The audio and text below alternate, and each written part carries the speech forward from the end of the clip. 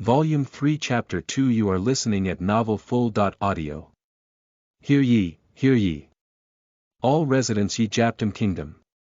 Our overlord feels heartbroken for not being able to supply her people with the dose of moonlight sculptor on time, so as compensation, she has arranged for this chapter to be released early.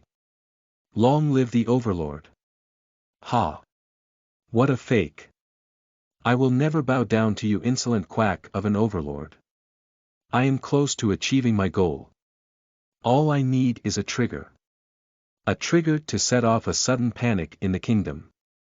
And while your elite troops are trying to calm down the people, I will find you and assassinate you. My dream will be complete. I will become the new overlord. Oh, you poor soon-to-be ex-overlord.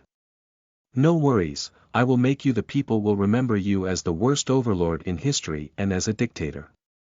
You should thank me in advance. To Jackson Castle, phew. I'm alive, for now. Ark got up and checked his health. He had lost about 400 health. The Cat Knight special skill reduced the damage from the fall by 50%. His forward roll, which had utilized the flexibility stat, further reduced the damage by an extra 30%. Even so, he took 400 damage, meaning the amount he should have taken was 2000 damage. Users without resistance for falling would have perished the instant they hit the ground. As expected, he saw quite a few bodies lying around. Ah, this is bad. It's an absolute Lara zone. T/N, Lara is licensed agency for relief of Asia, meaning that Ark's surroundings look like a disaster zone. A classic Tomb Raider adventure game he'd played a bit in the past came to mind. It was a game where a young, perfectly normal-looking girl named Lara dashed around finding treasure. When she fell from a high place every once in a while, it was a game over with the gruesome sight of twisted limbs. The users scattered on the ground were exactly like that.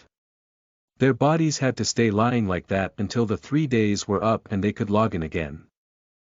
I knew it wasn't going to be an easy quest, but after completing many unusual quests, Ark's ability to judge a situation had become quick.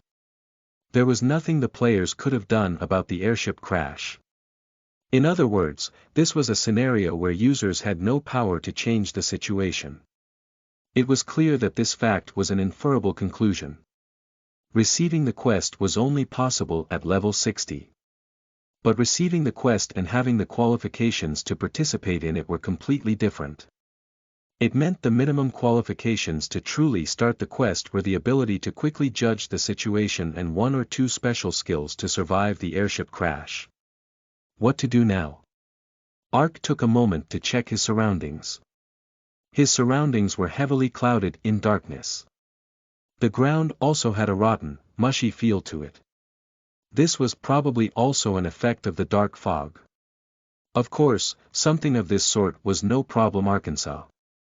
Once he cast Eyes of the Cat, his surroundings turned green and his vision brightened. The night vision was an extra benefit of Eyes of the Cat.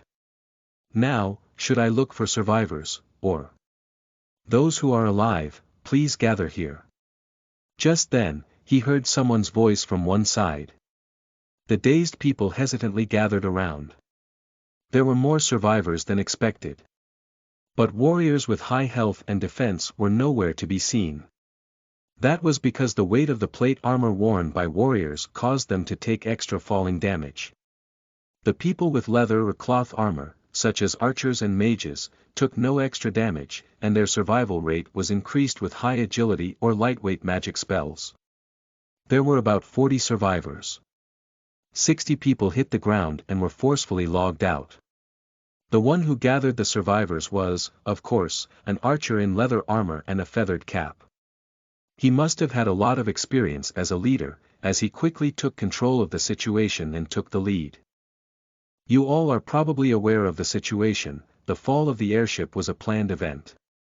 Getting to Jackson Castle was our first given task.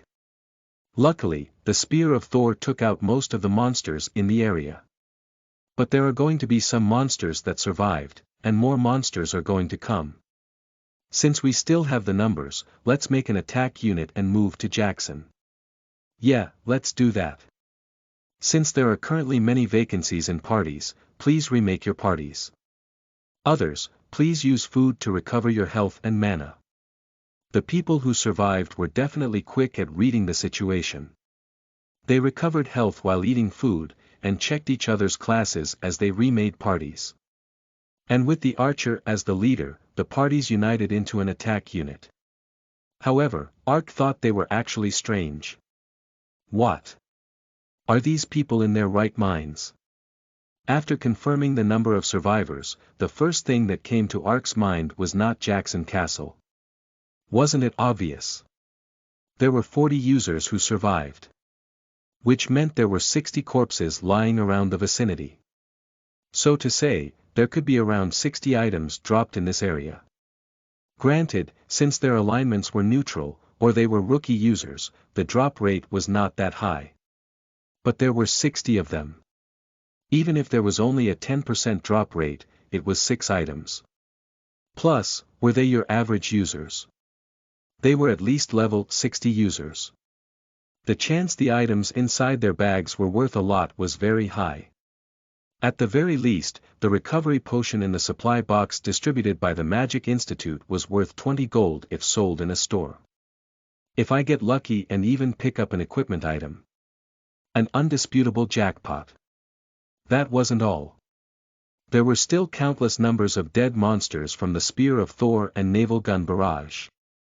Well, it was hard to expect much since most were completely destroyed by the guns, but there could be an item dropped by a monster. Shouldn't the very first thing a survivor should do be picking up such a lovely item? That was the duty and right of a survivor. At the very least, Ark thought as such. However, it seemed like the other users hadn't thought that far yet. Of course, after going through such a traumatic event, there wouldn't be many users who would think of items first. Maybe there were a few with the same idea, but it was dark, and one wouldn't know when the monsters would return. They would have thought there was no time to pick up items. But Ark was quite different, he was willing to risk his life even for one more copper. None of them are in their right minds. If they only cared about being alive, then why did they join the quest? Wasn't it because of the profit that they joined in on this quest? To ignore the items in front of their noses despite that and go running to Jackson because they're scared of monsters that may or may not come. For me, I'd rather take the items and die. Of course, this wasn't something to be said aloud. This is better for me. Yeah, all of you should leave. This guy will take all the lovely items for you. As soon as Ark made the decision, he quickly used stealth. Ark's body instantly became one with the darkness and disappeared. Thanks to that, the other users didn't notice Arkansas. They only thought of getting out of the place as quickly as possible. As such, they glanced around roughly, formed the attack unit, and headed towards Jackson Castle. After checking to make sure the others were gone, Ark released stealth and summoned his familiars. Diedrich, Skull. Comb the vicinity. Search the areas where there are bodies of strangers particularly carefully. If you find any item at all, let me know immediately. Master, are you now going so far as to rob corpses? With an appearance of a little kid, Diedrich looked at Ark with pity. Diedrich had started to talk back a while ago. It was because Ark wasn't used to hearing honorifics, and also because using honorifics in battle was inconvenient. But while allowing him to speak however he wanted, Diedrich had started to crawl back to his bad habits. Do you want to eat some cooking, or do you want to search the corpses? I get to try all sorts of things while living. Diedrich made his discomfort clear as he changed into a bat and flew off. However, the loyal Skull rolled around searching the surroundings without a second word. It would have been better if Skull had the ability to talk instead. It was such a pity. As such, the one human and 2 familiars worked hard at searching the corpses. But because the corpses were scattered in a wide area range, it took a lot of time. How much time must have passed like that? While diligently searching the area, they finally reached the place where the debris of the airship was. What is this? Suddenly, a black object next to the body of a mage caught his eye. At a casual glance, the shape wasn't very different from a stone on the ground, but there was no chance that Ark, who had his eyes wide open so as to not miss a single japtum, would miss it. As soon as he hurriedly picked it up, an information window popped up. Fruit of Basium. The fruit of Basium, also known as the plant of dreams. Basium is a very rare, ancient plant found only in a part of the northern continent. It is known to possess a violent nature and will move on its own to hunt animals and devour them when it grows.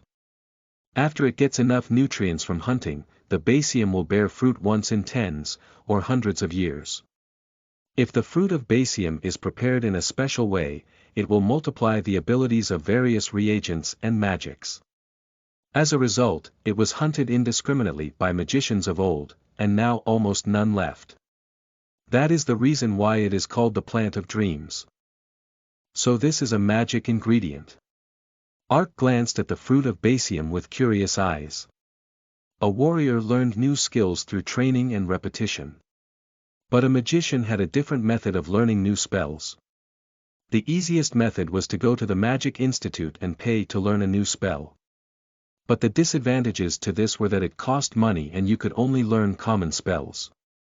In addition, they didn't sell very many spells. Because of this, in order to learn stronger magics, magicians of a certain level spent day and night searching for ancient ruins. It was to find magic books left by ancient magicians.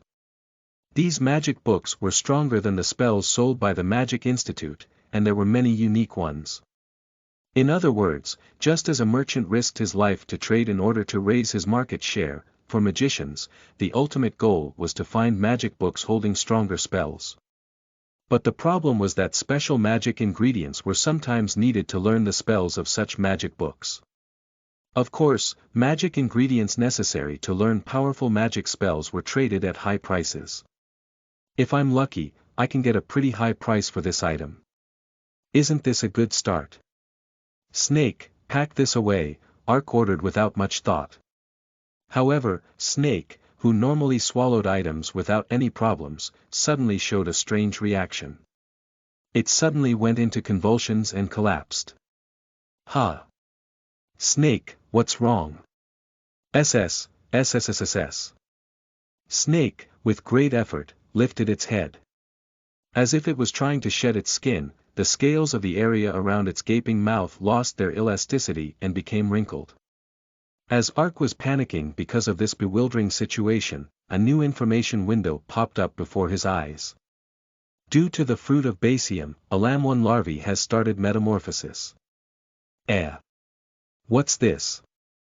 Then, Snake really ate the fruit of Basium. More importantly, metamorphosis. Then Snake can also grow up by eating food. Growth is growth, so what is metamorphosis? And metamorphosis has started. He totally could not understand what was going on. Then, a new message appeared again. A new skill registration window for a lamb-1 larvae has been formed. New skill plus. A lamb-1 larvae can learn a new skill through the process of metamorphosis. However, the summoner must find out what kind of skill it is and how to learn it. You have a time limit of 20 days. If you cannot complete metamorphosis by that time, it will end in failure. During the transformation process all of a lamb-1 larvae's skills are sealed, as such, it will lose its item storage ability. Ark stared at the window blankly. Snake is learning a skill. He hadn't even imagined this. To think Snake can also grow through such a method. Is this an opportunity to be able to expect a greater role than a bag from Snake? To be sure, if a familiar gained a helpful skill, using up 1 or 2 items wasn't a big deal. But he wasn't sure if he should call this good fortune or not. Well, I will be near Jackson Castle during the event quest, so not being able to use Snake as a bag shouldn't pose much of a problem. The problem was that Snake had to learn the new skill for the metamorphosis to succeed. Seeing as the transformation would fail if the skill wasn't learned within 20 days, it didn't seem likely it wouldn't be learned on its own. How in the world? If it was Skull or Diedrich, he could try training their fighting techniques. However, Snake didn't even have any stats, let alone fighting ability. So what method was he supposed to use to learn what skill? The situation was too sudden, so he couldn't come up with any ideas. In addition, he didn't have time to think of such things. Eek, go away. Ak. Kakik, I will kill all humans. He suddenly heard the sounds of someone being attacked from the rear of the wreckage. Setting aside his thinking for now, he quieted his footsteps and went back to see a wounded NPC crew member. He was surrounded by 3 black monsters that Ark had seen from within the ship. There were surviving crew members. Ark examined the monsters by using eyes of the cat. They were naked black humanoid monsters, with faces as smooth as that of egg demons, white pupils, and pierced lips. They were monsters that would come out of a horror movie promo poster, level 80 monsters named Shadow. On the other hand, Ark's level was currently 68. But thanks to the dark fog's influence, the land was covered in darkness. Within the darkness was the Darkwalker's battlefield. His dark attribute bonus and the gift of darkness gave him a 30% stat increase. Converted to levels, that was a whopping 20, so one could say Ark's current level was equivalent to 88. This was the real power of the dark attribute. When he was a beginner, it was hard to notice any great changes. However, attribute bonuses like this showed a greater effect the higher one's level was. At level 3, it was only a difference of 1 level, but at level 300, it was a difference of 100 levels. With this much, it's definitely worth a try. Ark immediately used stealth, approached a shadow monster from behind, and then attacked at the nape of its neck. You have dealt a critical hit. As a bonus effect, Backstab will deal an additional 200% damage. Shadow will be stunned for 10 seconds. Skull, Diedrich, Formation C. Okay, looks like I get to stretch a bit. Clack, clack, clack. Formation C, Skull attacked one shadow together with Ark, while Diedrich kept the others busy. It was the most effective plan to use when they were surrounded by enemies, and also the one his familiars had the greatest success rate with by training through countless battles. While Ark was locked in the blind auction house, they hadn't been able to fight. They were itching for action, so Skull and Diedrich moved more actively than ever before. To be honest, Ark, who was thirsty for battle, was the same. Take M. Boom boom boom. A series of explosions ran along the shadow's body at the spark-light sword attacks. It was Ark's specialty, dealing continuous critical hits. The shadow wobbled greatly as it stepped back. After swinging his sword refreshingly for the first time in a while, vigor surged up anew. Stimulated by the rising thrill he felt, Ark pressed forward another step and thrust his sword. At that moment, was that thing reaching out of the shadow's chest a hand? What? What's that? Ark reflexively raised his sword. With a sharp metallic sound, the arm bounced off. Luckily, thanks to his instinctive defensive movement, he avoided a critical hit, but he still lost about 80 health. One couldn't block an attack with a sword but rather can only reduce the damage. However, the problem wasn't the damage. What, these bastards? Arms popping out freely. It was an attack method he'd never even imagined. It wasn't just the chest. Arms extended from the back, but, and even the head of the shadow, wherever needed, stretching several meters like rubber. Moreover, though it wasn't like Ark's 30%, it seemed that they too were receiving the darkness attribute bonus. Well, they were probably using the dark fog because it was beneficial for them. And the dirt floor is rotten, so it's slippery. Because of this, evasive actions were inevitably restricted. Wah! Master, this is crazy. Though he had flown off with great vigor, Diedrich was also unable to deal with the stretching arms.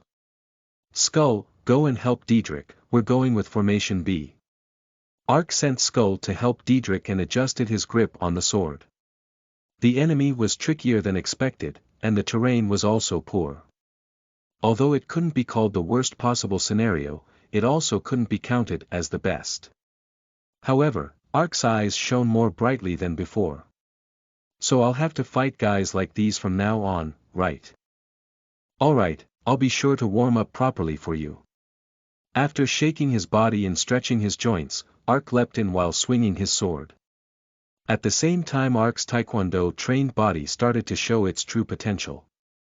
Ark, after making up his mind, was said to be determined. All this time, Ark had never once neglected to exercise even while playing 18 hours a day. That was how exercise worked. If you missed a day with an excuse, one day became 2, 3, 4 days of rest. Once you make up your mind and start, there can be no excuses, even if you can't sleep or have to skip a meal. Only by steadily adding up the sweat can you obtain the desired result. Come at me, you rotten egg. Ark's sword pierced the shadow's vital point. As the shadow twisted its body, another arm sprouted from its shoulder. An unexpected attack, but if you are expecting an attack from all directions, it can no longer be considered unexpected. Not even being able to rapidly perform evasive movement because the ground was slippery wasn't a problem either. Without teeth, they're just gums. Pow! Ark knocked away the arm and let loose a sweeping low kick. Struck in the knee, the shadow lost its balance and wobbled. It was off balance for only 1 or 2 seconds, but one who is trained in taekwondo can kick at least 4 times in that span of time. He performed a low kick followed by a roundhouse kick. The chance of a medium monster getting a bad status effect by a kick was 3%. The shadow took a roundhouse to the jaw, fell into a confused state, and extended arms all over the place. It was actually harder to block such a haphazard attack. He took considerable damage from the arms attacking from all directions. However, Ark wasn't one to stand still and take hits. The instant an arm was about to strike his shoulder, with a twist of his body, he kicked the shadow monster for a counterattack and killed it. Nice, not bad. The shadow's darkness attribute bonus is only about 10-20%. If the enemy's level was the same or slightly higher, the odds were more than enough. Ark immediately ran at the remaining 2 shadows. Ark took advantage of the slippery footing. Accelerating with a slide, his frontal kick stuck the shadow's stomach. With a cry of pain, it bent over at the waist. Once Ark started to attack, he showed no mercy. If they were egg demon look-alike shadows, there wasn't much left to say. Just knee them in their flattened, egg demon-like faces. Having knocked its head back, Ark's sword slit open the shadow's throat. Ack, why that you human? Like a storm, the consecutive attacks brought the shadow's health down to 50% in an instant. So they can't grow rubber arms since I'm not giving them time to breathe. Skull, Diedrich, Formation A. Let's finish this as quickly as possible. Understood, Master. Skull bit the legs, Diedrich used Dark Rush. With Ark's dark blade, the shadow wildly took damage. Adding in the attack company op bonus with his familiars, the shadow's remaining life hit rock bottom and it collapsed. Kiki, you're strong. Once 2 of them collapsed, the remaining shadow quickly turned to flee. Where do you think you're running to? Diedrich snorted as he rammed into the shadow's back with Dark Rush. An ack sound was heard. With a lump the size of a chestnut and tears dripping from his eyes, Diedrich boasted, wahahaha, how do you like the taste of that? I am the Diedrich, noble of the underworld. Clack clack, clack clack clack. As if rather excited as well, Skull bounced about while landing strikes. The level 85 monster was getting beaten up by opponents 30 levels below them. With Ark striking continuous kicks and landing critical hits, the shadows quickly fell into critical condition. Keek keek. Human, I may fall. But in the end, the day of rest will find you. Ah, now I'm embarrassed, monsters should just simply die. Having changed into child form, Diedrich pulled a face and stomped on the shadow, which vanished with an aggrieved expression. Ah, a rascal with no mercy. In the beginning, Diedrich didn't have such a bent personality. However, he was steadily becoming similar to Ark in both actions and words. In particular, only in the bad parts. So this is why they say you shouldn't even drink cold water in front of kids. T/N. Many Koreans believe that drinking cold water is unhealthy. Basically, don't do unadvisable things in front of kids, because they'll start emulating those actions. Seemed like it was about time to pick a date for disciplinary action, but now wasn't the time. Are you alright, sir? Yes, thanks to you. Thank you. The crew man who gave a sigh of relief was the bosun. By any chance, are there any other surviving crew members? I don't know. I was with the captain in the wheelhouse until the end. And the captain is?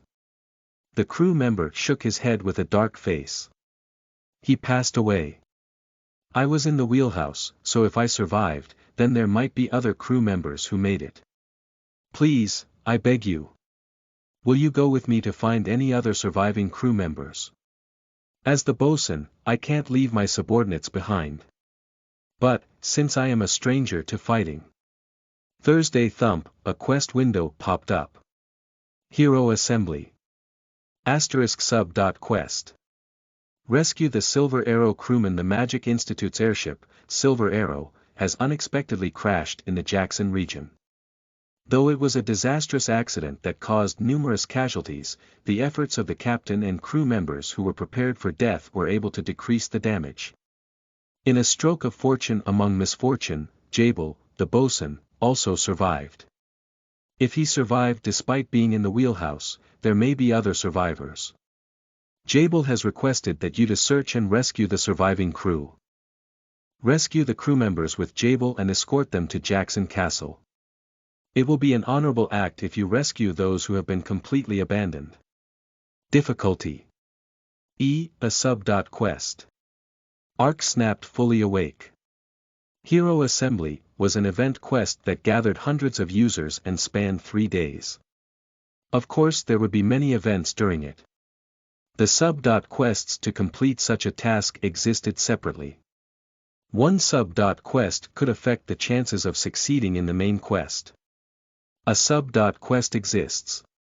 Then this means there's a method to raise contribution points by myself. It was the same feeling as finding a clue to solving a quest. Hey, aren't you being too shameless? You're demanding a gift after being rescued from dangerous waters. If you're going to ask for a favor, you've got to offer some compensation. Who do you see Master as? Diedrich interrupted without any manners. Just how did he know Ark's inner thoughts so well? However, Ark put on the mask of a righteous man in front of NPCs. Ark ignored Diedrich's comment and accepted the quest. Please don't pay any attention to what this brat said. I was able to survive thanks to the efforts of the captain and crew. Rescuing the crewmen is something that of course I must do. In order to make sure that no one loses their lives in a pitiful manner, I will search every nook and cranny. So please help me, bosun. Of course. Since it was a sub.quest, he would definitely get contribution in compensation.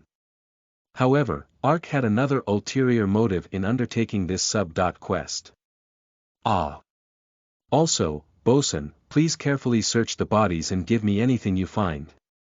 Although they are already dead, shouldn't we take something back to their families? Indeed. I understand. Let's do it that way. It was exactly this. The corpses of the players were spread out in a fairly large area. Even with help from his familiars, who knew how long it would take. But with the bosun and any surviving crew members they found, the search would end faster. So, while doing the quest, I can also collect items. This is killing 2 birds with 1 stone. As Ark searched the area, he watched the bosun from the corner of his eye with satisfaction. In the end, Ark was able to rope in an NPC as a free worker. Diedrich, watching from the side, exclaimed, "Oh ho," as expected of Master. How underhanded. Shut it. I'm always saying this, but I go for the win. After 30 minutes of searching, they were able to rescue 10 crew members from the debris of the airship. Of course, it wasn't just a relaxing situation. On average, for every 3 he rescued he had to fight 3 or 4 shadows. However, a battle was always welcome. In addition, there were crew members with fighting and healing skills. They weren't of a high level, but as their numbers grew the fight with the shadows became quite a bit easier. Arkansas Nim, I found this in the wreckage. Ah. Great work. I'll be sure to find someone who knows the person and return it to them. As Ark had instructed, the crew members gathered the user's items and gave them to Arkansas. It was a shame, but the monsters destroyed by the spear of Thor did not drop any items. But the items the users had dropped far exceeded his expectations. 5 intermediate recovery potions, 1 magic toolbox, and 2 equips. Information window.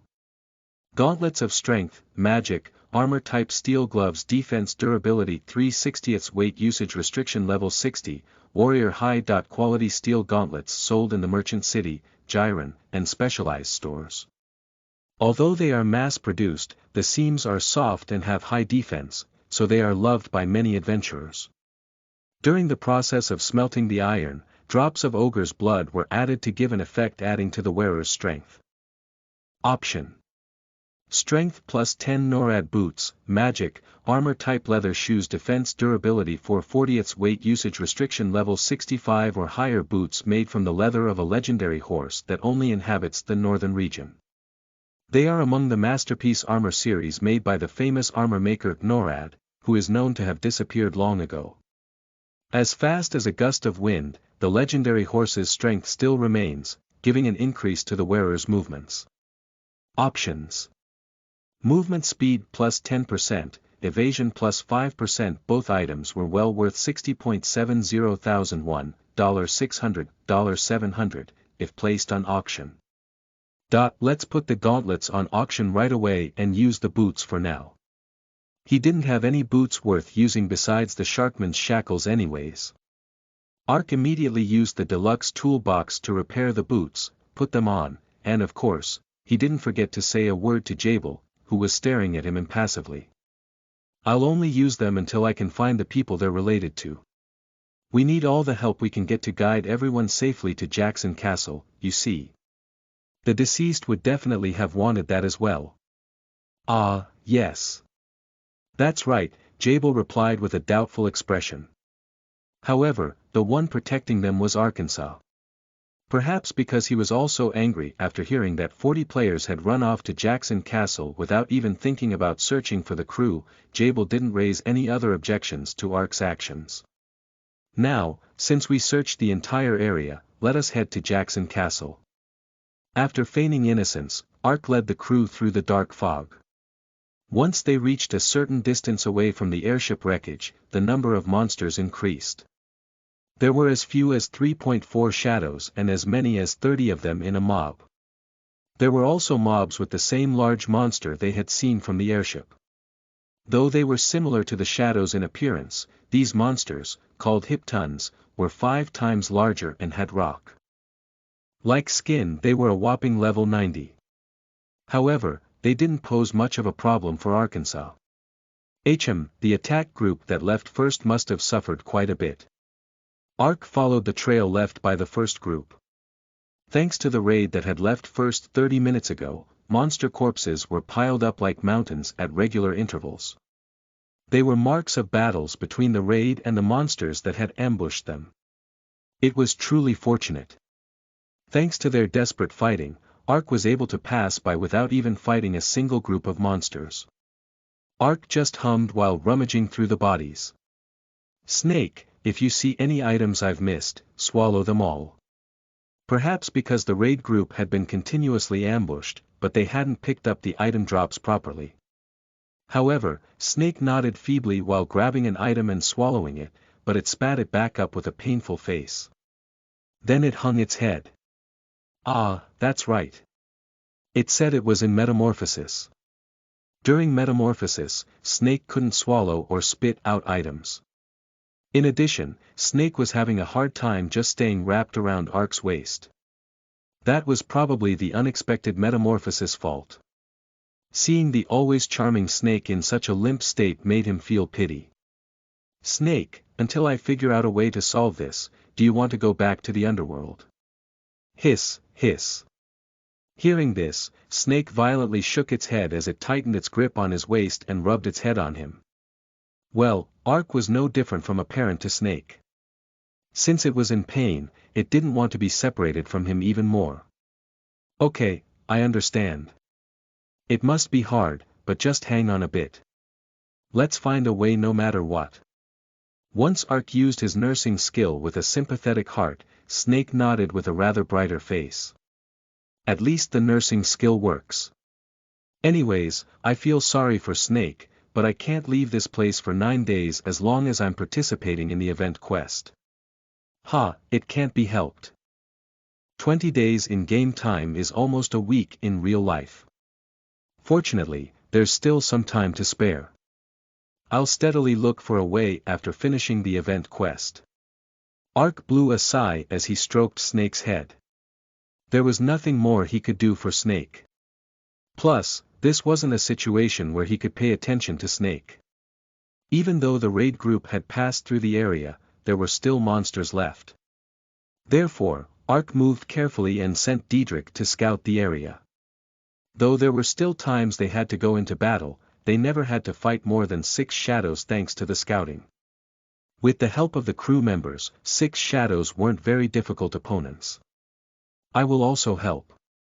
Let's get revenge for the captain. If fighting broke out, the battle crewmen pulled out their daggers even without being asked to. The medic even ran over during the battle while taking hits from shadows and bandaged Ark when he got injured. He didn't recover much health when the medic applied first aid, but it was a significant help because it had a continuous effect. You're injured. I will treat you. You don't have to go so far. No, you are fighting for our sakes, so I cannot leave your wounds unattended. They repaid those who helped them no matter what. Ark couldn't help but like NPCs because they were like this. After fighting around 15 battles, his EXP surged up. Although he fought with the crew, Ark got all the EXP since most of the damage was from him. Thanks to that, his EXP rose by 50% and he went up a level. The raid group that went ahead must have also killed many monsters, but since the EXP was shared among 40 people, they probably didn't get as much as Arkansas. The sky is dark. EXP and items are all over the ground. This is really a stage made for me. He felt sorry for Snake, but he felt like he could fly. But his pleasurable hunting ended upon reaching Jackson Castle. Once they reached the castle gates, Jabal took Ark's hand with emotion. We are truly thankful. If it wasn't for Arkansas Nim, we would have pitifully lost our lives. I will never forget your kindness. Although we can only reward you with gratitude right now, we will notify the Magic Institute of your deed so that you can receive a just reward. I am happy by just being able to help you. Though of course, I won't stop you if you say you'll report it to the Magic Institute. Asterisk the sub.quest Rescue the Silver Arrows crewman has been completed. You have safely brought the crewmen who survived to Jackson Castle. They will never forget your dedicated help. The Magic Institute will also think highly of you for rescuing their precious staff. Reward: 100 contribution points for every rescued crew member, plus 50 fame, plus 100 friendship with the Magic Institute. The contribution one gets for killing a shadow was just 10. Saving 12 crew members, on the other hand, was 1,200 contribution points. He received the same amount of contribution points he would have gotten from killing 120 shadows. He even obtained the items dropped by users. Not bad, considering it's the first leg of the quest. After sending off his familiars, Ark walked to the gate. The event quest starts now. Asterisk asterisk asterisk, is this really Jackson Castle? Jackson Castle looked totally different from the memories he had of it a month and a half ago. Thanks to the monster's attack, the castle walls were in ruins here and there, and destroyed homes could be seen inside. The Lord's manor also showed signs of attack. With the area surrounded by darkness, it was as dismal as looking at a ruin. It's only been 2 days of in-game time since the attack started and it's already this bad. Ark had fought alongside Jackson's Sylphid Knights before. Though they weren't able to defeat the boss of the ancient ruins, Deborah, they were the strongest NPCs Ark had met. If the enemy did that much damage even though the Sylph Knights were fighting back, it meant the enemy was that numerous and strong. Well, all 3 top guilds sent reinforcements, so the quest will be completed one way or another. But more importantly, what should I do now? Do I join up with the Magic Institute? Or? Ark sent the crew members inside first and snooped around the gate. Just then, he spied a group of users passing through the gate. Ark began to approach them in hopes of getting some information but then flinched as he stopped. He quickly retreated and hid behind a wall. How did that rascal? One of the players walking in the middle of 10 others. He was one of the few users Ark knew of. It was Andal. The bastard who tricked Ark, who was then level 1, into losing 84 of his stats. Of course, he was caught by Ark afterwards, lost 128 of his stats, and flaked off. An average person would have already given up on the game at that point. No, he was certain he would give up on the game. Just how did that bastard join the event quest? Even considering that he could get his equipment back with money, did that mean he still reached level 60 after losing 128 stats? In addition, if he was able to participate in an event quest, it also meant he was able to get rid of his chaotic state. After Andal was caught by Ark, he realized how fearsome the chaotic penalty was. If he meant to continue playing the game, then he must first get rid of his chaotic status. It couldn't have been easy. It seems he has suffered quite a lot all this while, However, Ark's eyes did not show a hint of sympathy. Even though he had backed off after cutting 128 of Andal's stat points, it wasn't because Ark had forgiven him. It was just that he couldn't waste any more time on the likes of Andal. It might be different if Andal just gave up on the game, but if he was going to play, then he was still an enemy. His promise that he would kill until Andal's stats hit 0 if he showed up before Ark again were not empty words. If they had met again in a different place, Ark would have reduced him to 0, as promised. But the bastard isn't chaotic now. Ark might be angry, but he wasn't stupid enough to become chaotic in the middle of an event quest. Plus, I can't even touch him right now because he's with Bulma or other teammates. No, it would be rather disruptive if he were to spot me now. While the event quest is going on, it'll be better to stay away. Just when Ark was thinking that, someone from behind suddenly spoke to him. Hey, were you the one who rescued the crew members? Yes, it was I. And you are. The moment Ark turned his head, his eyes grew wide in surprise. Surprisingly, Raymond was approaching him accompanied by soldiers. He was the alchemist of Jackson who was caught by Ark while secretly raising a crystal golem to treat his son's illness. Raymond. Oh, so it was you. I came running over when I heard the name of Ark from the crew members. How did you? I am ashamed. Actually, right after you left, I surrendered myself to the Lord. But when the Lord heard my circumstances, instead of punishing me, he made it so I could live while serving Jackson. And now, I've been temporarily entrusted with the work of managing the volunteer troops. Certainly, I'm still a prisoner, but thanks to you and the Lord's grace, I am able to proudly straighten my shoulders and care for my son. That's good, I'm glad. Ark smiled broadly as he held Raymond's hand. Raymond had worried him as he left Jackson, but it seemed things had worked out better than expected. Those who sin must be punished. It was obvious, but sometimes there was room for sympathy. Could anyone stone a person who committed murder in order to save his son? At the very least, a person who valued his family more than others wouldn't be able to throw the stones. Of course, Ark's affection towards Raymond was due in no small amount to the rare scroll, magic restoration. It was truly one of the skills he made really good use of. I feel like I have been relieved of some heavy burden thanks to your words. My heart has been heavy every day because it didn't look like I was able to keep the promise I made with you. There's no need to think like that. There is no rule that says one must pay the price of sin with suffering alone. I think the Lord judged wisely as well. I've already heard about the relationship between you and the Lord. Even after Jackson was attacked, the Lord occasionally mentioned you. No, this is no time for idle prattle. The Lord would be glad to see you. I'll take care of the registration process for the militia, so you go visit the Lord. All right. Ark immediately went towards the Lord under the escort of guards. What, who's that guy? How is he going straight to the Lord's castle right away? Maybe he's a user with extremely high fame.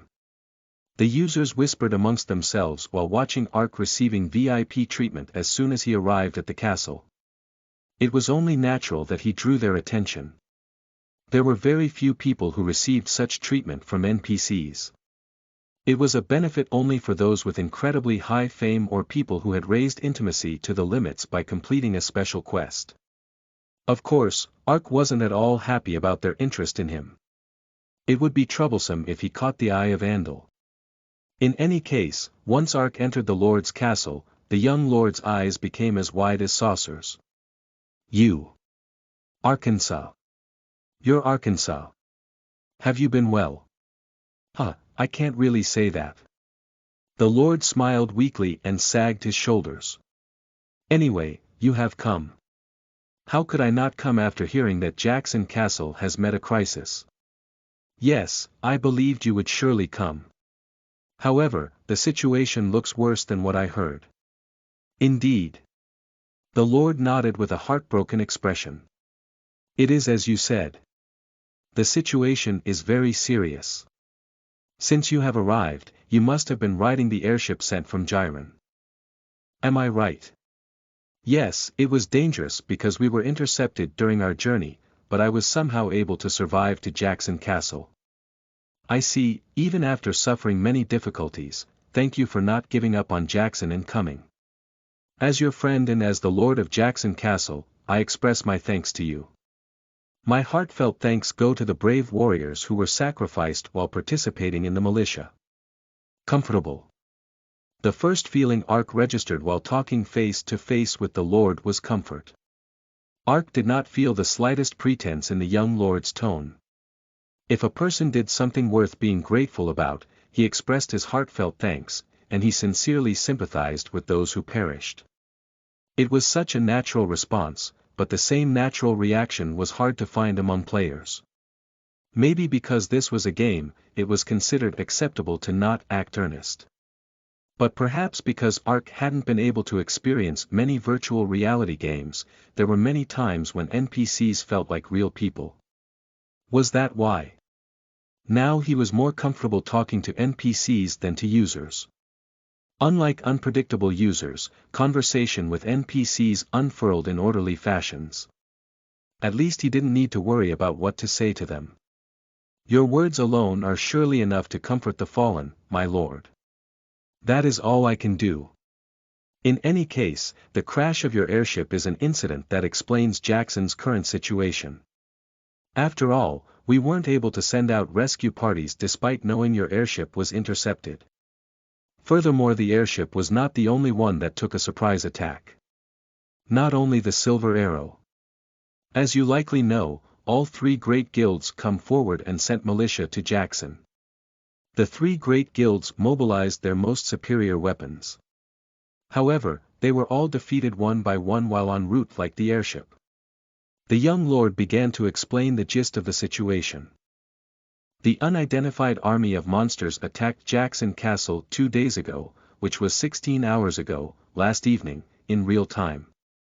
The sky was suddenly engulfed by dark fog as the army of darkness attacked. Without any time to take control, they were dealt a huge blow. Many of the foreigners who were dedicated to hunting around Jackson Castle perished. Still, The good thing was that the foreigners who survived combined their strength with the soldiers and finally blocked the attack. Then, before we were completely engulfed in the dark fog, we urgently sent an SOS from the magic tower to Jiren. That was the magic signal Ark saw in Jiren. The three great guilds all received requests for help. They responded quickly and decided to send militia. The first to arrive were the ones sent by the Merchant Guild. The representatives of the Merchant Guild cut through the Jackson Principality aboard the ironclad merchant ship, Prize. After getting close to Jackson Castle, they planned on beginning their large-scale landing operation. So they failed. That's right, it seems that the monsters knew that the SOS was sent from the Magic Tower. As soon as the Prize crossed into the Jackson Principality boundaries, they were ambushed by the monsters lying in wait and sank. Among the 100 militia on board, 60 or so were lost with Prize, and just this morning, some 40 survivors arrived. As expected, not all who participated could reach Jackson Castle.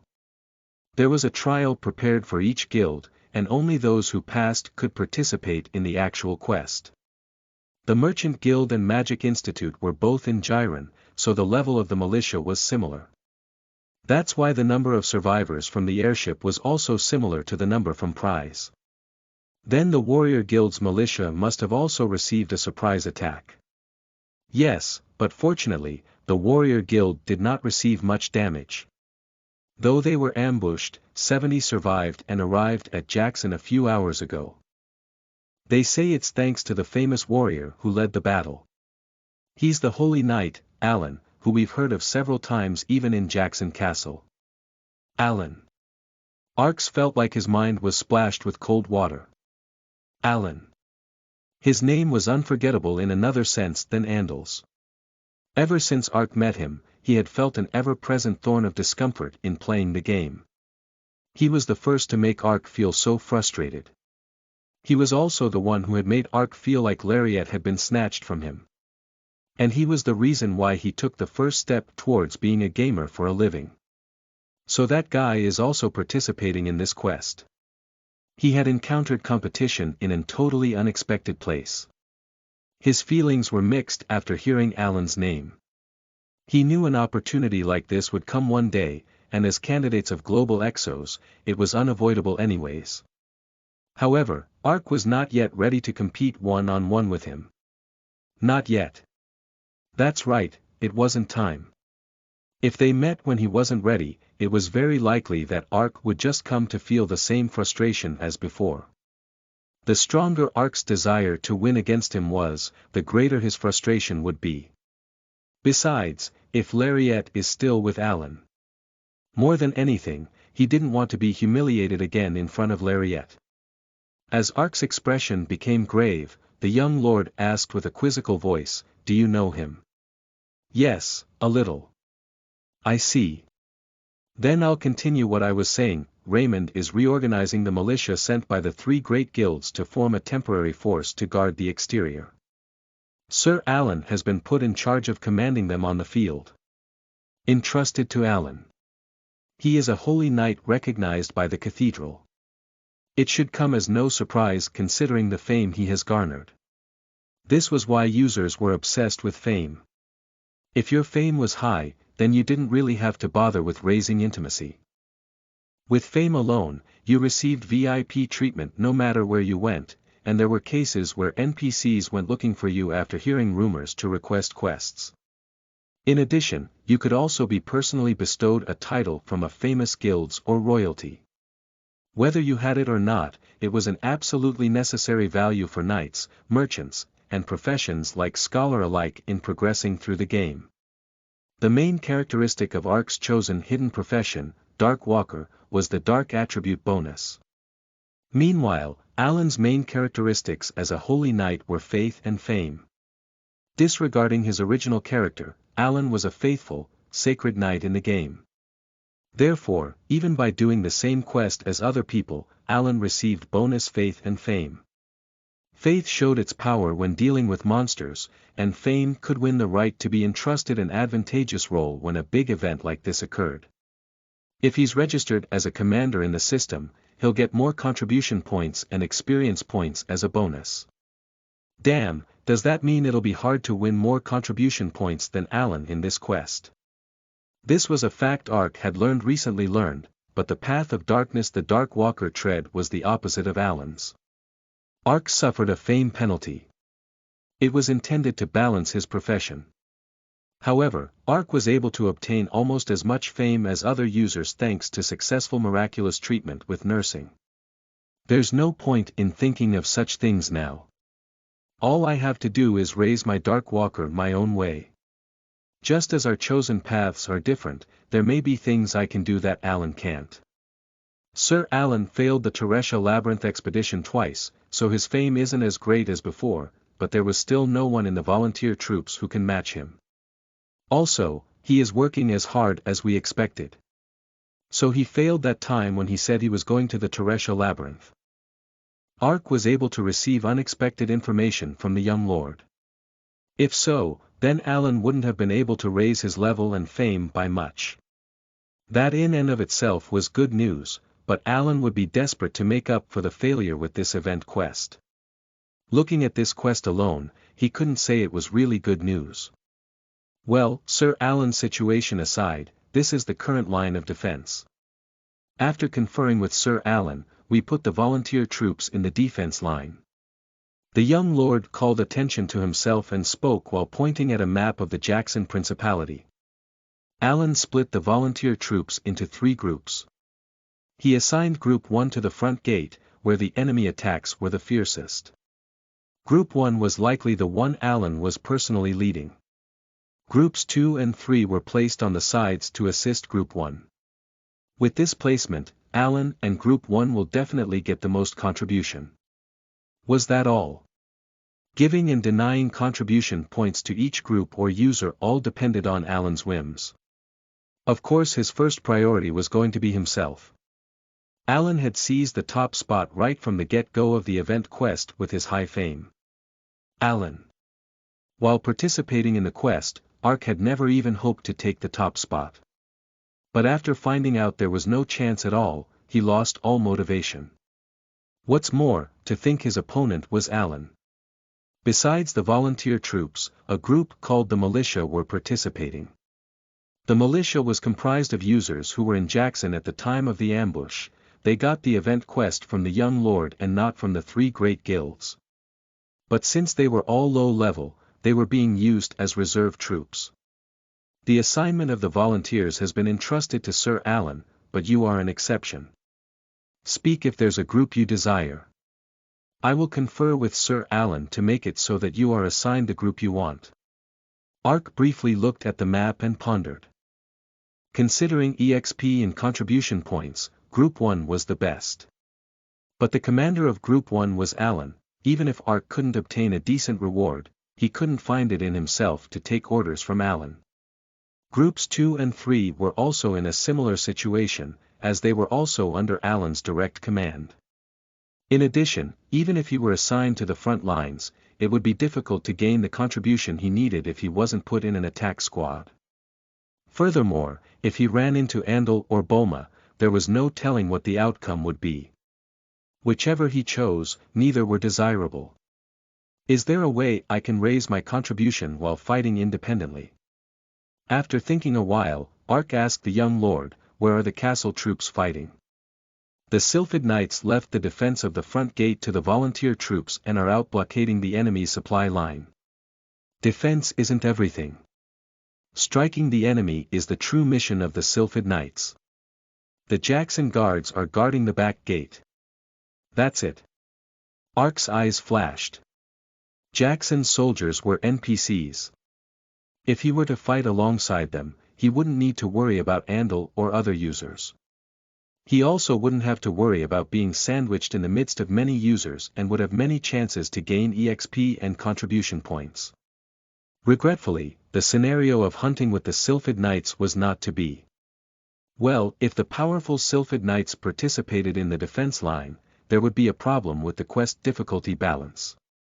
However, the Jackson guards were also NPCs that Ark was very familiar with.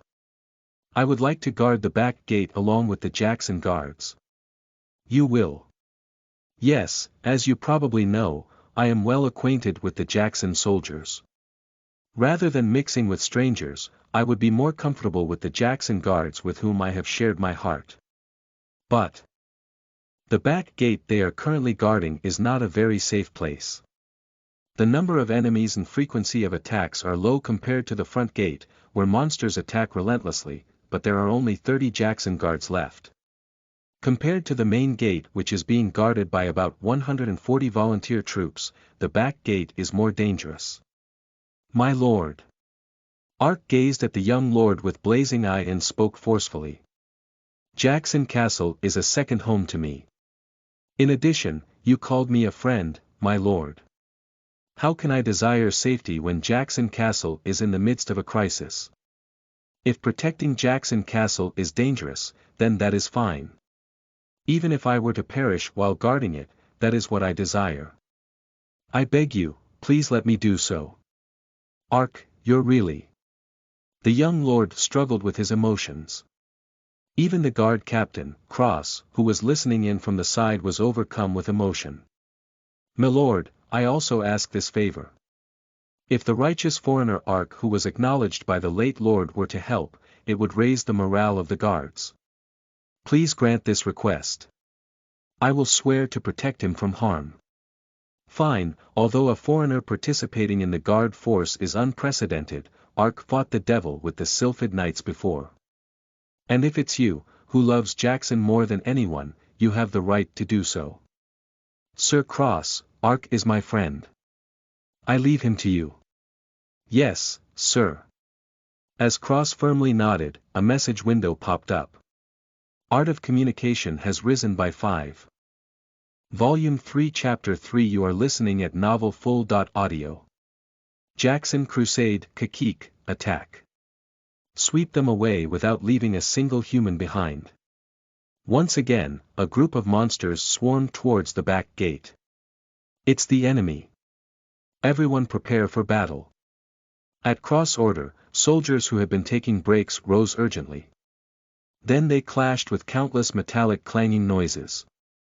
As the young lord had said, it was definitely not easy to defend the back gate. A legion consisting of dozens of monsters came to attack the back gate at regular intervals. Though they weren't at the level of the Sylphid Knights, the guard demonstrated abilities matching players at level 80 or so. In addition, their equipment was considerable, so their attack and defense were also quite good. Alone, they could easily take down 1 or 2 shadows, but there was a problem. In terms of composition, battle ability, and strategy, the guard was a long ways off from the Sylphid Knights. First of all, the guard's composition wasn't as good as that of the player raids. Unlike the player raids, which were evenly made of warriors, archers, magicians, and clerics, the guard force only had warriors and archers. Therefore, when the enemy was upon them and they didn't even have a strategy, charging in while swinging their swords was the whole of it. It was no wonder that there was a considerable loss of health with each round of battle. The second problem was, even though they had lost that much health, there wasn't a cleric, so there was no way to recover properly. Thanks to that, they had to apply first aid or eat food to recover health after the fighting was over. There were many cases along the way where they had to fight a monster legion before they were done recovering. A battle with lacking skills took a long time, and since it took long, the guard force had to fight again before their health was 100% recovered. They were caught in a vicious cycle. Still, they were able to endure thanks to the powerful equipment that had been bestowed upon the guard NPCs. This is a fight where everyone is holding on with their enormous defense and health. But Ark wasn't supported with as much defense and health as the guard. If he faced monsters by throwing himself into battle like they did, he would soon meet his end. Finishing off the weak monsters while the guards are protecting themselves with shields will be good. Ark faced the 3 or 4 shadows that had lost most of their health and had been pushed to the rear. However, even that required much caution. NPCs also leveled up when they accumulated EXP, and if their contribution went up, they advanced to a higher position in society. Of course they were greedy for EXP and contribution. Fortunately, They didn't openly state their complaints since his intimacy with them was high, but they stared at him uncomfortably when he snatched monsters with rock-bottom health. My place with them will disappear if my intimacy with the guards falls. Ark felt the crisis of the situation and decided to abandon his blazing greed. After several battles, he began to see a rough compromise. When he picked off monsters with 50% health left, the guards showed no obvious reactions. Hey Ark, don't push yourself too hard. Rather, they occasionally even encouraged him. Alright, so they overlook this much. Now there's no need to worry. Once he was certain of the limit, Ark began to move briskly. Ark's sword cleaved the darkness like a flash.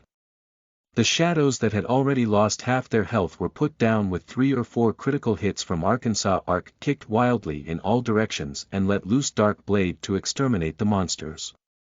There was no need to worry too much about his health and mana. After fighting until he fell into critical condition, he backed off when it grew dangerous and ate food. The trusty guards were holding up the front, so he could leave it to them and take a break. This was something he wouldn't have been able to do if he had been fighting with players. While fighting like that, a new message window appeared. The skill, Indomitable Will, has reached 100 points in skill proficiency and has increased to Intermediate. Indomitable Will, Intermediate, Passive. Overcoming innumerable life and death situations have made your courage even more unwavering. The concentration ability that shines during a crisis has become 1 level stronger. In a crisis, critical hit chance will increase by 40% and regeneration ability will increase by 10%. Indomitable Will was the first skill Ark had learned. Indomitable Will was a skill that only activated in critical condition. The skill had stopped growing because Ark grown to a point where he rarely reached critical condition. Even so, he couldn't purposefully fall into critical condition to raise the skill since there was no knowing what kinds of situations would arise while hunting alone. However, it was a different situation when the guards were backing him up like now. Indomitable Will finally reached Intermediate. Now is the chance to raise skills. Indomitable Body doesn't have much left either, so I should use this opportunity to fall into critical condition more often. But if I'm going to approach the jaws of death, wouldn't it be good to raise intimacy as well? Diedrich, Skull. There's no need for you guys to participate in the battle. Patrol the area and assist any guards at risk. Understood, Master. Ark had Diedrich and Skull meticulously check the battle situation. Then he was able to quickly run in front of guards in critical condition who were in danger. Just then, he glimpsed a guardsman who was under concentrated attack from monsters riding lizards, evolved versions of shadows called Avengers. Kakik, die. Human.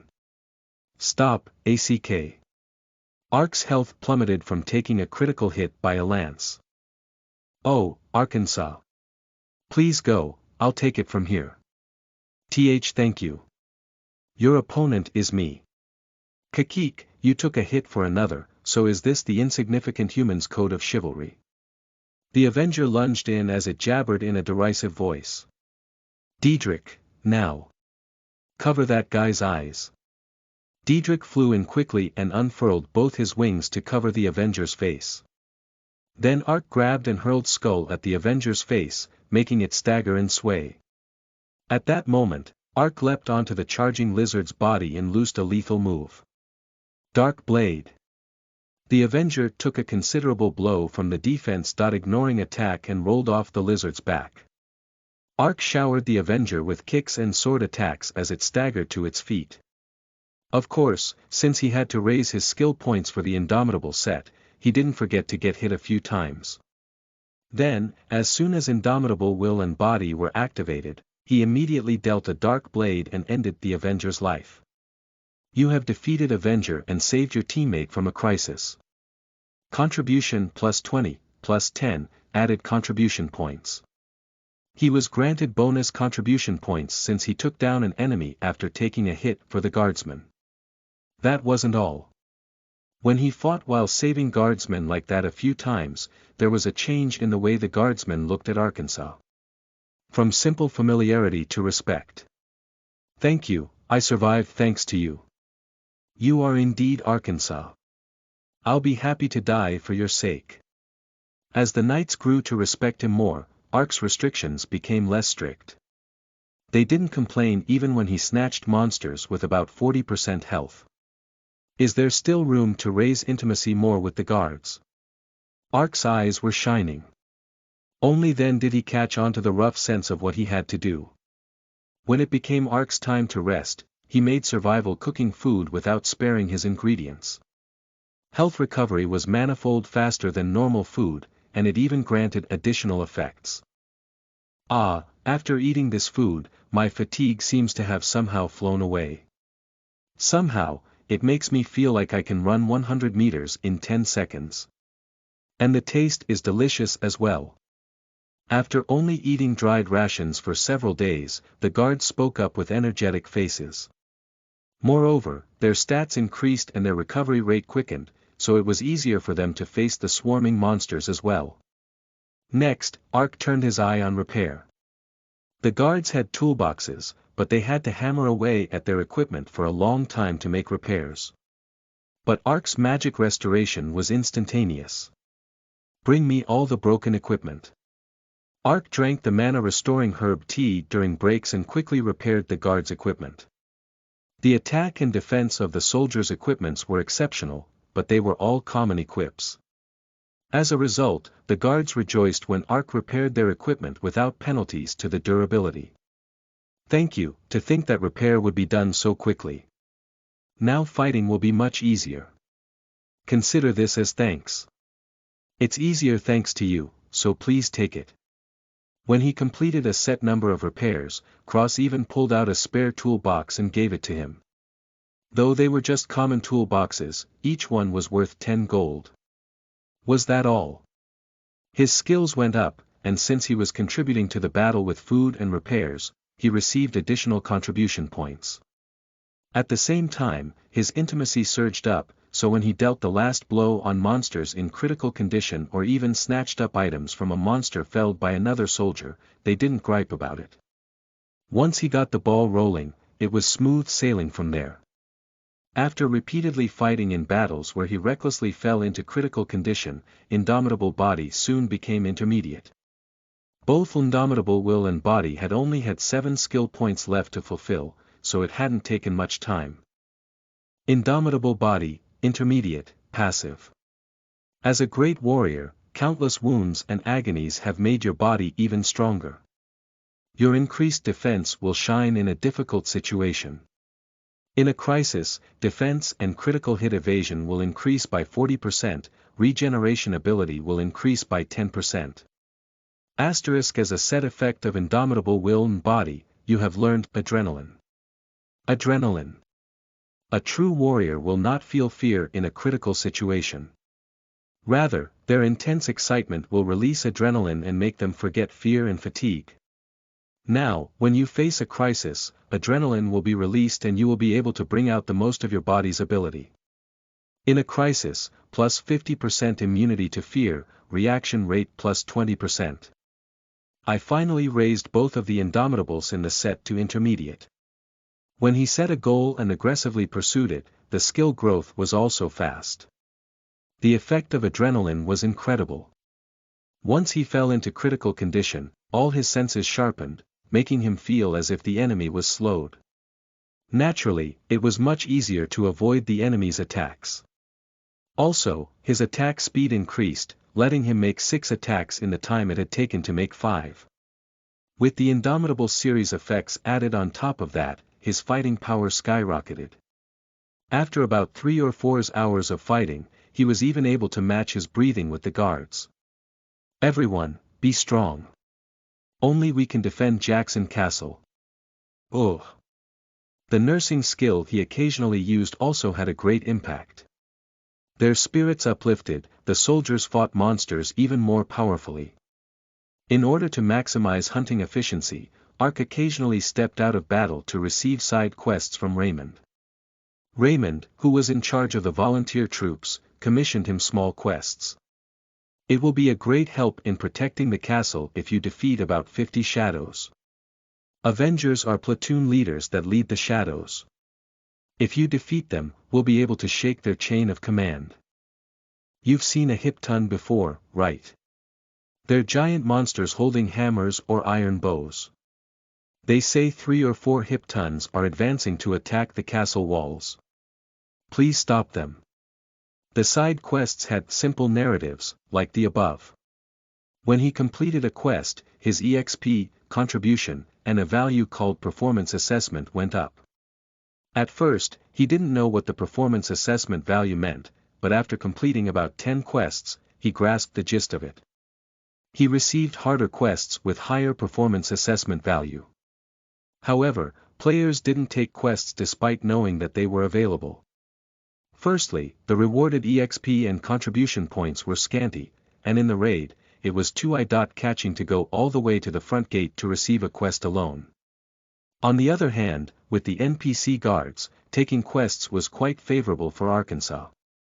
Sometimes, they even put themselves in danger to help Ark complete a quest. Thanks to that, Ark was able to complete quests much more easily and accumulate additional EXP and contribution. The penalty for raising contribution points alone is gone.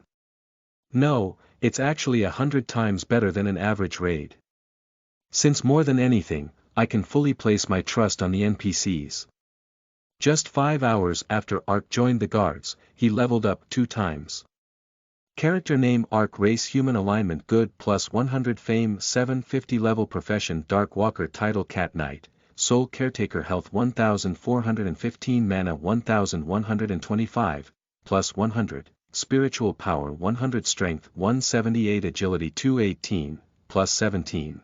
Stamina 268 Wisdom Intelligence 216 Luck Flexibility Art of Communication Affection Special Stat Knowledge of Ancient Relics Equipment Effects Black Bear Mouse Leather Armor Agility 2, Frost Resistance plus 20 Cat Paws Attack Speed plus 10%, Agility plus 15, Critical Hit Rate plus 10% Crystal Golem's Head Mana plus 100 NORAD Boots Movement Speed plus 10%, Evasion plus 5% asterisk all abilities will increase by 30% in the dark. Asterisk you have the ability to hide in the darkness, 15 minutes duration. Cancelled when you get into combat. Asterisk resistance fear, darkness, blind, and seduction spells is increased by 50%. Asterisk you can bring out the true abilities from all types of tools.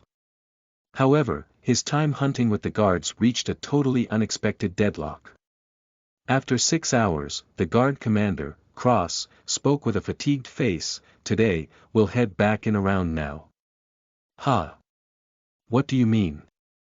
"Since they've charged in for a while, the monsters will be quiet for a bit. And the guards are all tired. If we don't get proper rest, we won't be able to endure tomorrow's battle." It was a problem of fatigue. The concept of time was different for NPCs. For a player, a full day was 8 hours in real time. A player could push themselves to stay up a few nights and wage battle. So when there was a lull in monster attacks, players went out looking for monsters to hunt. However, 6 hours to a player was 18 hours to an NPC. In addition, unlike users, NPCs felt fatigue and the pain of being injured realistically. Even if they recovered their health with food or potions, their fatigue did not also disappear. With the situation as it is, we won't be able to get sufficient rest, but since we've passed one round of the enemy's attacks now, we'll be able to rest until dawn. Since you have also pushed yourself quite hard, you should at least get a bit of shut-eye. I understand. Those words were like pouring cold water over his rising spirits. However, even Ark couldn't impose a tighter schedule on the guards. So that means for every 6 hours, I have to fight alone for 2 hours. But the monsters that attacked the walls came in legions. They were difficult opponents for Ark to deal with alone. Even so, he couldn't ask to squeeze in with the attack raid for just 2 hours. What to do? If I play around for 2 hours for every 6 hours, I'll be doing nothing for 6 hours every day. The others will be staying up all night to hunt, so the gap will just grow larger. Having headed in with the guards for replanning, Ark blew out a sigh. And to think that Snake's inability to eat items would be this critical. Since he was fighting at Jackson Castle, he had thought he'd be able to keep selling his loot. But there was a variable that he hadn't even imagined. It was that all the NPC shops had closed shop when Jackson Castle was attacked. Necessities could be bought through the quartermaster inside the castle, but the sale of loot was impossible. The event quest had just begun. However, Ark's bag was already 80% full. Since there was no knowing what kind of item would drop and when, he was now unable to blindly grab items except for ones that stacked. To think that I've fallen into a situation where I can't grab everything in front of my eyes. They were Japtum worth a dozen coppers and a few silvers at best, but collecting small change eventually leads to quite a sum. Since he couldn't take money that was on the ground, he was likely to go crazy and tear his hair out. That wasn't the only problem. Hiss, hiss. Having entered metamorphosis, Snake was gradually weakening and was spitting out an item from its belly at regular intervals. Since all the items Snake had been storing were useful, depending on the item, there were times when he left items that he'd obtained or picked them up. Ark really felt like his skin was being peeled away with each item he had to leave behind. I can't blame Snake since it ate the fruit of Basium by my mistake. Seeing Snake throw up yet another item with a grueling expression, Ark could only sigh. Now that he knew that Snake was throwing up items at regular intervals, he could no longer unsummon it. If Snake vomited all the precious items in the netherworld, there'd be no way to retrieve them. At the very least, Snake was able to regain its strength a little when Ark occasionally used nursing, which fortunately decreased the vomiting. Of course, Ark had mulled over many ways to end Snake's process of metamorphosis. However, there was nothing in particular that came to mind. Thinking he might know, Ark asked the alchemist Raymond, who was rich in knowledge concerning magic ingredients. However, Raymond shook his head. Even I have heard of the fruit of Basium. However, the fruit of Basium is processed in a special manner to make magic medicine or is used as a catalyst. I've never heard of a living creature that has eaten it directly, so it's hard to say. I'm sorry I'm not of much help. It's all right. He was aware that this was not something that could be solved so easily. With a sour face, Ark shook his head and turned around. Then, Raymond asked cautiously, Ark, can I talk to you for a moment? What's the matter? Actually, having heard that you were here, there's a fellow who says he absolutely must see you. Embarrassed, Raymond gestured towards a boy lingering around the doorway. It was a familiar face. As Ark looked towards him, Raymond explained, this is my rascal you saved, my son. Which reminds me, I haven't even introduced him to you. This is Tom. Ah. Only then did Ark remember the boy. This was Raymond's child, who had been lying on his sickbed. His face back then had been haggard, but now he looked completely healthy. Of course he did, since nearly half a year had passed for an NPC. Tom's eyes sparkled as he looked at Ark and said, You're Ark, right? Father has told me so much about you. That I would have died if not for you, and that I must never forget your name. Of course I will never forget you. Ark, you are my life's savior. A fresh smile spread on the tired Ark's lips. Although he knew it was an NPC-programmed response, it was still heart-warming to see that the boy had become healthy thanks to his actions. Actually, Ark hadn't been able to understand when there were occasional news reports of moving stories about someone donating anonymously or devoting their entire lives to others. For what reason would one give away the money they worked to the bone for? But seeing the tears in Tom's eyes, he thought he could understand their feelings. Granted, he only felt that way since this was a game. In real life, there was no way. I'm not such a great person. Rather, your father is more admirable. Tom rubbed the tip of his nose and answered with a proud face, I know that. But you are as great a person as my father. Then Diedrich whispered from Ark's shoulder, "He still doesn't know Master's real character, poor guy. It's better if he doesn't find out." While Ark was giving Diedrich a dirty look, Tom said, "But Ark, you help injured people, right? I want to help them, if possible. Then, do you think you could also help my friend and his dad?" "This fella, what are you saying? Ark here has only just returned from fighting monsters to protect Jackson Castle. Don't you think we should let him rest?" "But..." Tom lowered his head with a sullen expression. "Raymond, what's this?" "No, actually. After Jackson Castle was covered by the dark fog, many residents have been suffering from an inexplicable disease. And since refugees from the entirety of the territory have gathered here, they aren't able to receive satisfactory treatment. We've asked for help from a few of the volunteer troops, but they say they don't have the time to spare. No, since they have come to protect Jackson Castle, we can't complain. Since the clerics were the core power of the attack raid, of course it would have been hard to lend their time." Ark contemplated for a moment, nodded his head and said, "Please lead on. I probably won't be much help, but I cannot let it pass." "But didn't you just return from battle?" Ark replied without hesitation. "I am trained, so it's fine even if I don't sleep for a few days or so. In any case, it was hard to go hunting alone for 3 hours. Therefore, he had determined that it would be better to increase his intimacy with the residents instead." "I told you so. I said Ark would help, didn't I?"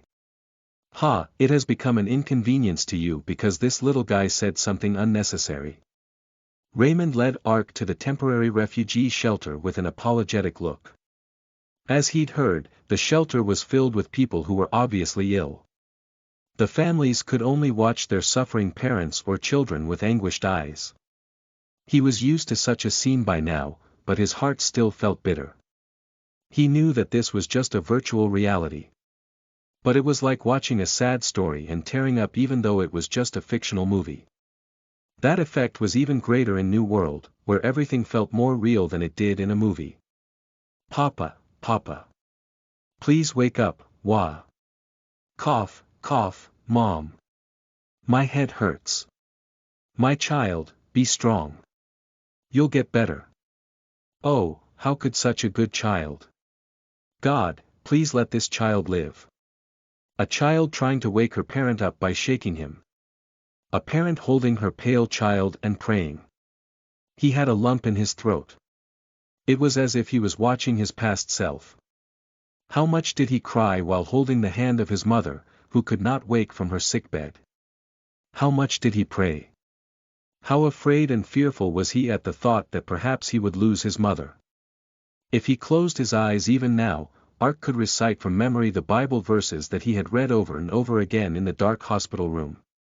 He did everything he could to clutch at straws. He wished and wished that God would appear and tell him to sacrifice his own life instead. That desperation. These people felt the same way as he had. Awash in recollection, Ark's eyes had become moist at some point. They're not just NPCs. They are people. Ark clenched his teeth. To be truthful, at first, he didn't want to acknowledge that he felt sympathy for NPCs. Crying because of a game. He thought it was something only a 1 or 2-year-old child would do. But as he traveled around New World and met countless NPCs, Ark abandoned those thoughts. If the definition of life was to be able to think for themselves, then NPCs were living creatures too. Though they were man-made ALS, if they had consciences, then they were already no different from living beings. What was the shame in sympathizing with them? The ones who should be truly ashamed were people who showed their insensitivity by giggling while watching a sad movie. We must accept things that are sad as sad. Isn't that what makes humans human? Grandpa. Yua. Kid. Move aside for a moment. Ark sat next to the whimpering child and held the trembling old man's hand. Please shed your fear and be strong. Before you are patient, you are the grandpa of this kid and an excellent friend to your neighbors. Though of course it is difficult for you, you are not the only one who is suffering from your pain. Your grandson, who is crying here, your friend who is moaning next you, and is enduring as much pain as you as they worry. Please keep that in mind. Lean on them as much as you want and borrow their strength to fight the pain. This is just an ordeal, not a fate that cannot be overcome. The tears of your grandchild and the sincerity of your friend's worries will be your weapon. This was what he had wanted to say to his mother long ago while she lay in her hospital bed. At those words, the nursing skill was activated and a bright light emanated out. Then, as the light grew stronger, the dark energy that had been filling the shelter began to weaken. Afterwards, there was a dramatic change. Faces of deathly ill patients lit up. Their breathing became comfortable, and the sound of coughing from the shelter stopped. Miracle nursing has succeeded.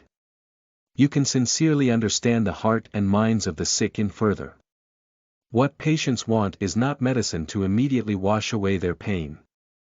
What they want is a warm hand that can understand their pain and cleanse their wounds with a sincere heart. Everyone, especially the refugees, were feeling a sense of alienation that was more hurtful than their illness. Now, your sincere words to them will be a treatment more excellent than medicine. As long as the dark fog remains, the refugees will not fully recover.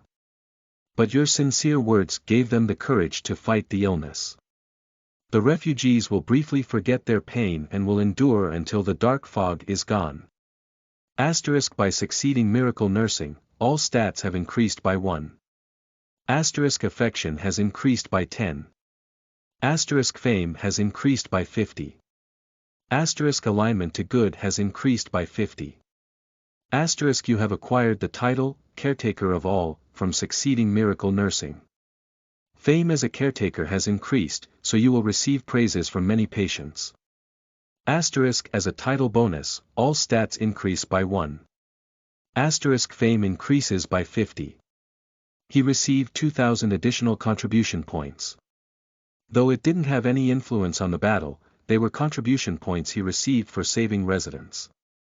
But the greater reward was the smiles that returned to the patients' faces. What a relief! Thank you. Thank you so much. I told you so. I told you that ARC would be able to help. Tom had tears spilling from his eyes as he proudly yelled out. It was then, he suddenly heard a crashing noise from the entrance as a perplexed voice cried out. Arkansas. Did you say Arkansas? When he turned around, he saw a girl wearing a white robe staring blankly at Arkansas. When Ark made a strange expression, Tom pointed at her and explained, "Oh, she works and helps out here. Her name is Rocco. That reminds me, you did say that you started the game, too, didn't you? It's been crazy lately, so I forgot about it. Hehe, I'm already level 25. Younghai.Sun, aka Rocco, declared proudly. She had recently arrived in Jackson Castle from Haroon Village. Then, only when she reached Jackson did she first learn about job changing. The profession she selected was minstrel, a profession that could use both slight recovery and support skills. Of all the Ark clicked his tongue. Though he had met many users, he'd never seen a minstrel. Although minstrels had recovery and support abilities, they were less efficient than cleric-related professions. In addition, clerics were equipped with their own fighting ability, and were able to solo without much difficulty as a result. However, the fighting ability of minstrels was as low as merchants. A minstrel's strong point over a cleric was that since it used music, most of its skills had a wide area effect. However, not be able to solo easily was a big penalty, so it was a profession looked down on by players. Therefore, there were many cases of people who mistakenly job.changed, cancelled extremely early on, and chose a different profession. Cancelling a profession was only available to starter professions, and you had to pay a fine of 200 gold to the profession NPC. Meaning, it was a profession that people wanted to cancel even while having to pay such a large fine. But Roko shook her head. I like this profession. I've always had a lot of interest in music, you see.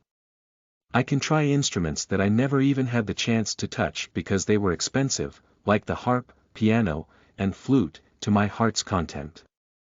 Also, with a little effort, I can quickly learn to play here. And she had not started New World to play solo. Since it was a game that she had started to play with the desire to meet Ark and be helpful to him, she had chosen Minstrel without hesitation. However, she could not say that in front of Ark, who was the same as Hyun-Woo in reality. I didn't know you were interested in music. Because we've never gone to karaoke together. Well, yeah. Still, it's a relief that you found a job you like. Yes, it was a good idea to start New World. As Roko let escape a muffled laugh, Diedrich stared at her suspiciously and butted in, "Who's this, master? Your girlfriend? Is that how it is? Wanna die?"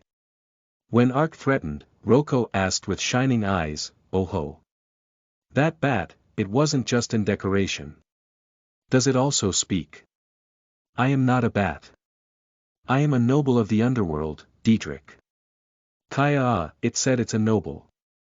How adorable."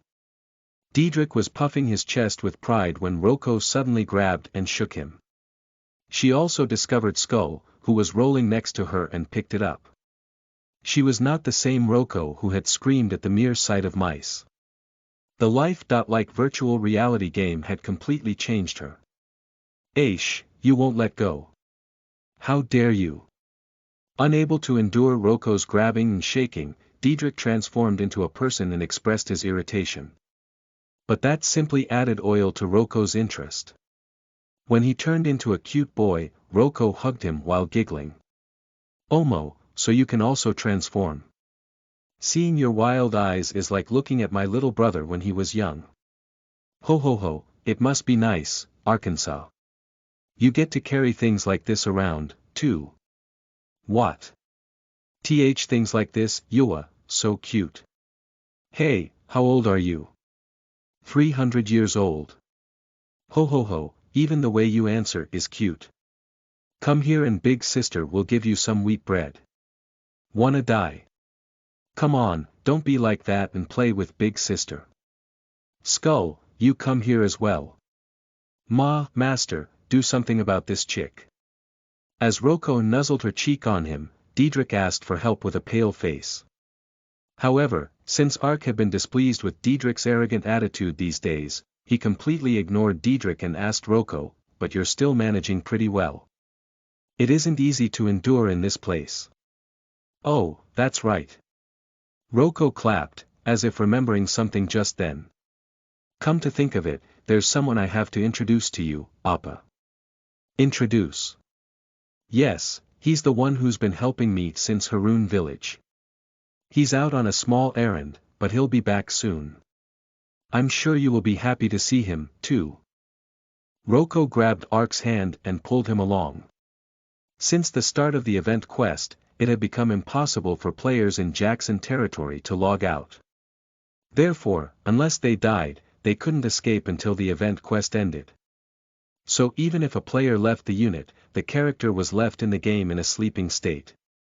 The person Roko introduced to him had also not returned to his unit and was still sleeping against the wall of a building.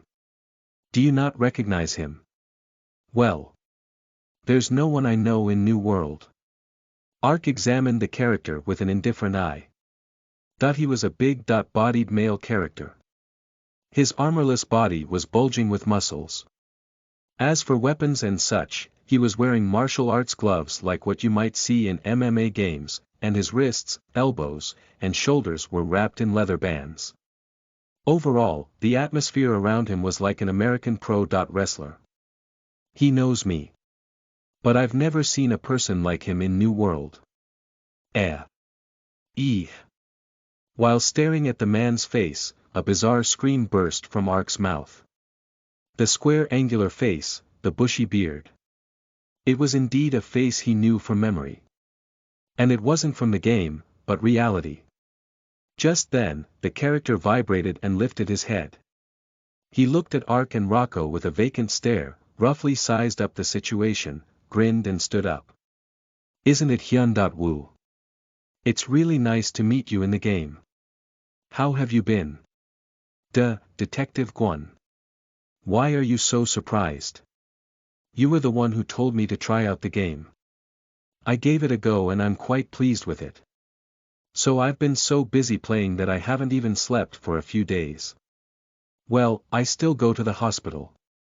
I'm used to staying up all night from my detective days. My shoulders hurt. Guan rang. No, Justice Man mumbled while rotating his arm. Surprisingly, Justice Man was already level 40. It has really been an eventful month. Justice Man mumbled while absent-mindedly looking at the distant mountains. In fact, Guan hadn't leveled up very quickly after first starting the game.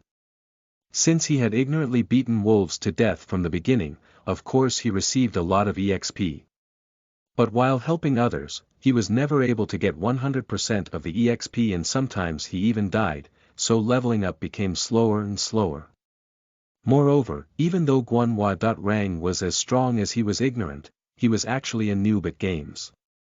Of course, since he had brute skills, dealing with wild dogs and wolves posed no problem. However, once he somehow reached level 20, wild dogs and wolves no longer gave much experience.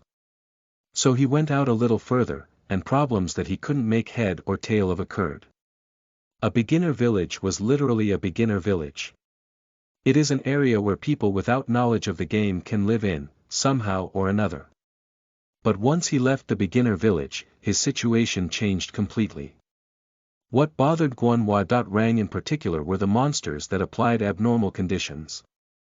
Because it was still a low-level area, there were no monsters that applied powerful abnormal conditions, but Guan had no idea what to do and just struggled even when he received, bleed, or weaken. Abnormal condition resistance was influenced by agility, intelligence, and luck. However, without any knowledge of stat distribution, he blindly poured his stat points into only strength and stamina. His resistance against conditions was rock bottom, so when he took a blow, he almost certainly received a status condition. A normal player would have come up with countermeasures by that point. But Guan was nothing if not fighting spirit. The harder the situation, the more his motivation burned, so he began to die like crazy. As a result, his stats were being cut down and he was even dropping his shabby equipment, so of course fighting became harder. Was that all? Though he was over 40 years old, he had no concept of money management. Thus, he didn't even have the money to repair his equipment, so they broke, and there were even times when he couldn't buy himself wheat bread to eat. Granted, the players who received his help occasionally took care of him, but New World wasn't so easy a place that one could live on just that. Damn it, why is this game so complicated? Beaten to death by monsters that looked unbelievably weak yet again, Guan scratched his head while smoking a pack of cigarettes. With the situation this severe, he was forced to acknowledge that he couldn't properly raise his character by just blindly rushing in and fighting. Guan put out his cigarette and glanced at the manual for New World that had come when he bought the unit. Though he had thought about reading it, he quickly shook his head. He couldn't even remember the last time he had read a book. Especially not a gaming manual filled with game terms that were strange to pronounce. Looking at the fearsomely thick manual, he couldn't even draw the nerve to pick it up. This is driving me crazy. Just when the game was getting good. What is this?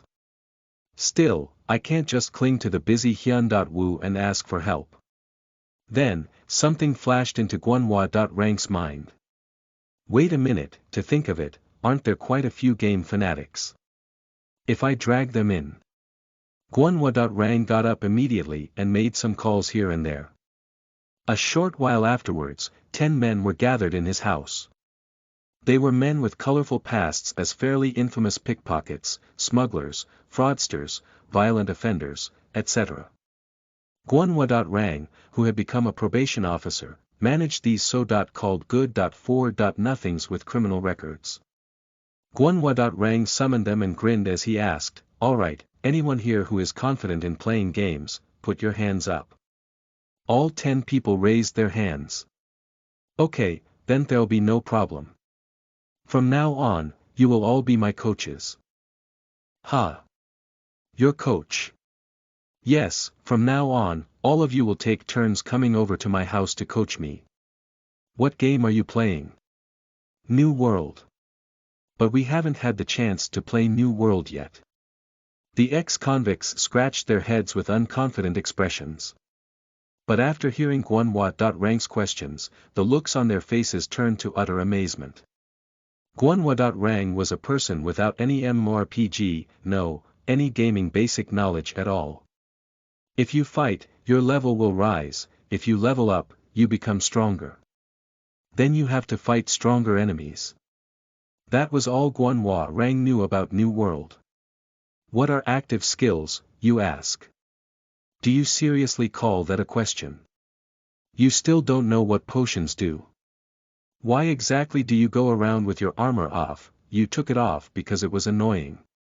Then why in the world do you think people are uneasy when they aren't wearing heavy plate armor? Why do you keep blindly rushing in and dying? Ha! No retreat. Are you kidding me? How in hell did you even manage to level up to 20? Ah, damn it. I can't take this anymore, it's too frustrating. Hey you, order units. In the end, with the good.4.nothings tearing their hair out with frustration, they brought in units and ended up playing the game together. Following the former detective, the 10 ex-convicts came to walk the paths of gamers. Their character names were number 1401 to 1410, their probation numbers. With the help of these game.knowledgeable fellows, Guanhua.Rang began to learn the basics of New World. But he was still a passionate detective. Guanhua.Rang's basic playing style didn't change. Over there. Someone's asking for help over there. Let's go. Again. Just what do we gain for deliberately going over to help? Regardless of how this started, this is one of your social adjustment programs. Rather than putting in time later, you will practice justice here and learn how satisfying it is, understood? It's okay if we don't learn that. Quiet. You want to get hit and go or just go? Guanhua.Rang bullied them and dragged them around. The sight of them was the talk of the players in Haroon village. Look at that, Macho Man's crew grew. Just like that, the party made up of a detective and ex-convicts became a new hot topic in the beginner village. This was how Guanhua.Rang, who had no knowledge whatsoever about games, was able to reach level 40 in a month. Well, with 10 users backing you up, you can't help but level up quickly. Justice Man and Roko met in Haroon village. After Justice Man rescued Roko a few times, they started go around together whenever they logged in.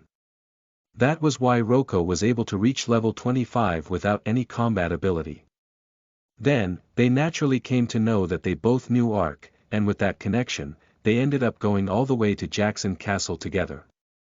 Not long after they arrived, the event quest started and they unknowingly joined the militia. Then what did you job change to? I haven't chosen a profession yet. I looked around but I haven't found one that fits me yet. You still haven't chosen a job at level 40.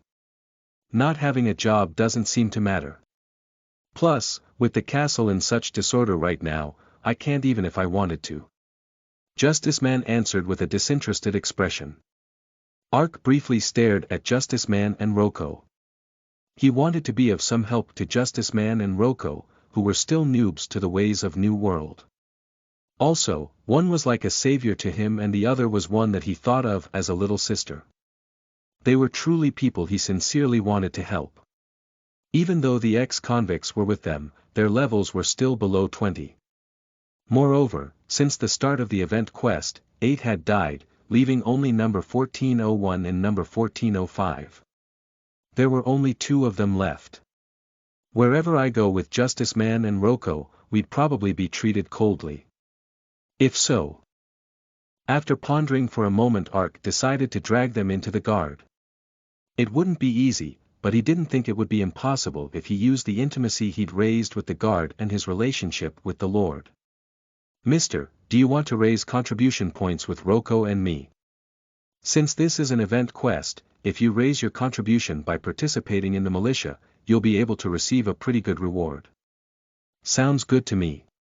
What the militia is doing is boring.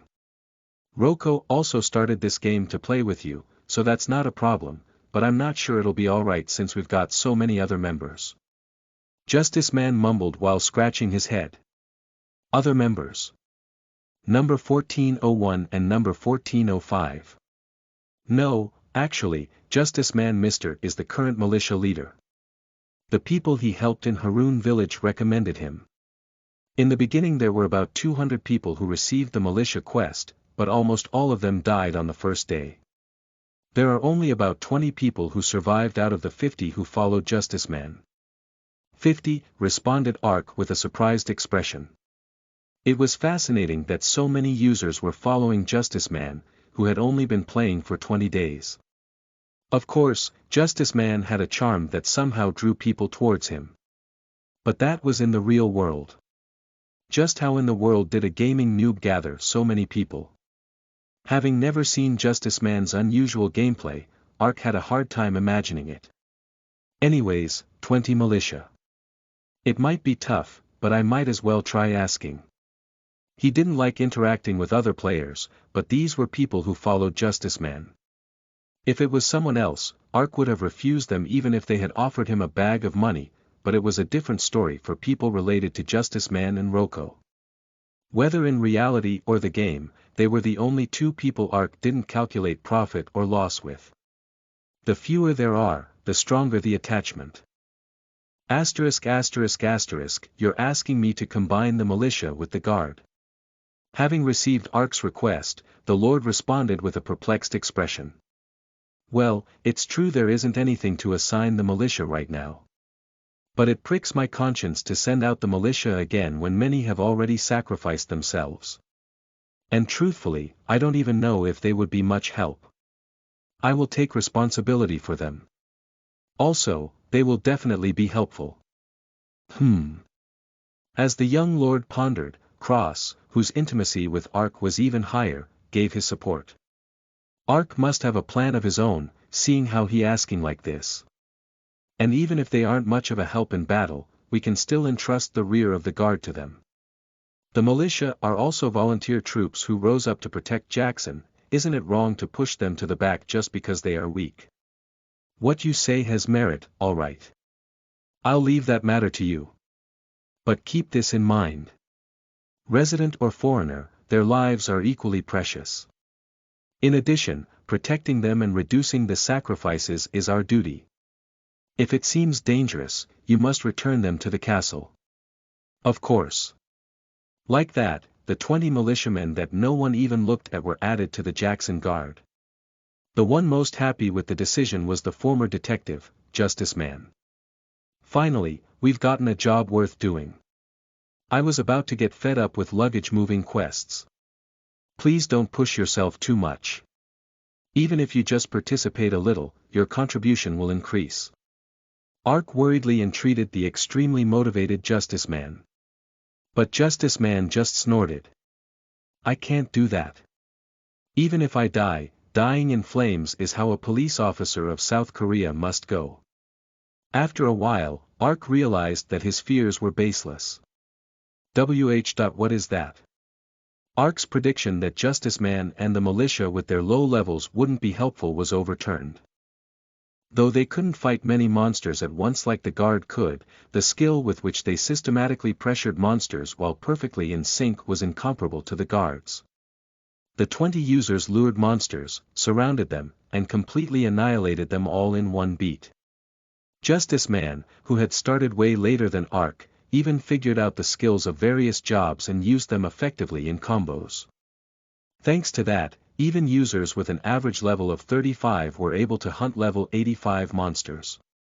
The fact that they had survived in battle until the volunteer troops had arrived was not all luck. Come to think of it. It was then that Ark remembered that Justice Man was no ordinary government official. He was a person who had been dispatched to South America in a special squad as a police instructor. To put it in words, in group battle, he was a professional.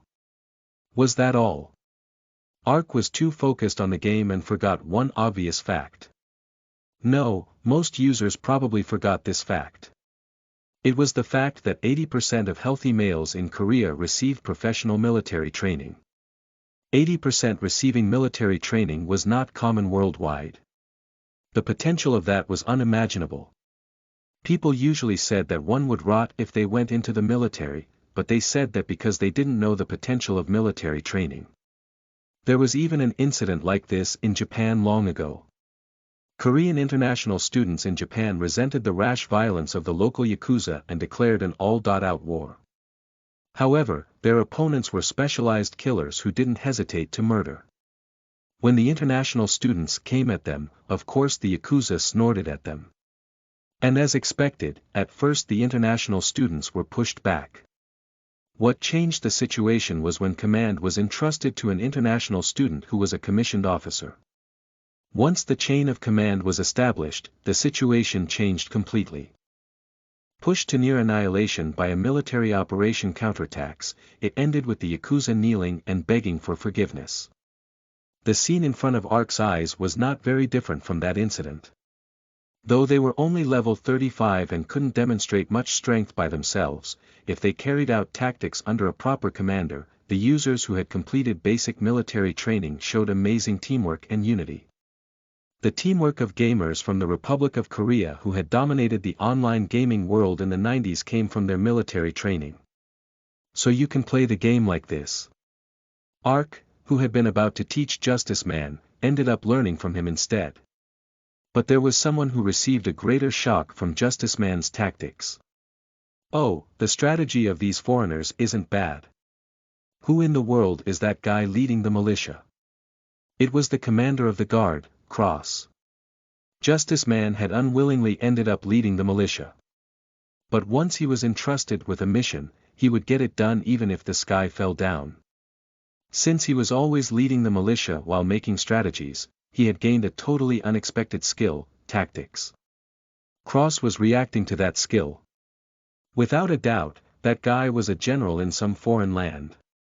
My God, to think we kept such an outstanding man like him locked up inside the fort. I see, so that's why you wanted the militia to join the guard. Yes, well. That's about right. Ark smiled with a strange expression and equivocated. Thanks to you, I have finally opened my eyes. I have realized what true tactics are. Cross ran over to Justice Man with a cheer. And then he began to ask Justice Man to teach him about tactics from the very beginning. Justice Man, who lived for the fun of helping others, gladly agreed. Okay, but my training is really hard. I am resolved. Justice Man gained command of the guard in an instant. Thanks to that, the soldiers had to fight monsters while receiving his special task force training. I am nothing without the group. There is only US. Actual battle soon turns to training. No matter how pressing the situation is, don't break formation. Lax. Hey, you. Fall back and give me 100 push-ups. The NPC getting dragged out while in the heat of battle to receive punishment wasn't even a funny situation. Hey you there, can't you do it right? Of course, the people doling out the punishments were the skillful TAs, number 1401 and number 1405. In any case, the guards' lack of organizing skills were strengthened by Justice Man. Naturally, their monster hunting speed also increased. Roko was also above ordinary. Although Roko chose the minstrel profession that was shunned by all, she demonstrated an enormously active role in group battle, despite being only level 25. As soon as it got dangerous, the sound of the harp and Roko's singing could be heard. The fragrance carried on the wind is coming to wipe away the fatigue of the day and drive away the darkness. Song of Vitality has applied. For the next 5 minutes, fatigue decreases and night vision is given. Affects all the people who have heard the song. The support skills of the minstrel affected a large radius. Additionally, most of them had long-lasting effects. Fight Song increased the morale and courage of Allied forces, while Song of Despair decreased the morale and courage of the enemy. Also, if she sang Song of Recovery, 200 health was recovered over 3 minutes. Although it wasn't much compared with a cleric's recovery magic, it had a wide range. Moreover, it was a skill with hardly any mana consumption. But the highlight was Song of Vitality, which reduced fatigue. Thanks to it, the guard didn't feel fatigued and had more time to receive Justiceman's rough training. NPCs are working together with players, this is awesome. Ark hadn't even been able to imagine such an additional effect. The low-leveled militia leveled up like crazy. Of course, Ark accumulated considerable experience and contribution points. Quest.related information window. The current contribution of Ark is 9,400. You are in 68th place. When Ark joined the Guard, his rank was 127. Since there were about 160 users in Jackson Castle including the 20 militia who were participating in the quest, he was in the mid-upper range. But there is still a long way to catch up to Alan. The top 10 contributors were updated every 8 hours on the Plaza's bulletin board. The current top 10 players were all in Group 1, which was led by Alan. And Alan's contribution points were a whopping 30,600, putting him in an overwhelming first place. He was using his position to eat up the contribution points of Groups 2 and 3, but no one voiced their complaints because he was the commander of the strongest group. Alan was recognized as number 1 by not only the NPCs, but also the players. I can really overtake Alan.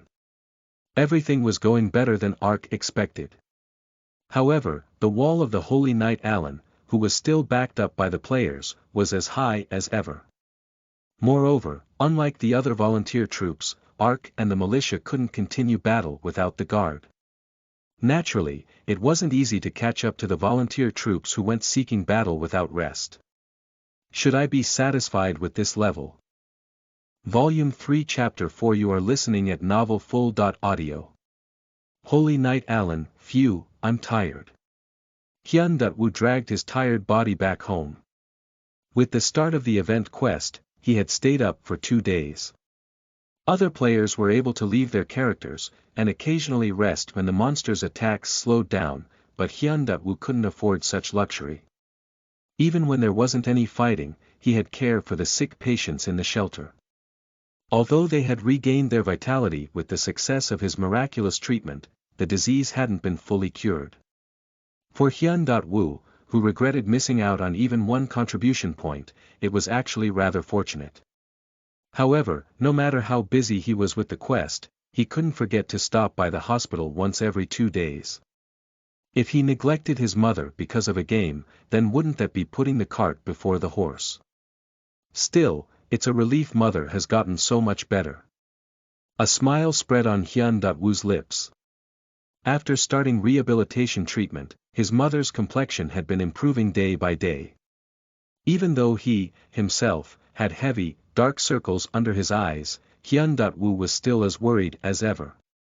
However, because there was the option Guanhua.Rang had roughly suggested, his anxiety wasn't as sharp as before. In any case, there was no better cure for Hyun-Woo's intense fatigue than the news of his mother's health improvement. Should I sleep for a couple of hours before I log in? If I don't sleep now, I won't be able to sleep for the whole day. It had already been 2 days since the start of the event quest. There was only 1 day remaining now. Hyun-Woo forcefully lifted his eyelids, which were slowly drooping on their own, as he turned the TV on out of habit.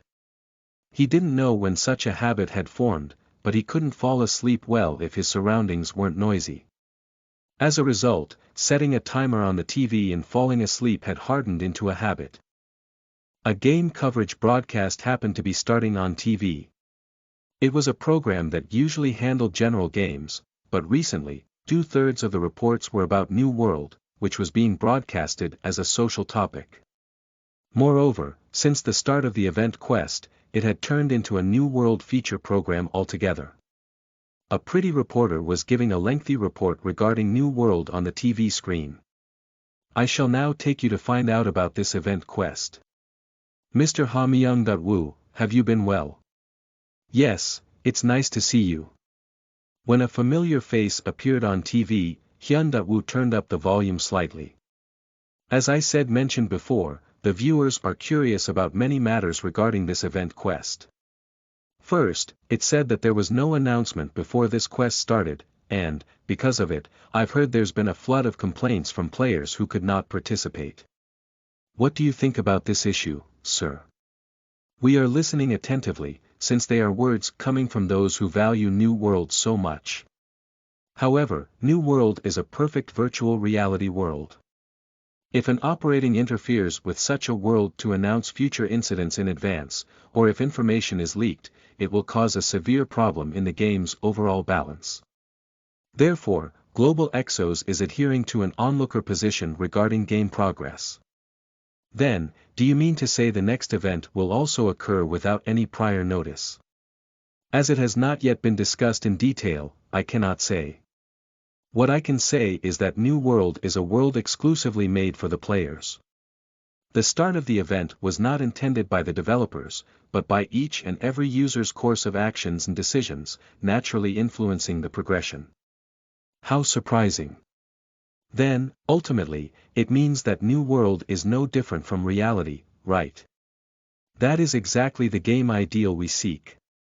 Ha Myung-woo laughed, as if pleased with the reporter's words. Then let's change the topic. There was recently the subject of the epic item sold for 70 million won, $70,000, on the auction site specializing in selling New World items. What are your thoughts on such an event? 70 million won. Hyun-woo felt choked. It had only been 3 months since the opening of New World. Ultimately, players were, at best, under level 100, but 70 million won.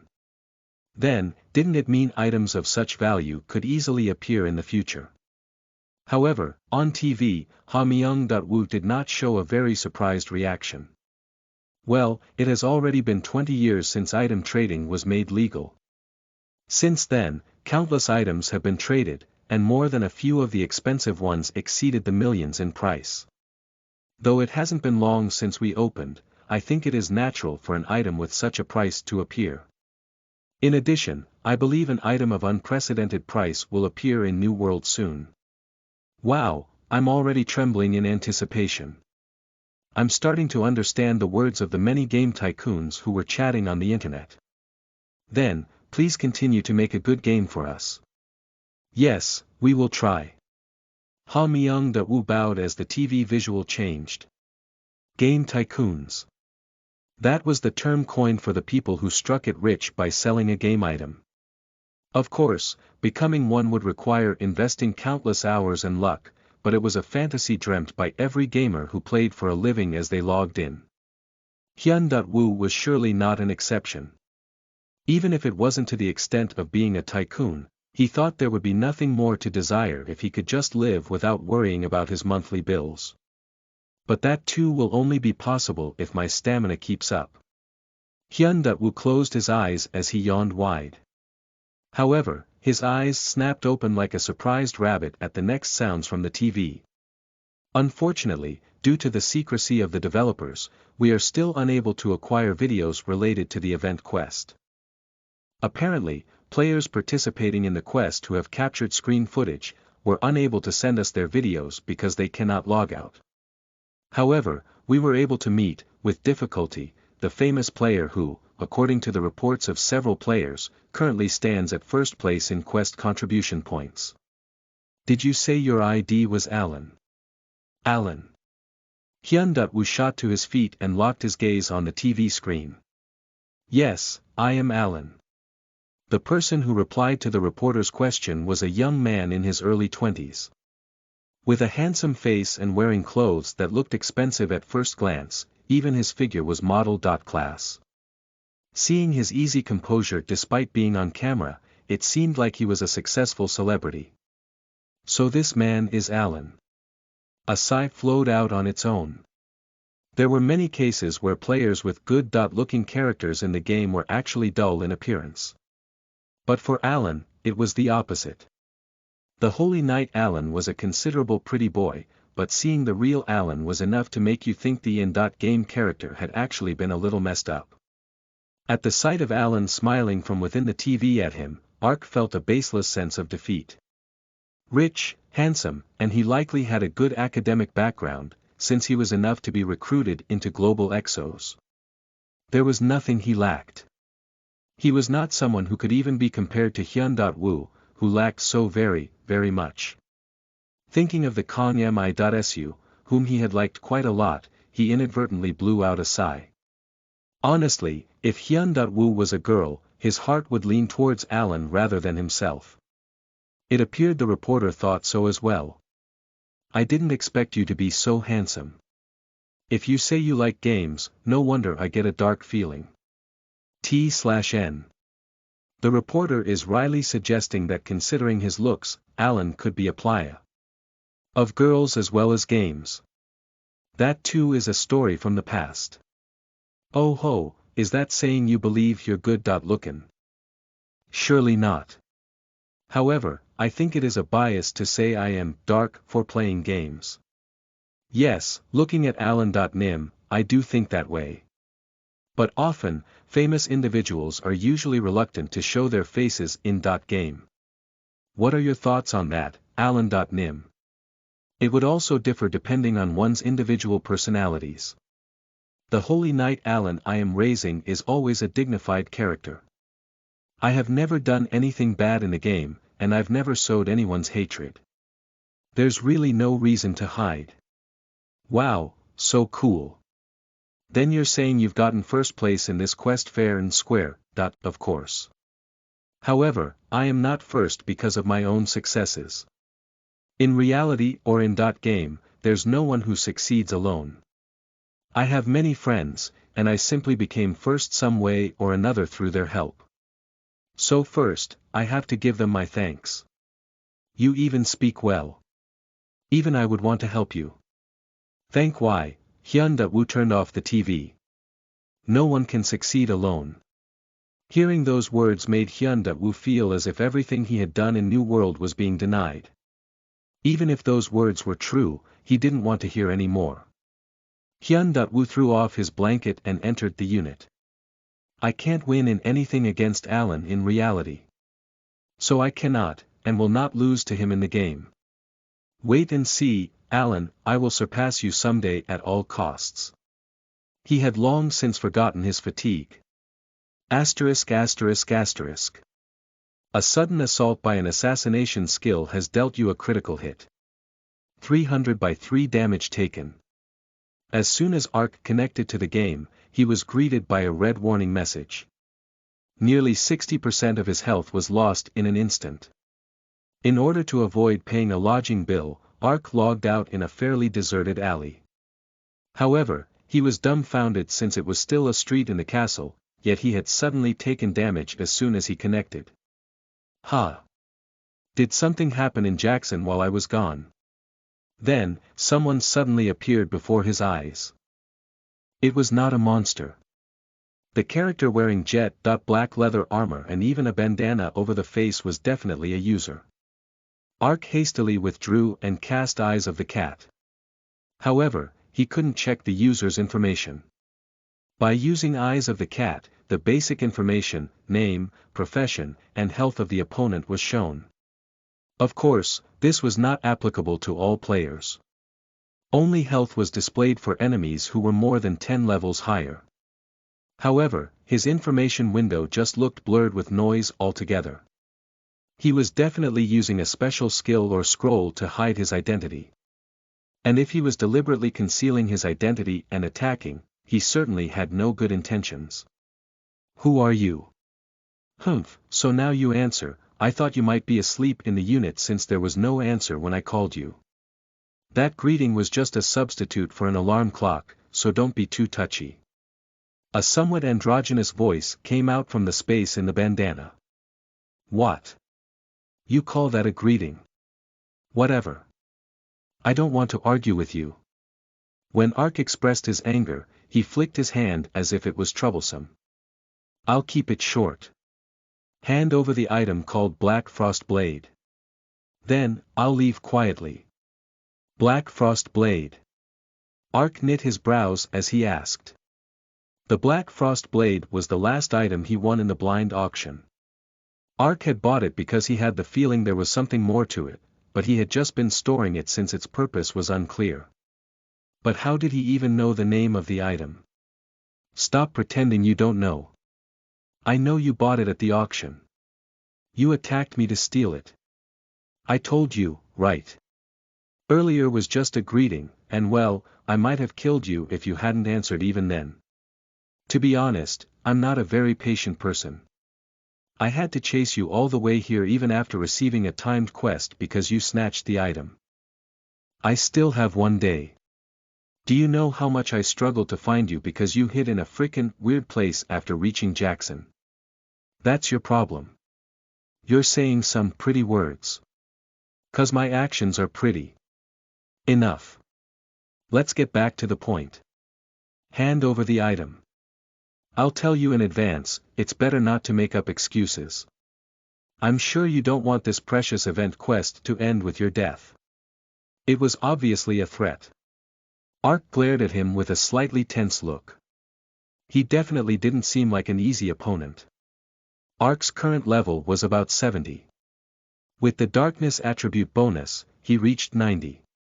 Even if Ark was in stealth and succeeded in backstabbing a level 90 player, he couldn't deal 900 damage. Even if he didn't know what kind of assassin skill it was, it didn't seem like there was room for doubt the stats and level of this opponent were higher than Ark's. Besides, based on the equipment he was wearing and his use of stealth, it was likely his character was also of the dark attribute, like Arkansas. He wasn't someone Ark could win against with 60% of his health down from a pre-emptive strike. The quest will fail if I die. 24 hours of being unable to log in. Dying would mean that 2 days of staying up for this quest would fly away in an instant.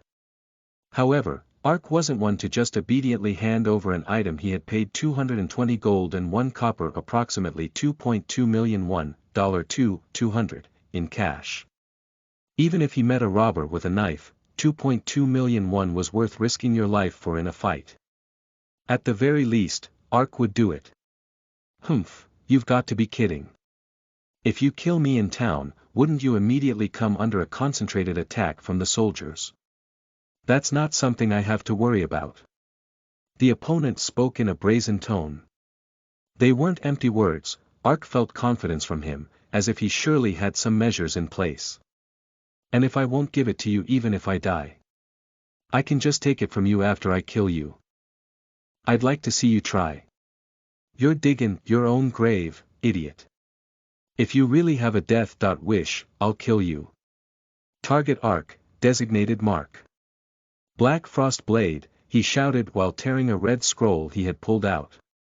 It was the ever-so-familiar, robbery, scroll, which designated an item in the opponent's pack and stole it after death. However, the eyes from behind the bandana were filled with confusion. From his confused eyes, Ark was sure his own thoughts were right on the mark. After Ark found out about the existence of dangerous scrolls such as robbery, he had stashed away all valuables in Snake's stomach.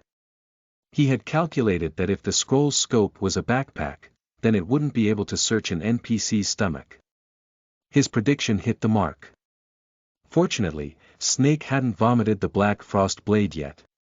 A message saying there was no such item probably popped up in front of the guy's eyes.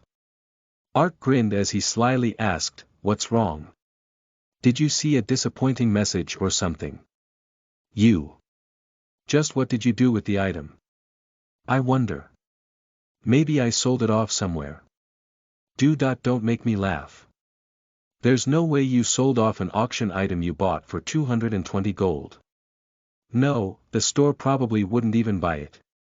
Of course, there's no way another person bought an item like it, 'cause other people have no need for it. So you even know how much I won it for?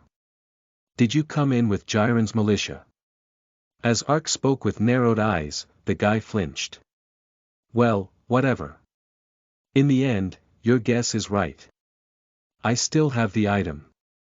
But you'll never be able to steal it with the likes of the robbery scroll. Are you still gonna kill me? He couldn't reply. If he couldn't take the item he wanted, then there was no profit in killing Arkansas. He would just get marked as a chaotic player and would get swarmed to death by the soldiers. Now, Ark had the initiative.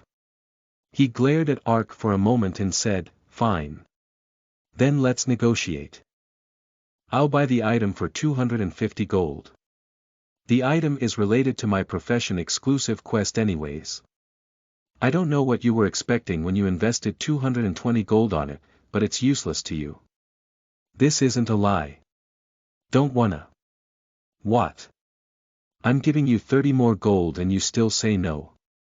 Sure, maybe I would have agreed if you had come out with an offer from the beginning. I might have even sold it for 220 gold. Of course it was a lie. Ark wasn't such a pushover that he would hand it over in a sale to someone who was willing to take the risk of killing a player within a city for it.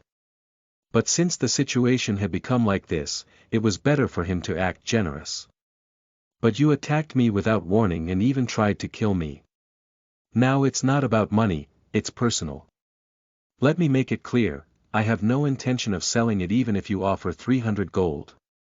Do you really want to die? Go ahead if you want to, Ark quipped with a laugh. This was a guy who had followed him all the way here for one item. He couldn't kill Ark while knowing he would forever lose the way to get the item if he killed Ark here and aggravated their relationship even further. It was time he learned what Ark wanted. With an angry glare, he asked in a threatening voice, "What do you want?" I wonder. It depends on what you can do for me. No, before that, won't you show me your name? Since you know my name it would be unfair if I don't know yours. The trade starts from fair ground. Release skill. When he muttered in a low voice, the noise on the information window disappeared. It said his name was Shambhala, and his profession was Saint Assassin. It was a profession Ark had never heard of. There were thief professions in New World, but it was his first time hearing of an assassin. Well, it wasn't surprising since Ark only knew 1 out of 10 of the professions. But a saint assassin. What kind of ridiculous job was this? A holy assassin. Are you kidding me? What he thought was even stranger was that Shambhala's name was still displayed in white. If a player attacks another player first, even if they didn't kill, the attacker's name turns gray. It basically means that although he's not a murderer, he's still a bad guy. As a result, even though the soldiers wouldn't go so far as to attack, there were many drawbacks because favor with NPCs would fall. However, Shambhala's name was still white.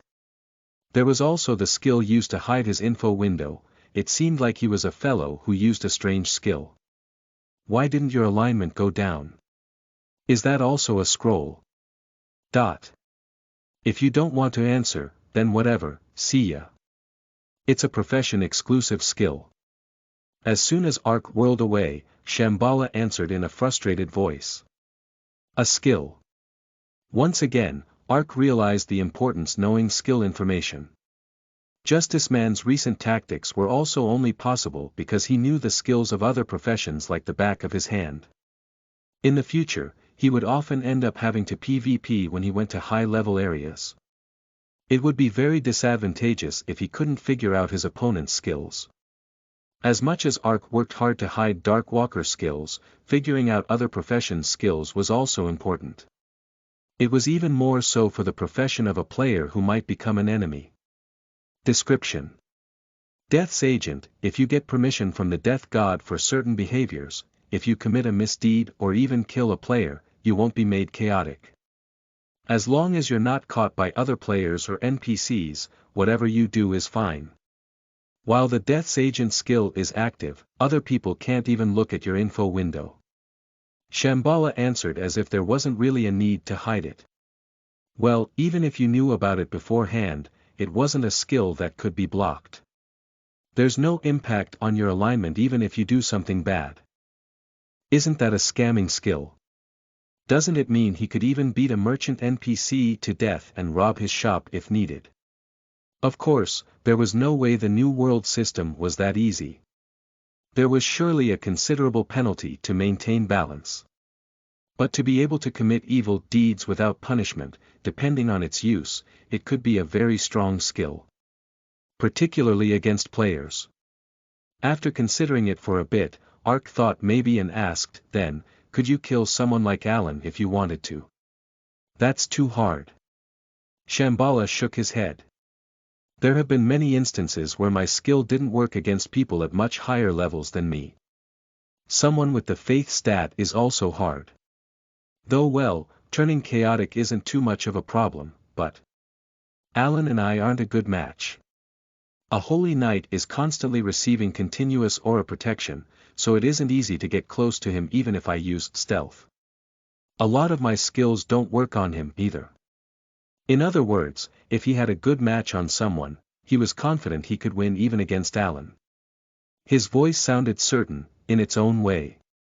Ark thought about it long and hard before nodding. Alright, then let's do it like this. Throughout the progress of this quest, you'll help me unconditionally.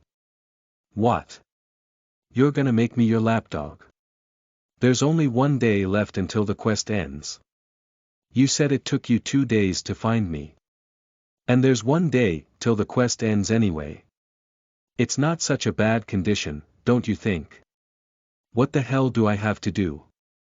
You'll have to find out and see. You'll keep your promise, right? Of course. Didn't you say that the item is useless to me anyways? Then isn't selling it for a profit and getting rid of it best for me? Sell. Surely you're not saying you'll sell it to me. Shambhala's eyes abruptly narrowed. Ark's eyes widened in surprise at that reaction. Would I just give away a 220 gold item to someone I hardly know? As long as you follow your promise to follow my orders for the duration of the quest, I'll be generous and give it to you for 300 gold. Even this much is really generous for me. 300 gold. Think of 70 gold as a fine for trying to kill me. It's fine if you don't want to. Damn it. Alright. In the end, Shambhala answered while grinding his teeth. Hoo, I didn't do business part-time jobs just for the looks. When making a deal, it's better to set a slightly difficult condition in the beginning. If Ark had asked for 300 gold from the beginning, Shambhala would have probably tried to haggle. But if a price was named after putting down an outrageous condition, it's a human tendency to lose the ability to think about the price. That's because they would be too worried about losing the trade from being too greedy and bargaining. He actually didn't know if there would be a use for Shambhala or not. He had just used it as a sufficient excuse to lead the bargaining into his favor. Thanks to that, he got an ally he could trust for 1 day and made an easy 70 gold. Hoo, 70 gold right from the start. Looks like things are going to work out nicely. It was more than enough compensation for being attacked from behind. Asterisk, sigh, they've still got a ways to go. He dropped by the barracks, but the guard was still snoozing away. Since Justice Man, Roko, and the guard had stayed up for a whole day, they were getting a bit of shut-eye and had become living statues. So, although Ark had forced himself to log in, there wasn't really much for him to do once he came in. Even so, he didn't want to leave again, so he was going to the refugee shelter to look around. However, when he saw the board that was suddenly set in the square, he couldn't help but sigh. The true heroes who had gathered for Jackson. The current first contributor in the Jackson Guards was the Holy Knight Alan. Contribution points. 37,800. Even though Ark was hunting like his life depended on it, in the end, Alan had exceeded him with 4 times the points. That was the difference between soloing and leading the attack raid. Ark hunted with the guard, but it wasn't a formal attack raid. The militia was the same. Because of that, the contribution points from the monsters felled by the guards weren't registered as Ark's. However, Alan's situation was different. He had gotten to Jackson before Ark and had snatched the position of the volunteer troop commander early on. Thanks to that, the efforts of not only the first, but also the second and third groups were added bit by bit to Alan's total. That was the special characteristic of the Holy Knight, a profession granting a tremendous benefit other players couldn't even imagine in a war situation. Even in profession-only skills, the gap was widening. The Holy Knight profession skill granted a buff aura that raised the stats of every party member. So his contribution rose every time he used the skill, and since he commanded the overwhelming force of Group 1, he was able to accumulate even more contribution. On the other hand, all of the Dark Walker skills were for soloing.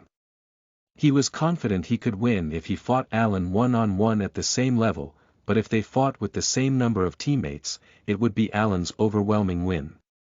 This was exactly that kind of situation. Just then, the square suddenly erupted with noise. Turning his head, he saw Group 1 coming into the castle. The lucky leader who had recently risen in New World as a blazing figure in the battle, Alan, was confidently riding into the square on a white horse. He had handsome face, flowing blonde hair, and a shining, full set of rare grade armor. He exuded a force that daunted observers with one look. Once Alan appeared, the girls gathered in the square screamed. "Kyaa, it's Sir Alan. Did you see the special TV report that was broadcast just now?" Yeah, I heard about it from a friend and downloaded it online. Isn't Sir Alan so handsome? He could be a celebrity. And his overflowing composure, that air of gushing elegance, he's a gentleman from a wealthy family for sure. Ah, won't he just look at me once? The women prattled as they gazed at Alan with desire in their eyes. After his appearance on TV, Alan's popularity was rising rapidly. It was a world where one could earn wealth and fame simply by playing the game well. But on top of it all, he was good-looking, looked loaded, had a sense of humor and leadership. Damn, even his hair looked good. For the majority of the girls, who had seen the broadcast, especially those addicted to New World, Alan was the ideal of their dreams. He was their prince in shining armor. As the girls made a fuss, Alan grinned as he waved. Though everything was enveloped in the dark fog, it was as though a ray of light shined through and flashed off his tousled blonde hair and white teeth. That was the full effect of the special skill Halo, which was said to only follow distinguished bastards. At Alan's adept showmanship, the girls fell over screaming wildly. TCH, he's playing around. Does he think this is a cheap third-rate drama? Damn it, film your adolescent drama on a broadcast or something. He's acting like a celebrity just 'cause he was on TV once. Just who do you owe being first in contribution points to, geez? Unable to bear the injustice as they watched, a few guys muttered with jealous voices. There were many players in the second and third group who bore complaints against Alan. He used his position as commander to openly lead the Group 1 into advantageous situations. Thanks to that, the second and third groups couldn't keep up with the first group in points, even after running around like crazy. Despite it all, their casualties were double that of the first groups. As if it wasn't enough, now he was snatching away all the interest of the girls. As passionate males, gripping a little was a given. However, Alan wasn't the one who voiced displeasure at their complaints. If he was the prince, then they were the shrieking self-proclaimed Cinderella candidates. Oh my, what's with those guys? Are you jealous 'cause you're a pathetic man? Very funny. Why are they getting mad at Sir Alan for their own faults? They were still being reasonable up to that point, but their arrows soon turned to a completely off target. But what's that girl sticking to Sir Alan? Yeah, she's always going around with Sir Alan, isn't she? Is she his little sis or something? No, I heard a little of their talk together before and they even speak informally with each other. But why does she stick to him like that? Is she Sir Alan's wife or what? That eyesore star. She must be following him around hoping to get something out of it. Seeing as she's draped in a jet black robe, her personality is definitely gloomy too. Since she picked the pretty elf, she's gotta look like an ugly maid in real life. They say it's a common case to change the face to the opposite look when making a character. The stronger the image complex, the stronger those symptoms. Though Sir Alan is an exception. Geez, it's just gross to imagine a girl like that sticking to Sir Alan. Even in reality, it was the female mentality to badmouth when they saw a girl next to a famous, handsome celebrity. There was even someone who recently suffered hate and emigrated from the country when a picture of her sitting next to a celebrity got put up on the internet. It was a behavior Ark couldn't really understand. If they had time to spare, they should just save up some money and buy some gum to chew instead. He didn't know why they trolled others when there was nothing good to be had from it. As long as he didn't participate in something he couldn't understand, then whatever. But the target of their insults was someone he knew well. The woman next Alan was none other than Kong Mi. Sue Lariette. As if it wasn't her first time hearing all kinds of slander, she had her hood down low as she trembled. About to turn his head away and pretend not to recognize such a pitiful sight, Ark froze in his tracks. That's really just too much. Ark didn't want to get tangled up with Alan or Lariette yet. Though he had narrowed the gap, he was still a long way from Alan. However, he was angry and spat a few words at the throng of thoughtless girls who were not only insulting Lariette right in front of him, but also following Alan. Aren't you being a little harsh to someone you don't even know very well? What's with this guy? The girls raised their eyebrows as they glared at him. But Ark wasn't one to flinch from the looks of girls. If you're going to insult someone, shouldn't you at least find out who that person is first? The Lariette I know is not the type of girl who squawks at anyone, unlike you people. She is a sincere person who knows how to work hard for the future. It is not my concern if you like Alan, but liking him is not a sufficient excuse to slander others. My, how funny. Who do you think you are to tell us what to do? Then who are you to insult Lariette as much as you want? At Ark's counter, the faces of the girls became even more venomous. They were just about to counterattack when Lariette turned her head with a slightly surprised expression, presumably having heard the arguing. Then she discovered Ark and murmured with an alarmed voice, "Arkansas." When Lariette approached, the girls backed off while muttering "TCH" under their breaths.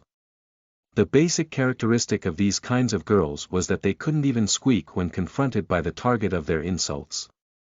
"So it really is you, Arkansas." "Ah, yes. It's been a while." Ark sighed as he bowed his head. He'd ended up meeting Lariette while getting angry. It wasn't really a situation he welcomed, but Lariette must have been pretty happy to meet him because she kept speaking with a bright expression completely different from just moments before. "So you're participating in the event quest?" "It didn't occur to me at all." "Did you join the militia?" "No. I've been acting with the militia, but I received the quest from the Gyron Magic Institute." "Huh. Then do you mean to say that you've passed level 60? "Yes. I'm about level 70 now. To be precise, after joining forces with the militia, he had gone up another level to 72. Lariette's eyes widened in response to Ark's answer. Ark had been level 35 when they had first met in New World. It was about a month and a half after he had started the game. Another month and a half had passed since then. Ark leveled up 35 times. Just looking at the number, it wasn't strange. But it was common sense in games that the higher your level, the harder it was to level up. If it had taken 10 days to get from level 110, then it would take 15 days to get from level 1020. Of course, those rules also applied to Arkansas. After meeting Lariette while putting several hours a day into playing the game, Ark had decided to walk the path of a game for a living and his playtime increased manifold. Furthermore, 35 levels was only possible because he had only faced stronger monsters than himself after changing his profession to Dark Walker. Honestly, considering Ark's play time, his growth speed had been incredible even when they had met at level 35. Having no way of knowing this, Lariat showed a surprised reaction. That's amazing. Truthfully, I thought you'd be doing well if you got to around 50. I was lucky. But what about you, Miss Lariat? I finally turned level 70 today. It must be because the Tarsha Labyrinth raid failed. How did you know about it? I just picked it up from here and there. Yes, you're right, Lariat answered in a dispirited voice. The raid we attempted then failed 3 times. As a result, we actually lost levels while wasting a week. Because of that, it was an extremely difficult time for Alan. But since he leveled up well, unlike me, he is level 98 right now. If we had succeeded, he would have passed 100 by now. It relieved him greatly to hear that Alan hadn't reached level 100 yet, but it wasn't something he could express in front of Lariat. Ark spoke with a tone that voiced regret, so that's how it was. You must have also gone through much hardship, Miss Lariat. Since I'm 27th in contribution in this quest, I'm sure the situation will get a lot better as long as I can handle just more day. Though, well, that's also thanks to Alan. Since she was part of Group 1, of course she was ranked higher than Arkansas. Still, to be in 27th place, it seemed like Alan was probably paying a lot of attention to her. But there was something else bothering Arkansas. He didn't really like the way Lariat mentioned Alan at the end of every sentence. Does Miss Lariat also? About to think of something, Ark soon shook his head. Just then, the prince atop the white horse suddenly came up behind Lariat with his group of followers. Miss Lariat, what are you doing? Everyone is going to the inn. Oh, Alan. You came at a good time. You remember this person, right? Do I? Have we met before? Alan glanced at Ark and tilted his head. Ark's face suddenly flushed. After meeting him for the first time in Jackson, Ark's only goal had been Alan. He had intentionally avoided Alan after joining the quest because Ark placed that much importance in him. But Alan really couldn't even remember Arkansas. To him, Ark was no different from an NPC he had met on the roadside. Though he had not a sliver of desire to be acknowledged by Alan, actually being one-sidedly ignored made something indescribable surge within him. Ark. You don't remember. You met him here before and I introduced you to him. It was then, a rough voice abruptly came from behind Alan. Why that you bastard? Andal, who Ark had really not wanted to encounter, was also a part of Group 1. Damn, this is why I didn't want to do something to stand out. But since they had met, there was really no reason to avoid him either. Ark laughed as he muttered piercingly, it's been a while. I didn't know you were still playing the game. Seems like you escaped your chaotic status. What? You rotten. Andal, stop. Can't you see he's talking with me? Just as Andal was about to come at him, Alan made a face and glared. Then Andal wavered as he took a deep breath and stepped back. Was Andal acquainted with Alan? Alan made Andal back off with one word. It wouldn't have been easy to do if their relationship had formed in the game alone. Therefore, it was likely they knew each other in real life as well. Is that how Andal recovered so quickly after being totally wrecked by me? Well, it wouldn't be all that hard if a player like Alan was backing him up. And if he was backed up by a high-level player like Alan, their relationship must be pretty close. No, there's a chance most of the players in Group 1 are examinees, like Lariat and Andal. I didn't like him from the beginning, but there's yet another reason why I hate Alan. While Ark was having such thoughts, Alan, who had been whispering with Andal, slightly turned his gaze. Come to think of it, I do remember. Ark, I apologize if you were offended. It's all right. Things like that can happen, Ark replied in a cold voice. Then, with an uncomfortable expression because of the odd mood, Lariat suddenly grabbed Ark's hand and said, "Ah, that's right, why don't you join Group 1? It would be fine at your level, we lost some people in the last battle so we have some openings in the raid." That's okay, right Alan? Lariat surprised Ark by suddenly grabbing his hand, but the one who reacted more sensitively was Alan. He frowned as he briefly glared at Ark before saying with a displeased voice, "It's true there are openings. But there are already people waiting to be added at an opening, so. I may be the commander but I can't just add people I don't really know. And since it looks like there's some bad blood between you and Andal. But Alan, I know him very well. Group 1's command structure is already set.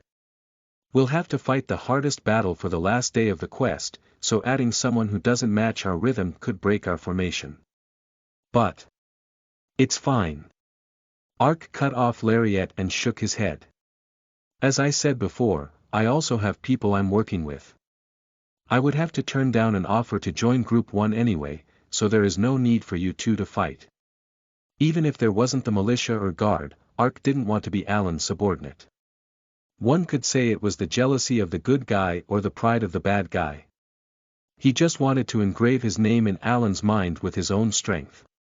"Then there is nothing more to say. I'll take my leave. Miss Lariat, let's go."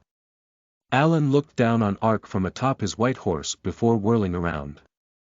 Then he headed to the inn with his shrieking lady fans behind him. After briefly following Alan's departure with lonely eyes, Lariat bowed crisply to Ark and turned. "I'm sorry. Arkansas." Her strangely regretful voice grazed past his ears. Just why is she sorry? Alan or Andal's attitude? Or not being able to put me in Group 1? Ark sent her a questioning look, but she was hurriedly going after Alan. Gazing at her, Ark casually remarked to the murderous Andal, "Considering your attitude, I think I can roughly guess your relationship with Alan." "What? Your master is going. Shouldn't you hurry and follow him?" "You bastard, I'll let you go for now but just wait and see after the event quest. If you want your stats to go to 0, then anytime." At Ark's brazen answer, Andal clenched his teeth, glared, and left with Group 1. Then, a little while afterwards, when Ark was about to turn around, a message window popped up before his eyes. Alan has used Feather of Whispering to initiate a private chat. Whispering was a method of communication that allowed two people to have a private chat. It was only possible if you used Feather of Whispering, or the Secure Communication scroll when you knew the other's name and they were in a set range. In other words, it was a costly method. What? Did he change his mind to tell me to join Group 1? Without much thought, Ark permitted the whispering. Immediately afterwards, the volume from his surroundings dimmed and he clearly heard Alan talking into his ear. "You said your name was Arkansas." He was speaking rudely right from the start. Ark frowned as he answered. "So what? Do you know Lariat well? And why should I answer that?" "Well, yeah. Anyway, I'll give you one piece of advice. It'd be best for you to not think of dabbling with Lariat. Both in the game and in real life. It seems you're giving advice to the wrong guy. I wasn't the one who initiated a conversation with her. And even if I did, it's not something that concerns you. Truthfully, hearing something like this from you makes me feel pretty pissed off." Then Alan laughed in a low voice. "You still don't get why Lariat suddenly grabbed your hand?" "What? What do you mean? You're as dull as you look. Think long and hard about it. And don't forget my advice." After saying only what he wanted to say, Alan ended the whisper. What? This jerk. Isn't he a completely two-faced bastard? Ark felt like he was hit with a bucket of water while sleeping. Both the Alan who had appeared on TV and the Holy Knight Alan were very cool and well-mannered people. He had a cockiness that looked down on people, but from the outside he looked perfect. But his voice in the whisper was completely different. Wasn't it a blatant way of talking to slight his opponent, and didn't he also show a strange obsession, treating Lariat as his possession? "Just what are you telling me to think long and hard about? What's wrong with Lariat grabbing my hand?" He couldn't understand what Alan meant to say with those words, but he didn't have the time to ponder it for very long. Arkansas. He turned at the sound of someone calling from behind him to see Justice Man and Rocco running towards him. When did you log in? Just a while ago, but anyways, it seems like something urgent has happened. Something urgent? Yes, Sir Cross found me as soon as I logged in. He said the Lord was looking for you, so it can't be normal. He asked that I find you and relay the message with an extremely stricken expression. Come to think of it, it was also strange that Group 1, which had been keeping the line of defense while doing almost all of their resting and treatment outside the castle, had suddenly returned. There was no doubt they had received some kind of order from the young lord. Well, it was true that there was only one day left until the event quest's completion. Ark had not expected the quest would just end like this. It was time for something decisive to happen. Alright, let's leave at once.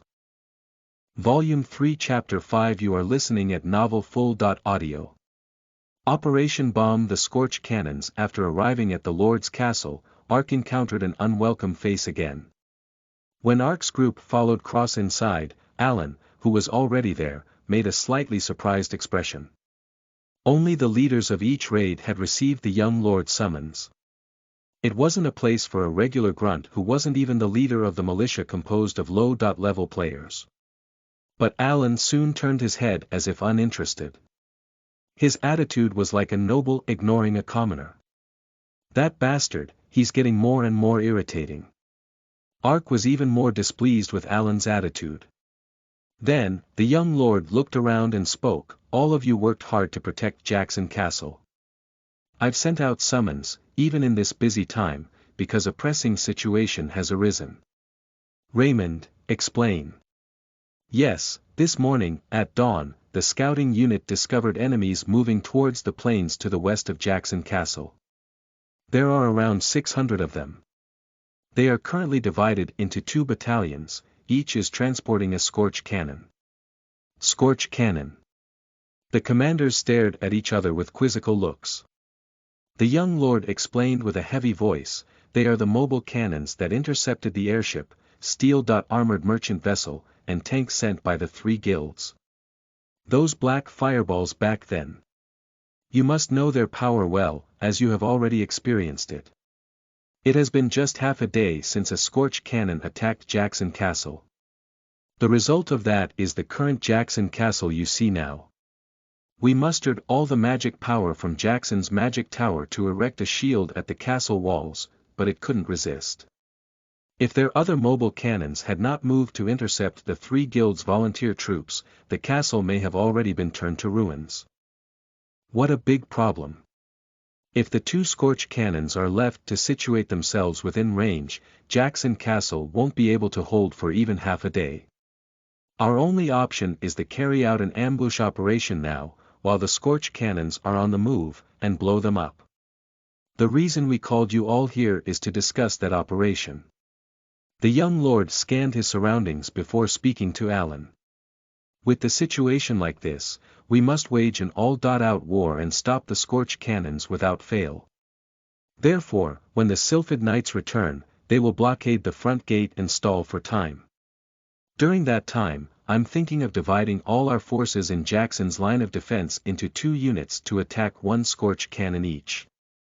First, I will entrust the first unit to Sir Alan.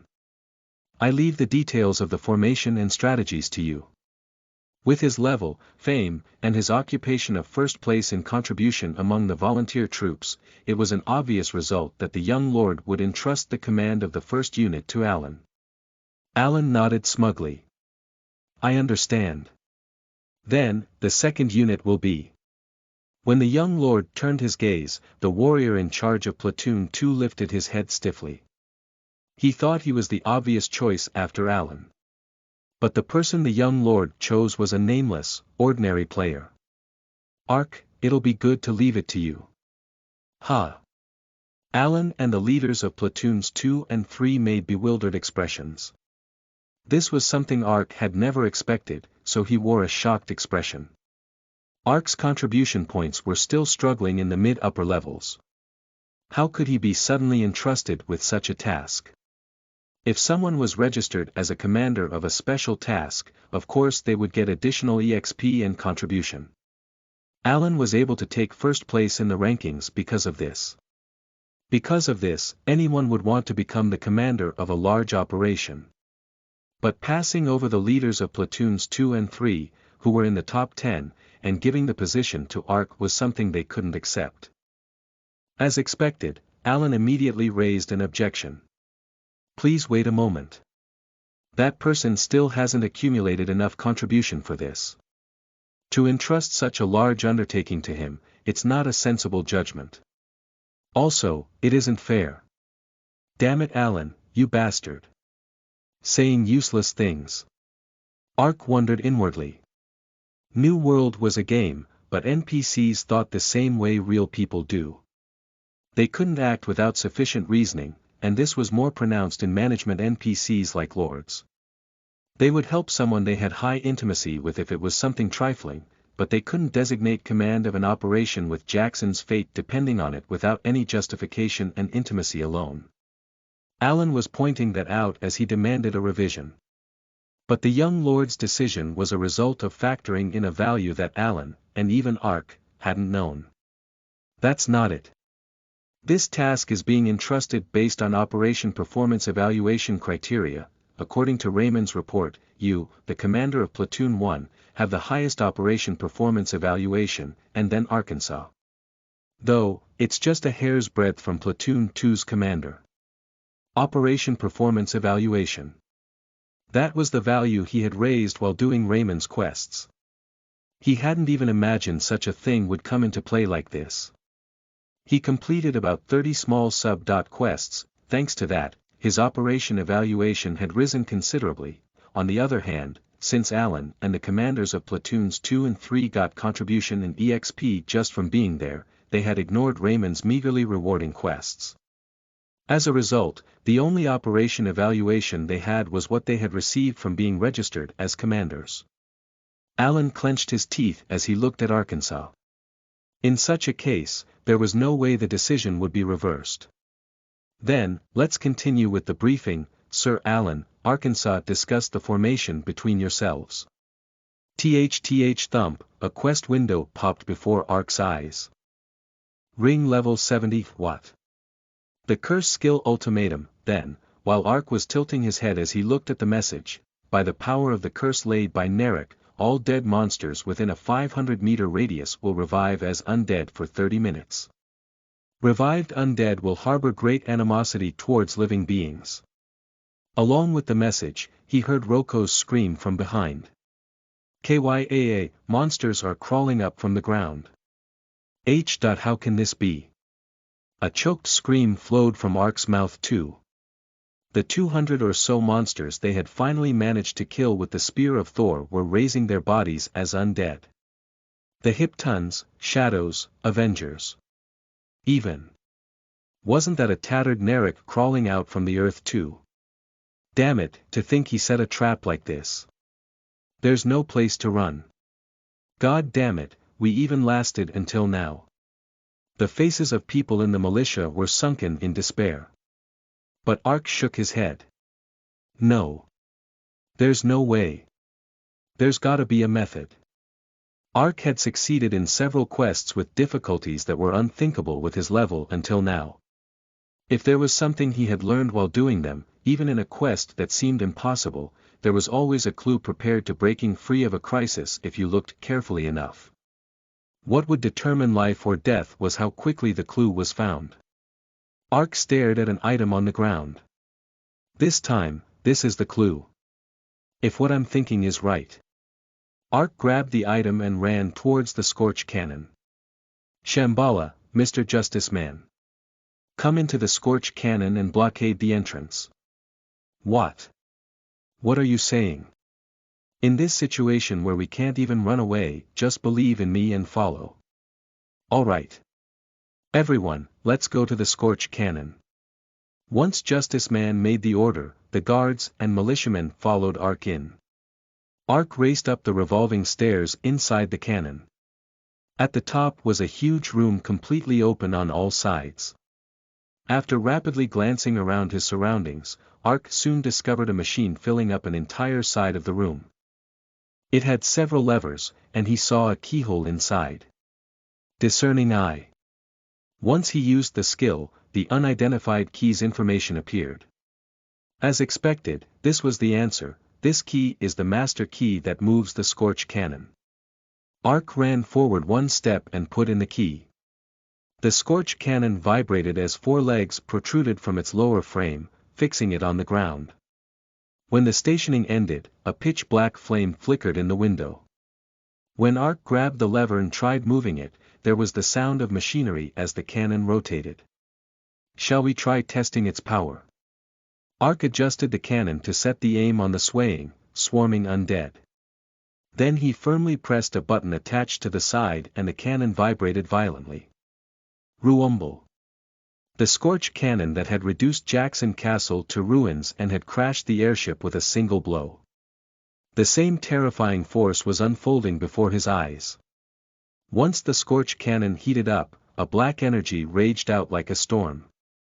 The undead swarming around the Scorch cannon were literally torn to rags and went flying.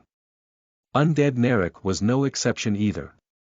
As soon as it crawled up from the ground, it was swept up into the Scorch cannon storm and lost at least 50% of its health in an instant. Hoo, this is exciting. The undead that survived swarmed around the Scorch cannon. But the steel-encased Scorch cannon did not even budge an inch. Then, the recharging was done. The storm of black flames rose once again. Undead Narek couldn't endure any more either and disappeared. 300 undead monsters had been swept away with just 2 shots. Arkansas, having leapt up helter-skelter to the top floor, Justice Man and Rocco shouted with deeply moved voices. But Ark didn't even turn his head and rotated the cannon. There was still something he had left to do. He scanned his surroundings with eyes of the cat and spotted the other Scorch cannon far away. That bastard Alan failed. The Scorch cannon's time limit had already passed.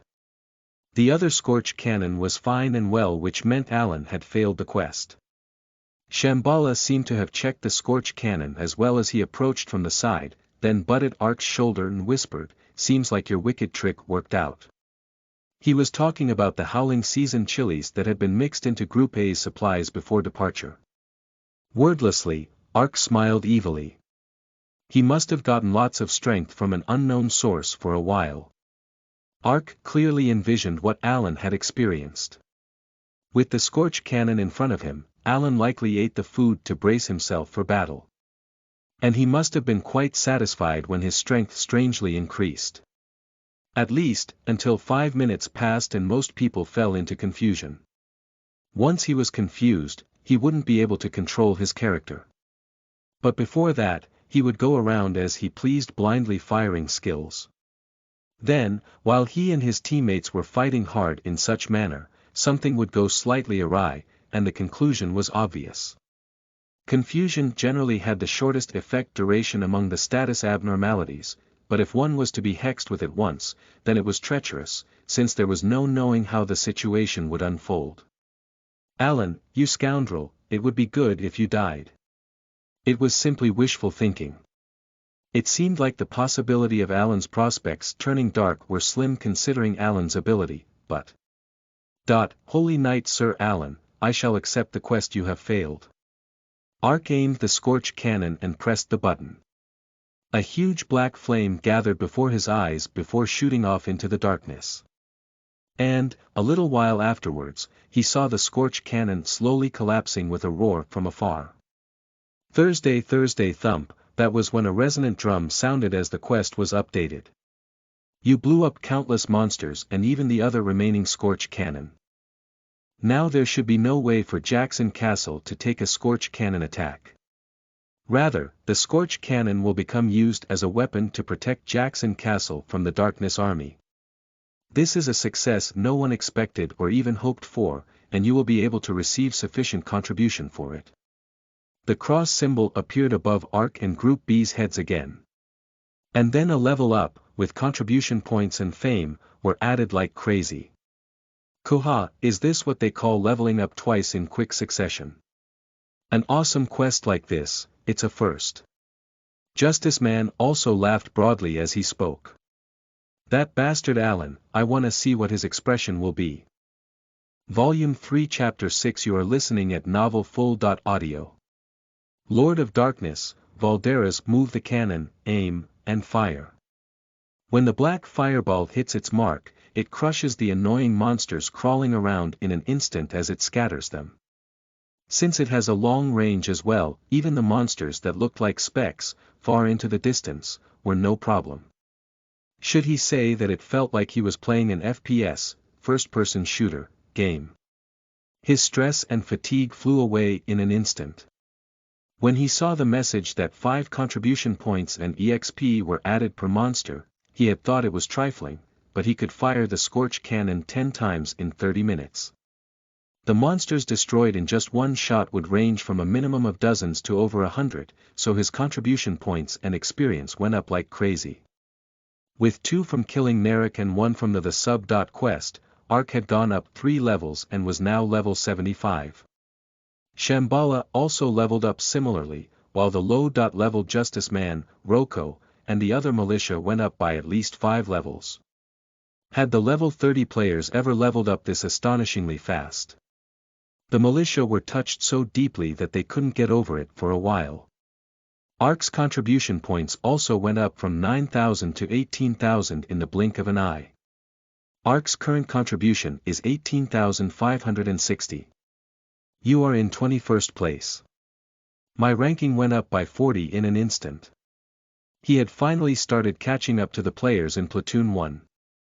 Alan was still leading the contribution ranking, however, the difference that had been 4 times as great had shrunken to 2 times. It felt like the fog had cleared, allowing him to glimpse the summit of the mountain at last. I don't know if I can beat Alan, but I might be able to get into the top 10. You've worked hard. Rest a while. Having reached the castle, Ark dismissed Group B and was heading to the Lord's castle to report the result. However, while passing the square, he heard a ruckus off to the side. Turning his head, he saw the players from Group A, who had failed the operation and returned to gather there. Unlike when they had confidently departed, everyone was surrounding and glaring at Alan, Andal, and the rest of Platoon 1. He happened to meet them just as he was curiously thinking about what happened to Group A. Ark pushed through the crowd to survey the situation. If you've got a mouth, say something, snapped a warrior. Just how are you going to take responsibility for this? How is this my responsibility? What? I never carried out the operation arbitrarily. I always went forward while discussing it with the leaders of Platoons 2 and 3. Don't you think you're forcing it a bit by putting the blame for failure only on me? Alan held his head high and answered with an arrogant expression. The gathered users argued as though they couldn't believe their ears. We're not acting this way because we failed the quest. That's right, because of the magic bomb that you threw, 6 people from our raid died. Ours lost 7. Even our raid leader died. If you piece together their words, it came down to this. As everyone had expected, Group A had easily reached the Scorch cannon. Then they attacked the 300 monsters head-on. Their fighting forces were nearly equal, but as soon as the totally unexpected mini-boss, Gun Captain Najak, showed up, Group A was pushed back. Alan was forced to call a retreat. The enemy was stronger than he thought, so he was going to raise their stats with food and individual buffs before attempting an all-out attack again. And as Alan planned, at first Group A unleashed a fierce assault as they pressed back the enemy. The problem was 5 minutes later. Players suddenly began to go on a rampage. Hexed with confusion, they went around casting their skills everywhere. The Howling Season Chili's Ark had substituted and were showing their colors. But there was no one in Group A who knew they would fall into confusion. It was because they had never heard of getting a hexed from eating normal food. In any case, thanks to everyone going crazy, Group A took an enormous blow. Truthfully, up to this point, it wasn't Alan's fault. However, before the confusion wore off, the magic bomb's time reached its limit. Finally breaking free from confusion, Alan had 2 options. To embrace the bomb like some kind of heroic trooper and die alone. Or, he could ensure his own survival no matter who else died. The choice Alan made is obvious even without seeing it. The health of the players were already reaching rock bottom because of the confusion. Since a bomb exploded in their midst, the result was obvious. 15 killed, with dozens more hurled into critical condition. The shocked Group A immediately retreated and the sub-quest ended in failure. We understand that it was an unexpected situation. But there was a lot of damage from you, the so-called commander, throwing the magic bomb. That's definitely your responsibility. Then what was I supposed to do? Was I supposed to embrace the magic bomb and die or something? What? The people who died just didn't have any luck. Alan was smart. This may be a game, but he wasn't able to lead this many people simply with his high level. He needed wit, leadership, and charisma for it to be possible. Alan was equipped with all of it. As though that wasn't enough, he got one extra, unnecessary thing. The greatest disadvantage of those who think themselves clever, pride. Truthfully, no matter who looked at it, Alan was in the wrong. However, he didn't apologize. It was because of his pride that stuck with him to the end. It was the reason the players were angry. And, once the rage burst through the floodgates, it swelled uncontrollably. Those of merit attract undue attention and envy. In order to command others, one cannot help but gain an egotistic side. Alan has lived this way until now. There had been small complaints, but nothing had become too great of a problem. However, Alan's recent, rapid rise to fame had started drawing much jealousy. And, now that there was an excuse, people were attacking Alan left and right. This is why I don't like players. Of course, he disliked Alan even more. At first place in contribution, Alan was also firmly seated at first place in the players that Ark disliked. Thus, Alan's plight was Ark's joy. A wicked smile spread over Ark's lips. I worked so hard for this, it would be a shame to let it pass with just an argument. Now, shall we properly kindle this fire? Diedrich, this is a special task. Ark summoned Diedrich and whispered into his ear. Diedrich's eyes sparkled as he pricked his ears. Oh, as expected of Master. What a truly underhanded, awesome, idea. Think you can do it? Just leave it to me, something like this is welcome any time. Diedrich smiled with a strange expression as he crawled low along the ground. Crawling between the feet of the noisily arguing players, Diedrich was as nimble as a cockroach. In such a manner, Diedrich crept past the players and leapt to attach himself to the rear of Alan's white horse. That was when a rough holler exploded out. Shut the fuck up, you bastards. Do you know who you're fucking with? You think I'm some pushover because I stayed quiet? You guys should just move as you're told. Damn it, do you think that I, Alan, would deal with bastards like you if not for the experience and contribution?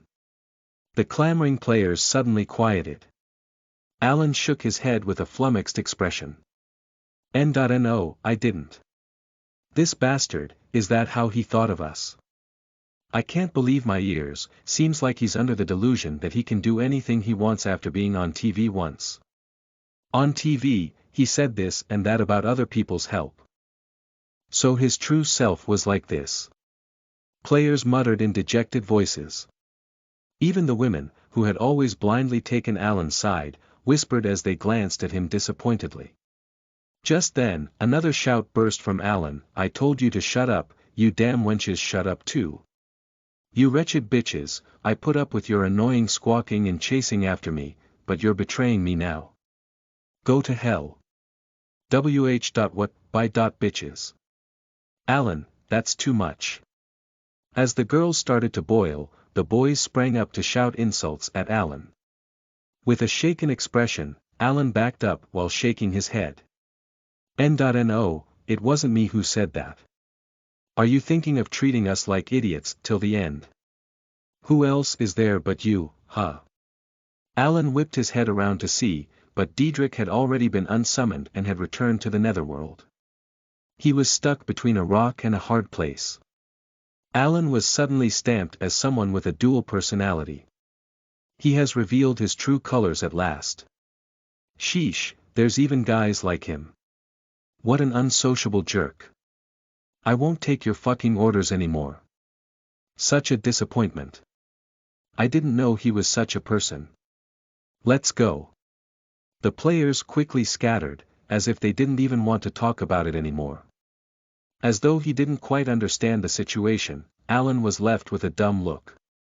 100 people had been gathered around him, but now there were only 15 players left. So pitiful. Well, he did do something worth becoming that pitiful. After leaving the square with the others, the corners of Ark's lips rose slightly. That's why you have to mess with people secretly. It's not like he didn't think he went too far, but he hadn't made Diedrich tell untruths. The Alan Ark knew, at least, was a two-faced bastard for sure. There was no need to feel something like shame when telling people about the truth, right? Granted, he didn't expect Alan would fall to the ground with something like this. But the players had abandoned him, so his contribution points that had been endlessly soaring up would inevitably falter. This is the start. Alan, you've made an enemy of me. Don't think that'll end with just this. Someday I'll expose your true identity in front of Lariat. Ark was growing more wicked day by day.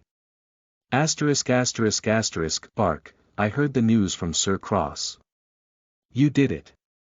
The young lord rejoiced as he ran over and took Ark's hand. Not only did you stop the Scorch cannon, you actually seized it. You have done us a great deed indeed. No words of praise are enough. We must immediately inform the residents of your heroic accomplishment. Raymond, write up a notice to put onto the message board. Yes, sir. Raymond beamed as he raised his pen. Not at all. This mission was not something I did on my own. If not for the help of the guard, militia, and the crewmen of the Silver Arrow, I wouldn't have been able to do anything. That's why they are essentially the ones who completed the mission. If you are putting up a notice, please put their names rather than mine. Ark spoke humbly as refused the honor.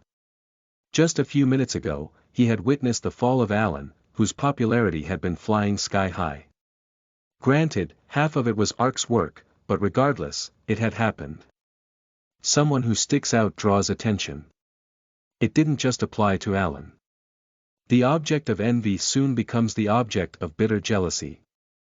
Alan had the level and organizational power to deal with such attention, but the interest of other players was a considerably uneasy element for Arkansas.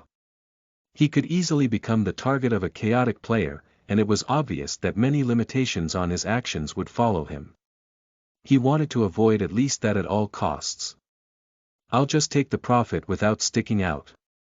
That was the goal Ark had made while participating in this quest. Having no way to know such inner thoughts, the young lord nodded, deeply touched. I believe the fact that I have been of help is a sufficient reward in itself. As expected of Arkansas. No need for a price on a good deed. You are truly a person who is like the crystal of chivalry. To be sure, that's why Father was able to trust you and entrust the keepsake to you.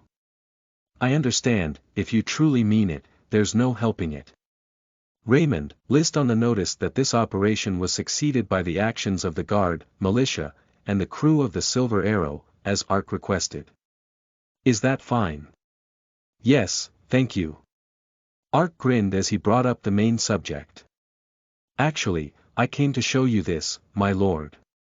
Ark held out the parchment he had obtained after killing gun Captain Narek. You have checked the contents of written instructions stamped with Master of Darkness Valdera's approval. It told of the gun captains of the Scorch cannons, Narek and Najak. You idiots, what the hell are you doing that's taking over a week? Due to your incompetence, our great Master Valderas has decided to personally lead the demonic army towards the front line. And, by demonstrating the great power of darkness in person, he will annihilate each and every one of the weak humans. You two, move the scorch cannons to the location marked in the enclosed map before the full moon rises. As soon as Great Master Valderas arrives, we will assault Jackson Castle along with the scorch cannons. Valderas! Exclaimed the young lord in astonishment. Is it a name you've heard of? Yeah. The young lord put a hand to his forehead as he rambled on with his inner musings. I have seen the name in an old document kept inside the castle. I heard that Valderas was the one who ruled the current Jackson territory before the Dark Ages as a warrior of the legendary Draconians. It is said that he was an excellent lord, but once the Dark Ages began, he suddenly transformed into a vanguard of the darkness and terrorized the continent. Then the 7 heroes soon appeared, and I heard Valderas disappeared along with the power of darkness. How did someone who disappeared hundreds of years ago? There's no way to tell. Perhaps. The young lord continued speaking in a severe voice. I am only saying this because it is you, but truthfully, ever since the unidentified army of darkness attacked Jackson, there has been a lot of uneasy talk going around. The alarm that the darkness of the Dark Ages may be awakening is spreading dramatically. The dark fog covering Jackson shares many similarities with the power of darkness that can be found in the records of that time. It is part of the reason why the 3 great guilds sent volunteer troops so swiftly. Because if this matter is truly related to the army of darkness, then it is no ordinary problem. Then. Of course, it's still too early to conclude that the Dark Ages have come again. As I said, Valderas was a descendant of Draconians who originally ruled Jackson. There's the possibility he was hiding somewhere and attacked Jackson to reclaim it again. However, there is no doubt the situation is more severe than expected. Cross and Raymond also exchanged words with grave faces. According to the records of our documents, Valderas is said to have strength that rivals the force of a single army division. The renowned heroes who acted in the Dark Ages lost their lives at his hands. I didn't think it would end like this. We have no time. The full moon is rising tomorrow. There are still 2 days before the kingdom's reinforcements are expected to arrive, but the castle walls are already too weakened to resist due to the continuous daily monster attacks. If they come in to attack the castle, Jackson will take irrecoverable damage, even if we are victorious in the battle. We must stop them from reaching the castle at all costs. There was no doubt that the parchment heralding Valderas' appearance was set to announce the final battle. In other words, that meant Valderas was the C++ quest's final boss. He would surely be stronger than any boss that Ark had faced before. My thoughts exactly, we simply must stop Valderas from arriving here, at all costs. There are 2 days until the reinforcements arrive. If we can hold him for 2 days, it will be our victory. Of course. It won't be an easy battle if the opponent is Valderas, but, thankfully, we have the written instructions brought by Ark, so we know the enemy's route. Also, one of the scorch cannons has even fallen into our hands. If we mobilize the scorch cannon and all our forces to ambush the route they're taking, we have a good chance of success. The young lord nodded his head as he grabbed Ark's hand. As you heard, all of this is your accomplishment. By supplying decisive information that will influence the result of the war, your contribution has risen by 3,000. A very welcome message popped up with cheerful sound effects. The upcoming fight will be longer and more dangerous than any of the battles before. However, we can win this fight if we hold on for just 2 more days. Furthermore, the accursed darkness that has covered Jackson will be lifted as well. The young lord spoke with a voice of resolve. Sir Cross, prepare the necessary supplies at once and discuss the details of the operation.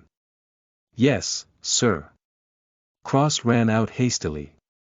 Then, after about an hour has passed, Raymond announced the Lord's mobilization order in the square.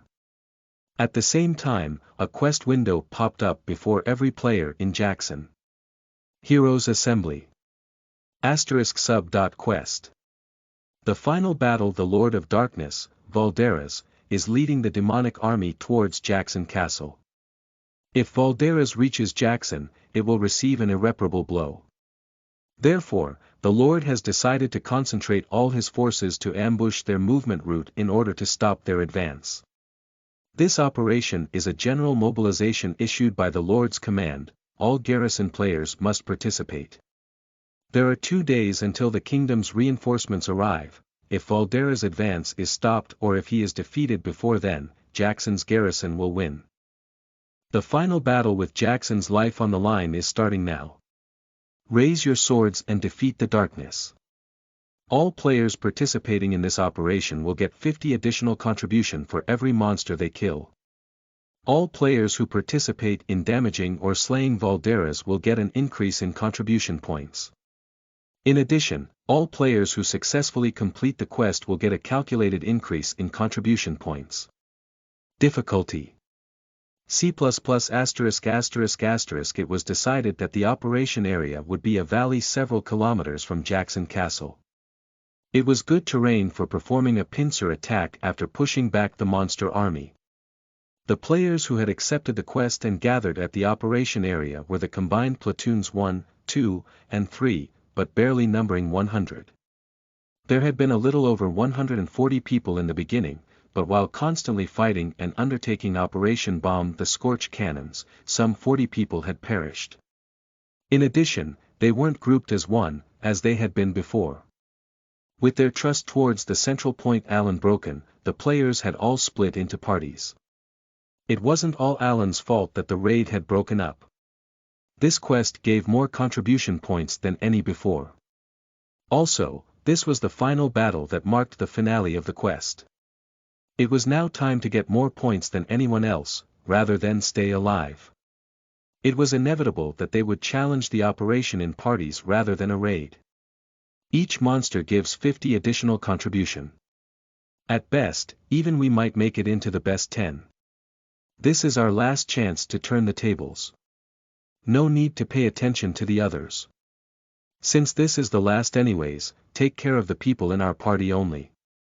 Cleric.nim, do not use recovery magic on other parties and save your mana. The players were busily whispering amongst themselves in groups of 2s and 3s. Ark was busy in his own way because there were more people he had to tend. Once the battle starts, there won't be time to survey the situation. The ones in the most danger will be the low-level militia.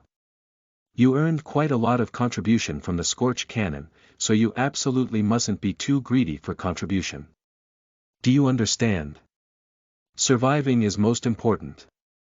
Yes, understood. Roko also nodded with a totally nervous expression. With platoons 1, 2, 3, the militia, the Jackson Guard, and even the Sylphid Knights, the headcount was nearly 179. In addition, the young lord was mapping the details of the operation and conveying it to the players. However, it was certain that once the battle broke out, the players would act on their own, blinded by the experience and contribution. In the end, only you can take responsibility for your own life. Of course, it was the same for Arkansas. The only thing he could do for the militia was to give them food that raised their maximum health by 300. Once the battle started, he wouldn't have the time or the inclination to help others. A battle where you have to improve your results with your ability alone. It was actually the situation Ark had hoped for. What are you going to do? Ark looked at Shambhala, who was sitting with a relaxed face. The promise with Shambhala was that he would help until the end of the event quest. But Ark had given him the item he wanted after Operation Bomb the Scorch cannons had ended. Snake had already thrown up everything within its belly. It was a shame to let the item take up a space in his bag, and Ark had judged that he had done as much work as promised. And also, if he really had to say it, he didn't want to keep Shambhala tied down with such terms because he, personally, really liked Shambhala. Of course, no matter how much Ark liked him, he hadn't shaved off even 1 gold from the 300. I'm not all that interested in the contribution, but I'll do it with you. 'Cause it's fun to fight alongside you. It appeared that Shambhala also liked Ark quite a bit. It's the demonic army. Just then, The magician who had been on watch with night vision shouted from one side. Ark also used eyes of the cat as he turned his gaze. A thick swarm of monsters were coming into the valley. Shadows, Avengers, Hiptuns. But they were on a completely different level from the monsters they had faced before. Players and NPCs, alike, saw that, while the monsters looked the same, their levels and equipment were all different. The monsters coming into the valley were all draped in durable armor, and they were also twice as large in size. The faces of the players hardened like stone.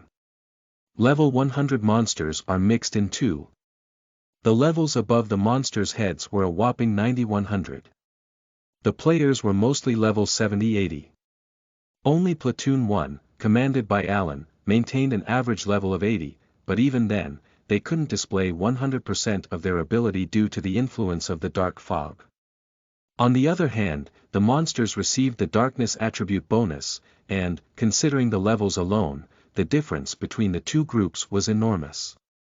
However, Ark's drive was surging up instead.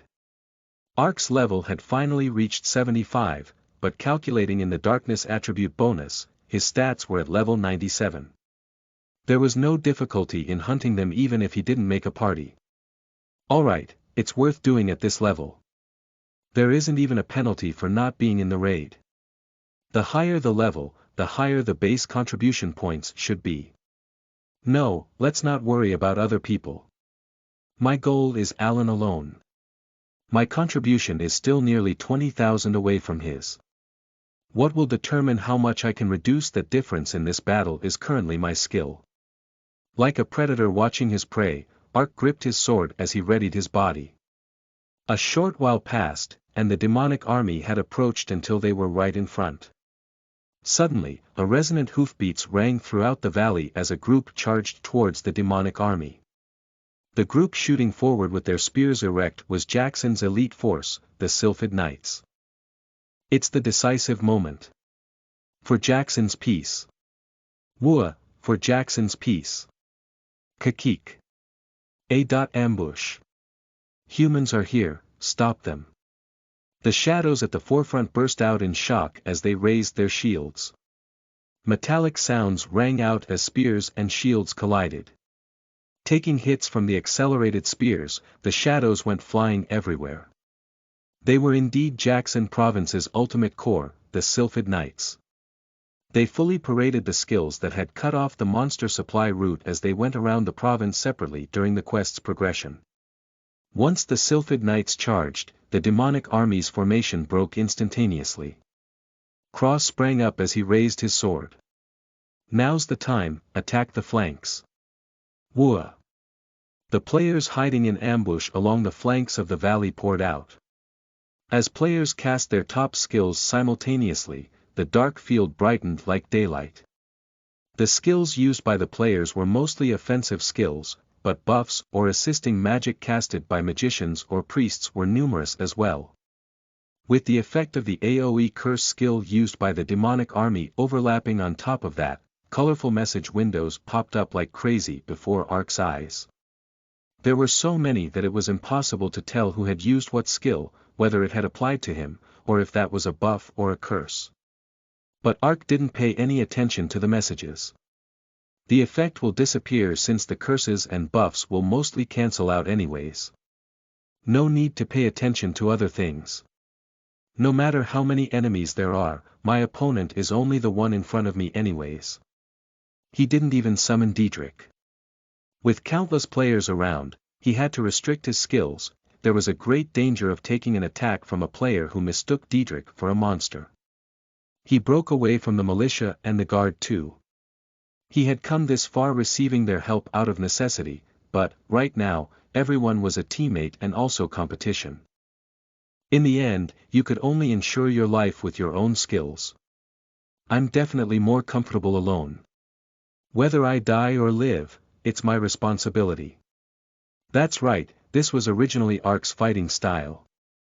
Ark concentrated all his attention on just his sword and the monster before his eyes. Kakik, human. Die. Shut up and die, Dark Blade. Ark narrowed the gap between them in an instant and struck the throat of the charging shadow. Unleashing continuous roundhouse kicks at the staggering shadow, its health fell by 70% as it collapsed limply. When he loosed another dark blade on top of that, the shadow shrieked as it disappeared. I've gotta defeat as many enemies as possible from the start. If a drawn-out war began, only the strong monsters would be left. If the players swarmed in, then, of course, it would become difficult to get points. So he had to secure his contribution by killing even one more monster at the very beginning, even if he had to abuse his mana. Riposte.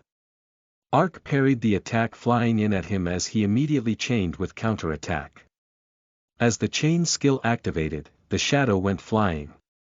Thanks to that, 3 to 4 monsters all fell over. Ark immediately ran at them and swung his sword left and right. Pow, the continuously bursting critical hits. The shadows who were wearing plate armor posed no problem for Arkansas. The weak points revealed by Eyes of the Cat were the joints of the armor, where defense didn't apply. Having reached the peak of accuracy, Ark's sword furrowed into the joints as if being sucked in and dealt critical hits. Wearing the heavy plate armor, the monster's reaction speed was slow. Also, other status abnormalities registered frequently from his kicks. Moreover, the dark blade that occasionally shot out ignored defense altogether. The armor meant nothing to Arkansas. His counter-attacking strengthened as he blocked the attacks rushing in from all directions.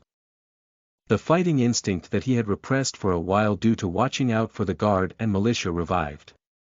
His entire body's senses sharpened as vigor surged forth. So you crawled out to die, human.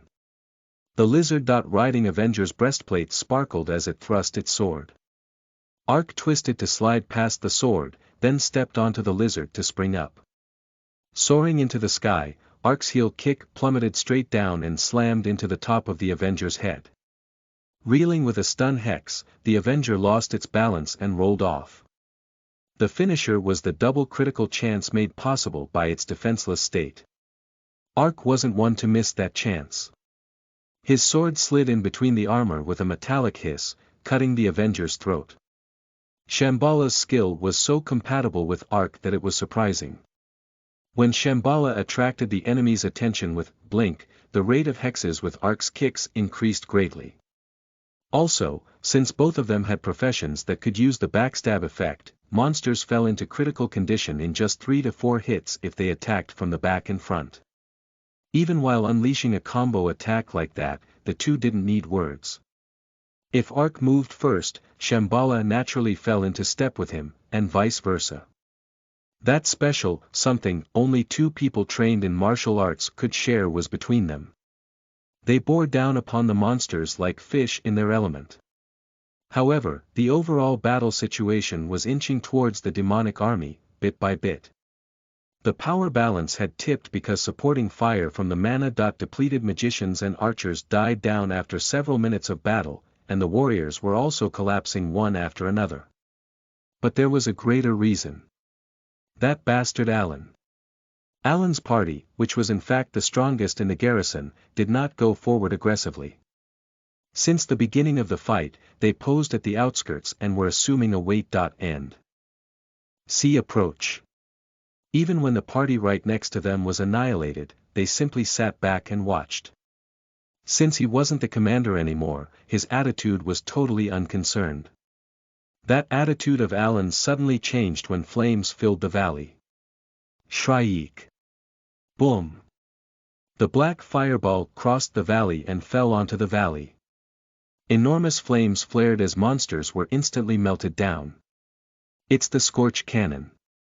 The tiring players burst out in cheers as they turned their heads. The Scorch Cannon stood high on a faraway hill. The Scorch Cannon had positioned itself and was beginning to let loose supporting fire at last. Finishing its recharging, the Scorch Cannon spewed flames again. Every time that happened, the health of the monsters, who were packed in like sardines, plummeted. Allen's party ran into battle right after that. Now's the time, attack. Judgment of the Sacred Earth.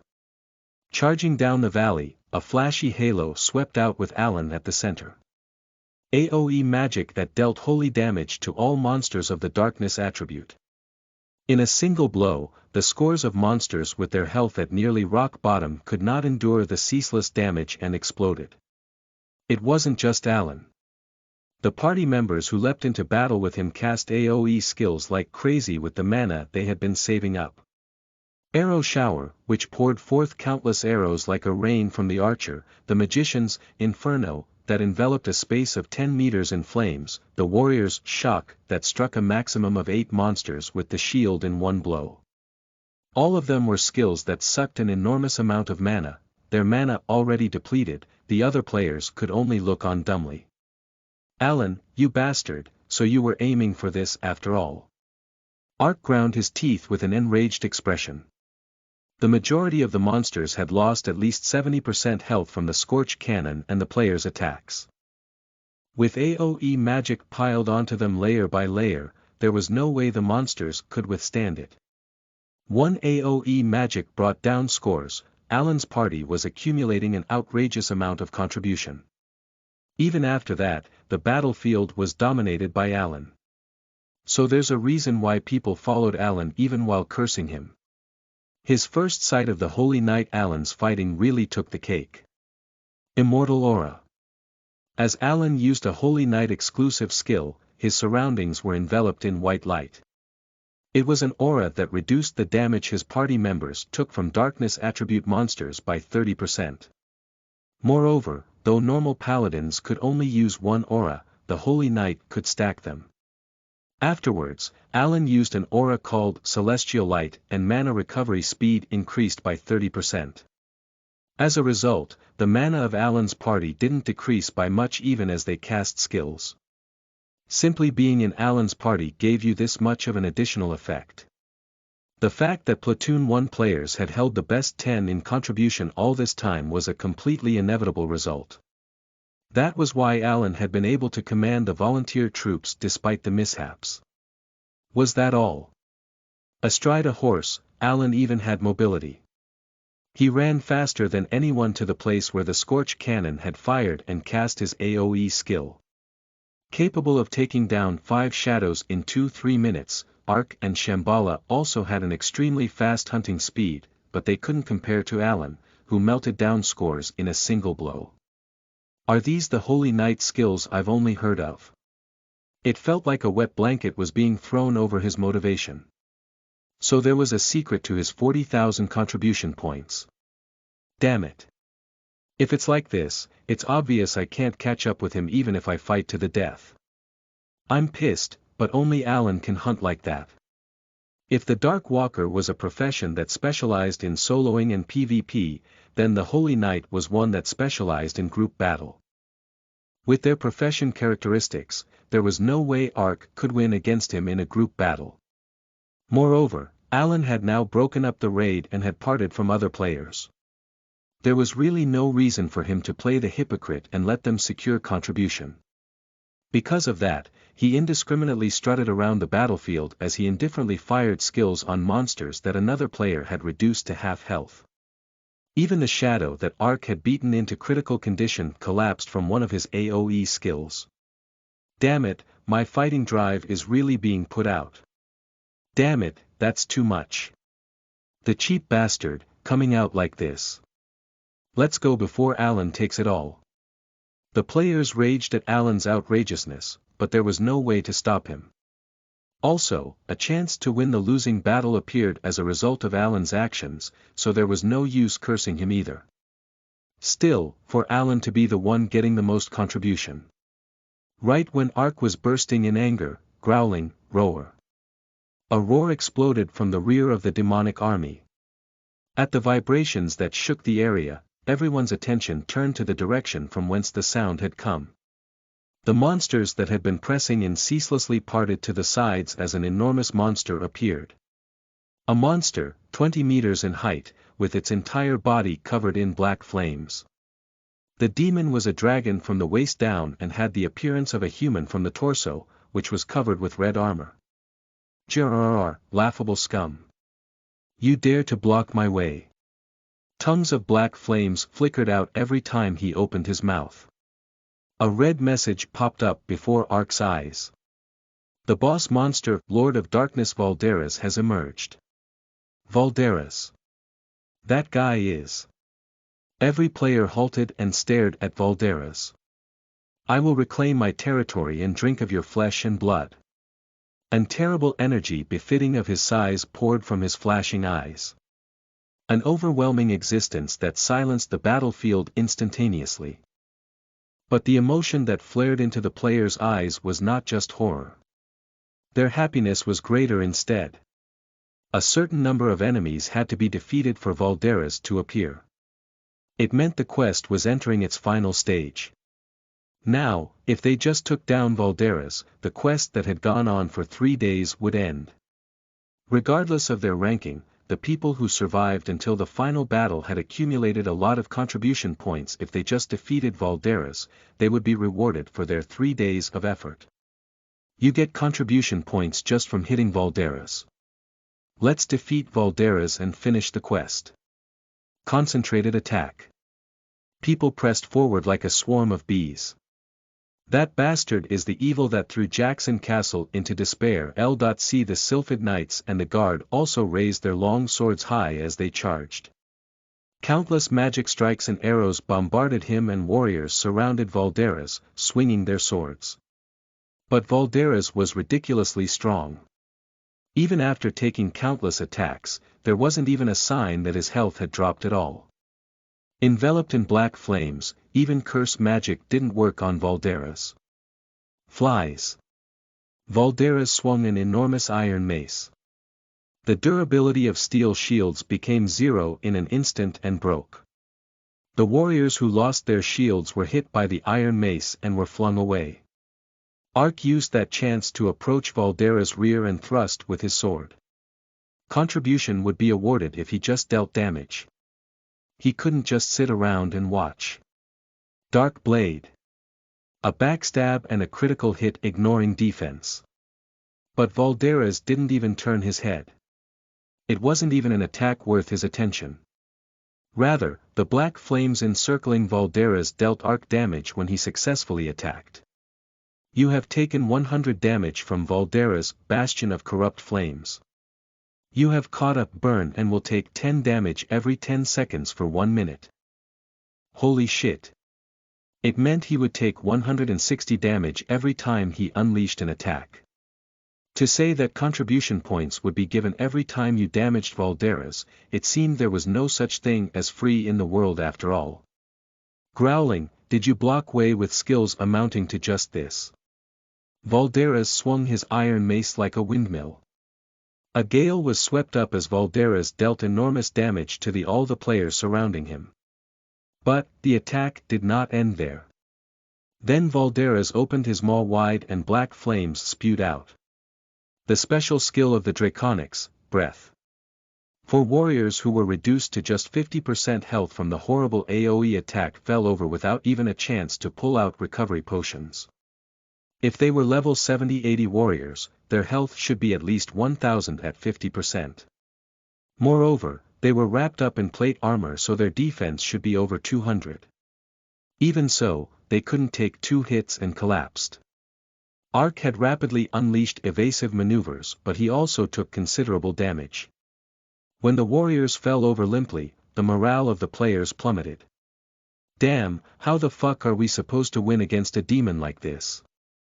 Recovery magic can't even keep up with the damage we're getting while attacking.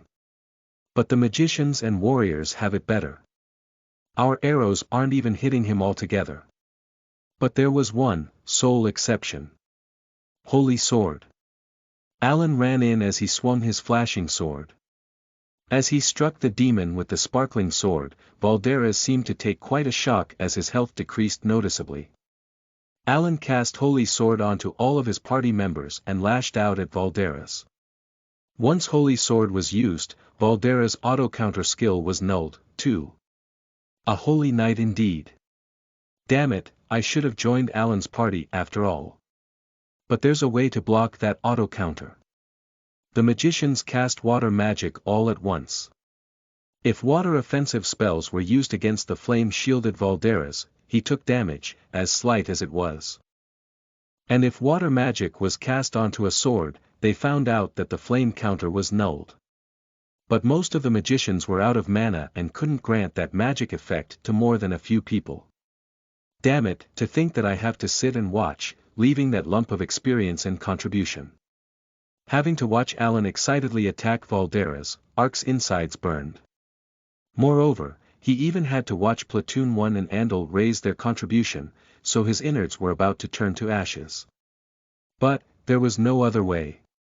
A formation where Alan's party and the few high-level players with the magic effect besieged Valderas and the rest of the players blocked the minions pressing in from their surroundings was naturally formed. Like it or not, they could only help Alan since the quest had to be defeated first. Anyways, there's a chance to win. If we have Alan and the Scorch Cannon, we might even be able to win. After several minutes passed, Valderas's health fell to about 50%. No matter how impressive a boss he was, he couldn't withstand more than 30 players gulping down recovery potions like water as they attacked like crazy.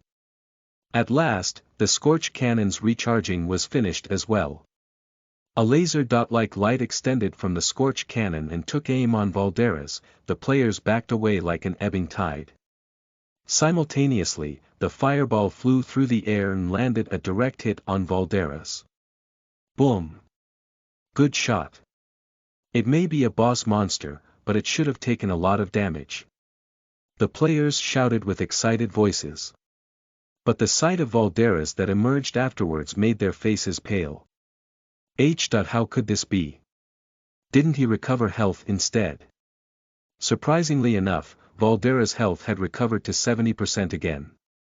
No way, can he even absorb flame damage? They realized too late. The black flames enveloping his body even stronger than before, Valderas smiled faintly. Grr, you rotten humans. Aura of Black Flame. Valderas has used Aura of Black Flame. All monsters within 100 meters of Valderas will receive the Bastion of Black Flame. All the monsters pressing in around them were wrapped in black flames, like Valderas. Damn it, fucking ridiculous. All the monsters have the Bastion of Black Flame. Now we can't even use the Scorch Cannon. Even though it was useless against Valderas, the Scorch Cannon had been protecting the players from the demonic army onward. It was thanks to the Scorch Cannon that Alan's party was able to focus on Valderas. But if all the monsters received the protection of flames, the Scorch Cannon would really be rendered useless. There was no way the players could block the demonic army since they took damage with every attack. Burn in the fires of hell, humans. Flame Rage. Valderas jeered at the shocked people yet again as he used a skill. The entire valley shook as if there was an earthquake as the ground split right open. Then, hundreds of flames surged from the rift and exploded when they collided with players. The flames flying around were the size of tennis balls. They weren't so fast that body motions polished in the heat of battle couldn't avoid them, but it was almost impossible for ordinary players to avoid flames of this speed. There was nothing more to be said about the warriors wearing heavy plate armor. The low-leveled militia group took even more severe damage. Rocco took a hit from the flames right off the bat, and Justice Man was helping another person when he collapsed from a hit to his back. Players at level 80 lost 30% of their health in a single blow. Of course the level 30-40 militia would perish with one hit. There was nothing Ark could do, even as he watched them fall. Damn it, something like this. The defensive formation collapsed in an instant. The demonic army or Valderas were no longer the problem anymore. Retreat, all hands retreat. They heard Cross scream from afar. He had ultimately judged that the damage would only worsen in their current state. But even retreat was already impossible. They had made a circular formation in order to pour concentrated fire onto Valderas and were buried within hundreds of demonic army monsters. As they watched their teammates falling over one by one, the same message popped up before every player. Annihilation and quest failure. No fucking way. There's no way to win with Valderas having 100% resistance to fire. Ark dodged the successive balls of flame as he clenched his teeth.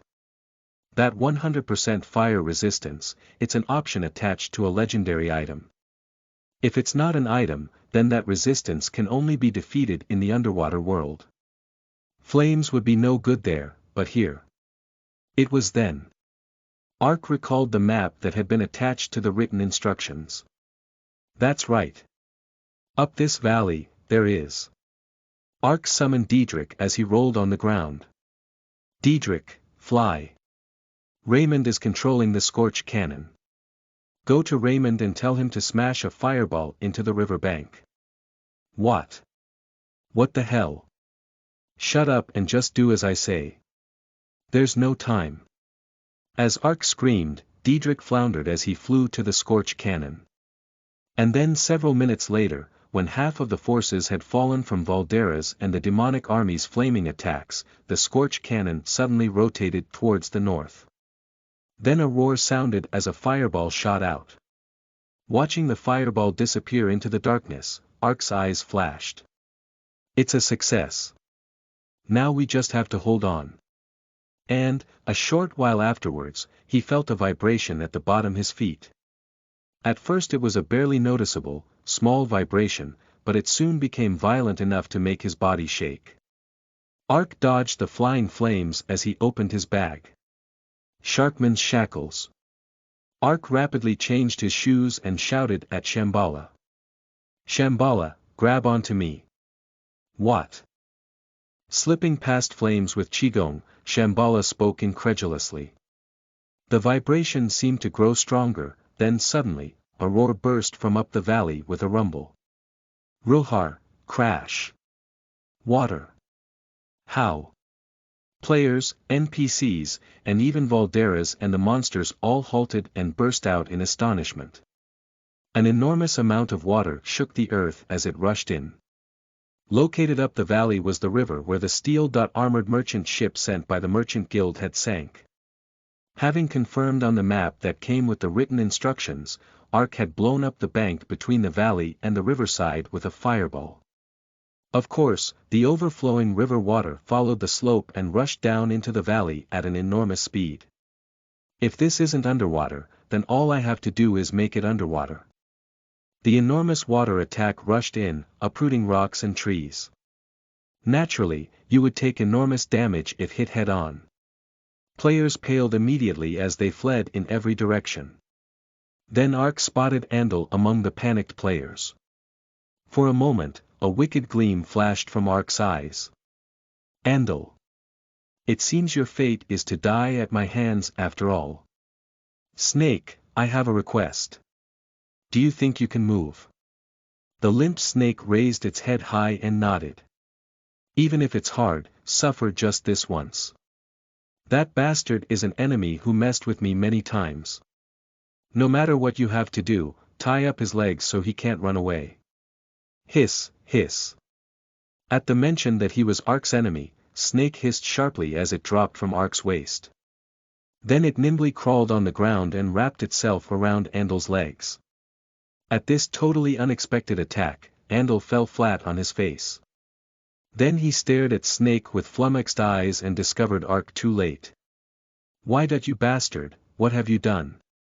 Who's the one who said wait and see? You're gonna try to do something to me with a snake like this? Andal scowled as he raised his sword. Too late. Then as Ark murmured with an evil smile, the torrent filled the valley with a fierce roar. The torrent alone didn't damage the players, but the rocks and trees dragged in with the wave were different. The writhing Andal took a hit to the head from a large boulder and lost 70% of his health. Snake took damage at the same time and was forcefully recalled, but Snake's health was just 50, and thus, Ark only received 25 damage. Arg, damn it.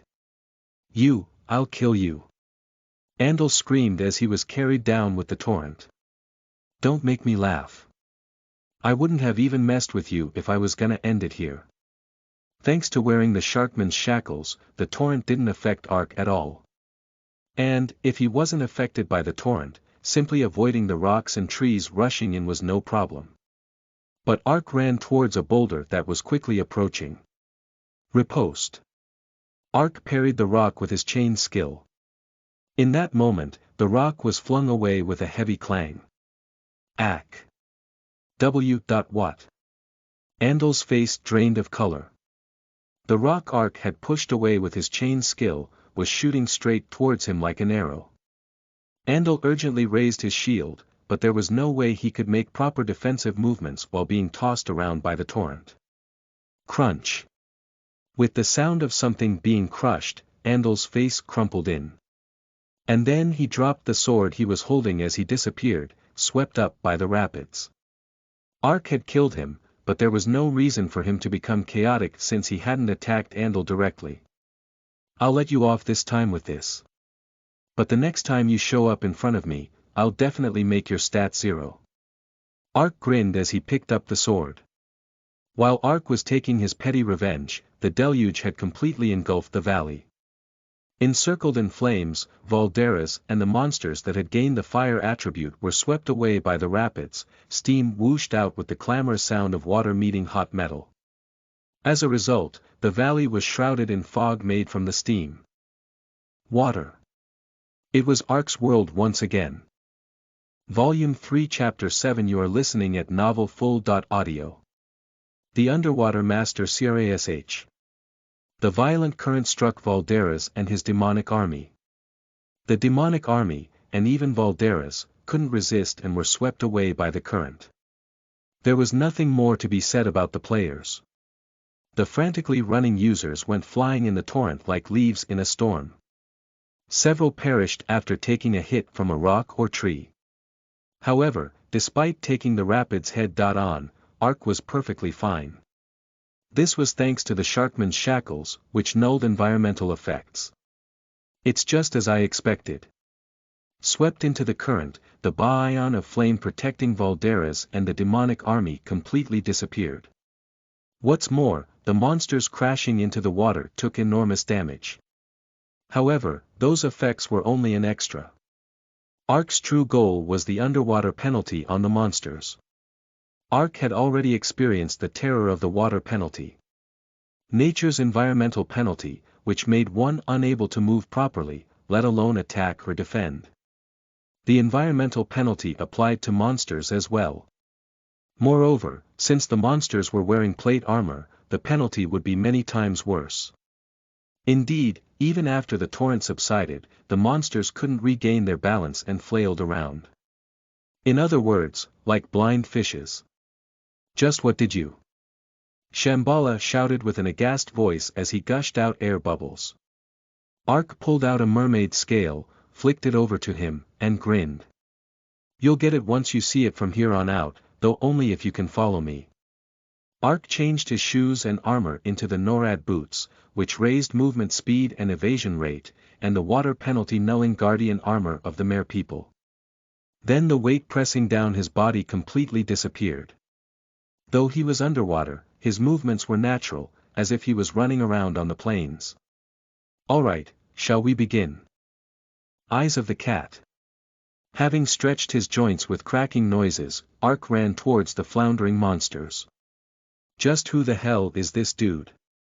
And what's with this scale?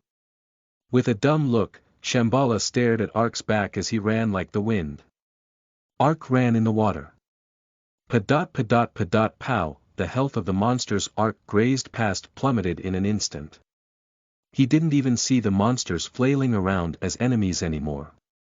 Underwater, level or numbers had no meaning. Though it hadn't been easy to face even just 5 monsters only a short while ago, the situation was different now. Even if he was surrounded by 20 to 30 monsters, he was confident he could clear them away in a minute. Having previously received the Bastion of Flame, the monsters took a huge hit to their health from being submerged. But more than that, what applied most right now was that this place was now underwater. The water penalty was fatal to those who had never experienced it. When Ark had first gone underwater, he had nearly died several times from monsters 10 levels lower than him. But, he overcame all the difficulties and mastered underwater fighting. Was that all? Right now, the guardian armor of the Mer people was nullifying the underwater penalty altogether. To Ark, the likes of the floundering monsters were no different from newborn babes. Ark could only see the shadows, Avengers, and even the Hiptons as experience and contribution. An absolute situation created by the combination of the environmental effect and items. This is my world. Looking around, the surviving players were waging fierce battle with the monsters pressing in. Although it was a fight that would give one sweaty palms in its own way, it was an absolute comedy to Arkansas. A warrior lost their balance while swinging their sword and spun around and around, and a stupid magician thoughtlessly used lighting magic and ended up damaging himself with the sparks. At least the situation for the warriors was a little better. Thanks to their heavy plate armor, they sank to the bottom and were able to get their footing. But the magicians and archers floating in the water ended up taking concentrated attacks from the monsters pressing in from all directions. Whenever he saw a player like that, Ark rushed in, killed the monsters, and then calmly disappeared.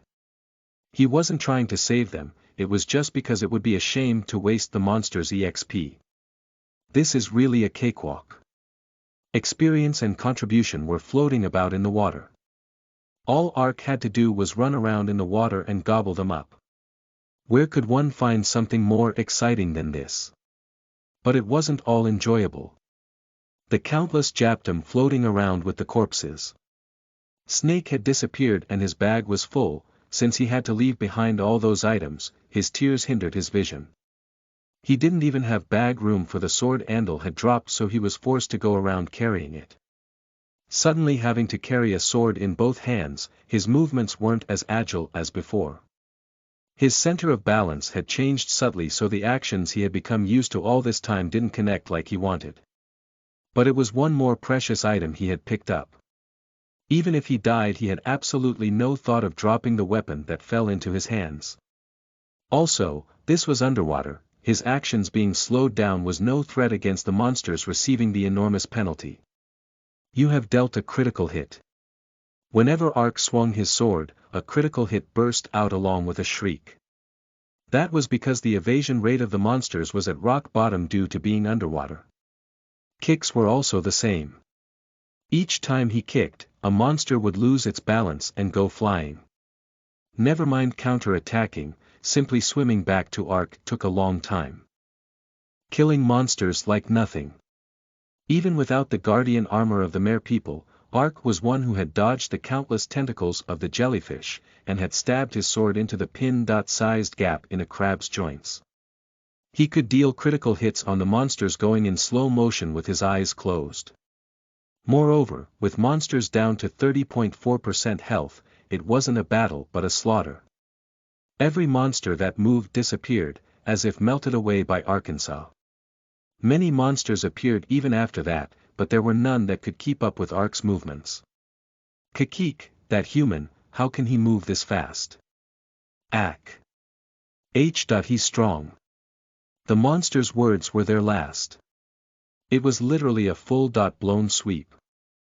I want to clear away all the monsters if I can, but... Ark sighed in regret. The countless EXP and contribution lying around him. Ark could hog it all if he just put his mind to it. Unfortunately, he didn't have enough time for that. Many monsters were already fleeing out of the water. Of course, the surviving players would take down those monsters on their own.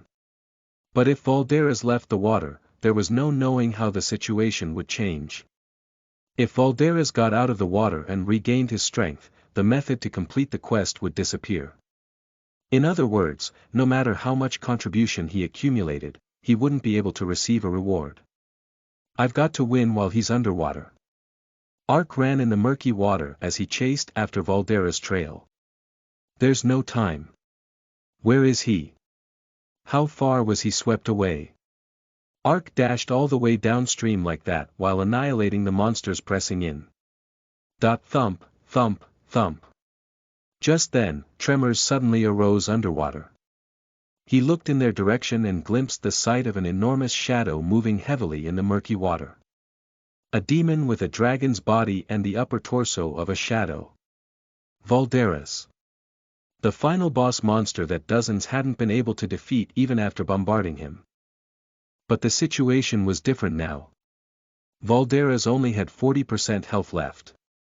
The 70% health had been cut down by 30% after being swept by the torrent. It did seem that the stronger the flame power, more damage it took from water. In addition, unlike the monsters that had been granted the Bastion of Flame for a set period of time, Valderas' attribute was originally fire.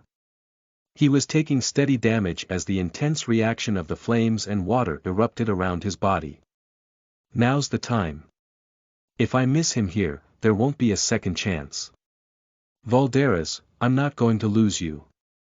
Ark blocked Valderas' way. Valderas spat out a savage cry as he swung his iron mace. Fuck off, human. But the force of the mace was not the same as before. The attack was as slow as a fly coming down to rest, and there were no fearsome black flames. It wasn't hard to evade. But Ark resolved himself to take the damage, parried, and counter-attacked. Riposte. You have dealt a critical hit. As the chain skill burst out, Valderas was knocked back. He had gone out of his way to use riposte in order to push Valderas into a deeper place so he couldn't escape. Originally, riposte could only knock back monsters up to the medium size. Large monsters had weight to them, so the knockback effect activation rate was very low. But this was underwater, so Valderas' size or weight were of no concern when the monster couldn't even gain its center of balance. As expected. This guy is no different from a regular monster now. He was certain of it after one blow. The fire attributed Valderas was extremely weakened. Also, the flame skills that had made Valderas invincible were all sealed. Lastly, with the Bastion of Flame gone, the damage went through properly. He had so much health that even a critical hit only shaved away only 0.1%, but it was huge progress compared to when there had been no effect at all. I can win. I can fight him on my own. After having unsummoned Diedrich, Ark resummoned him again. Diedrich, who had flown to the Scorch Cannon, appeared in front of his nose with a frightened expression. Master. This guy. Isn't he Valderas? Diedrich, don't talk back and attract his attention. Ark ordered as he handed over a mermaid scale. Oohoo, you fat bastard. Playing around with something of your level is no problem if we're underwater. It seemed Diedrich also took the struggling Valderas lightly. Diedrich immediately showed off the underwater skills he had learned in the sea as he started to harass Valderas. The likes of a human would dare to stand against me, a draconian warrior, alone. You haven't grasped the situation yet. I'm the one who threw you underwater. Why do you think I did that? What? You stupid lizard, it's because you're no match for me here. Why don't you dare to insult me? Valderas shrieked in rage as he went crazy. But the more he did so, the further he fell into Ark's pace. Even if he didn't use Eyes of the Cat, he could see numerous weak points in a glance. Ark's sword didn't go off by even a hair's breadth and accurately thrust into the weak points. Boom! Even against a boss monster, he dealt critical hits at a rate of 70%. Ark, who didn't receive underwater penalty, could also kick without any problems. When Valderas wavered even a little, he let loose a barrage of kicks. Beaten like crazy with his health being shaved away, even Valderas seemed to start to feel a little fear. He used all his strength to try and get out of the water by swinging his iron mace. But the fight became even easier as Valderas panicked and swung the mace around. Ark rammed all the mace strikes with riposte and Valderas was actually pushed into a deeper place. Arg, this bastard. Valderas' health began to hit the ground under the shallow attacks of the critical hits, counter-attacks, and kicks. However, it wasn't as if Ark didn't take any damage. Although he didn't have to worry about the Bastion of Flame, the monsters in the area gathered to protect the boss. Though they were just weak monsters taking the underwater penalty, it was impossible to dodge all the attacks pouring in from dozens of monsters. Even worse, he had to keep using riposte in order to keep Valderas from escaping, so he had to take some damage. Also, even if he successfully dodged, it didn't completely nullify the damage. 90% of the damage was reduced with a perfect dodge, so if he dodged 10 attacks, it was the same as getting hit once. The damage was even greater if he defended with parry. When Ark blocked Valderas' attack with a parry in order to use riposte, he lost 200 health in an instant. However, I can control parry. I can just use it appropriately while checking my health. Also, the Shadow's attacks won't be a problem if I occasionally take care of them as I drink recovery potions. He had diligently saved up the recovery potions he'd gotten at the start of the event quest and the potions he'd picked up while doing the quest. He had a whopping 7 intermediate recovery potions which recovered 300 health each.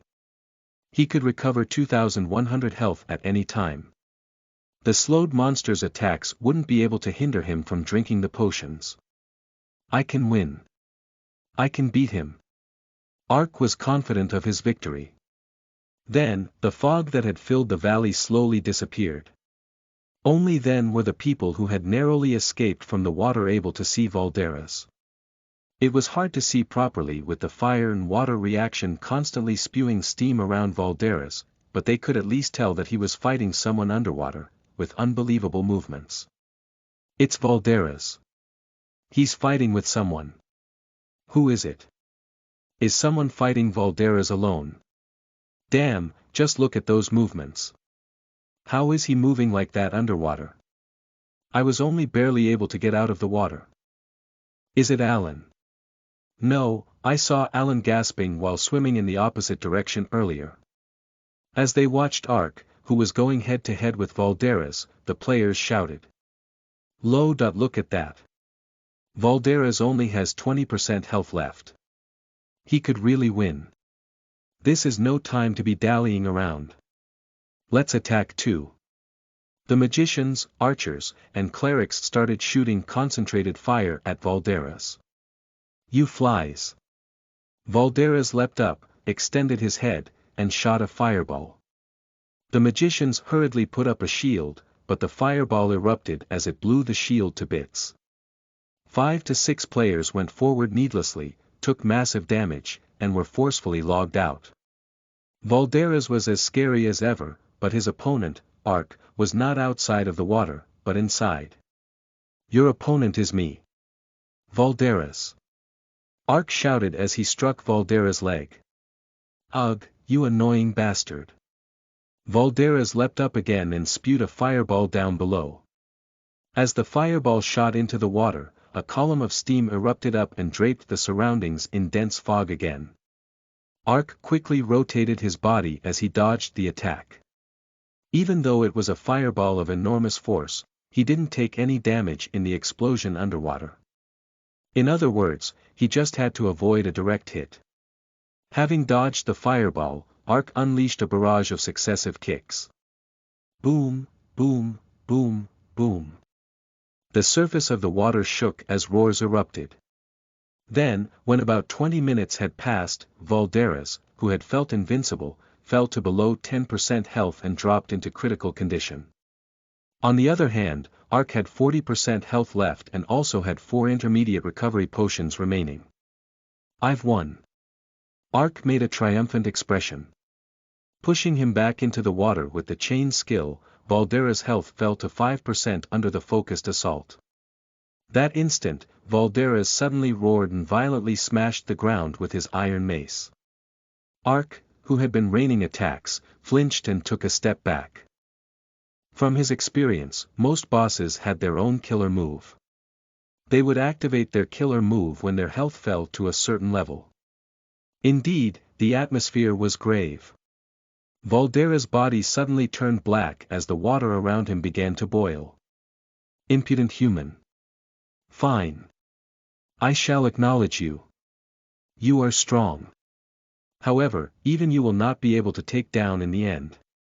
By my honor, I swear by the name of Slaughter that I will drag you and all the humans here down to hell with me. Ra, power of destruction.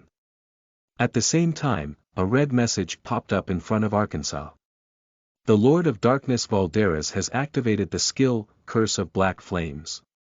Curse of Flames.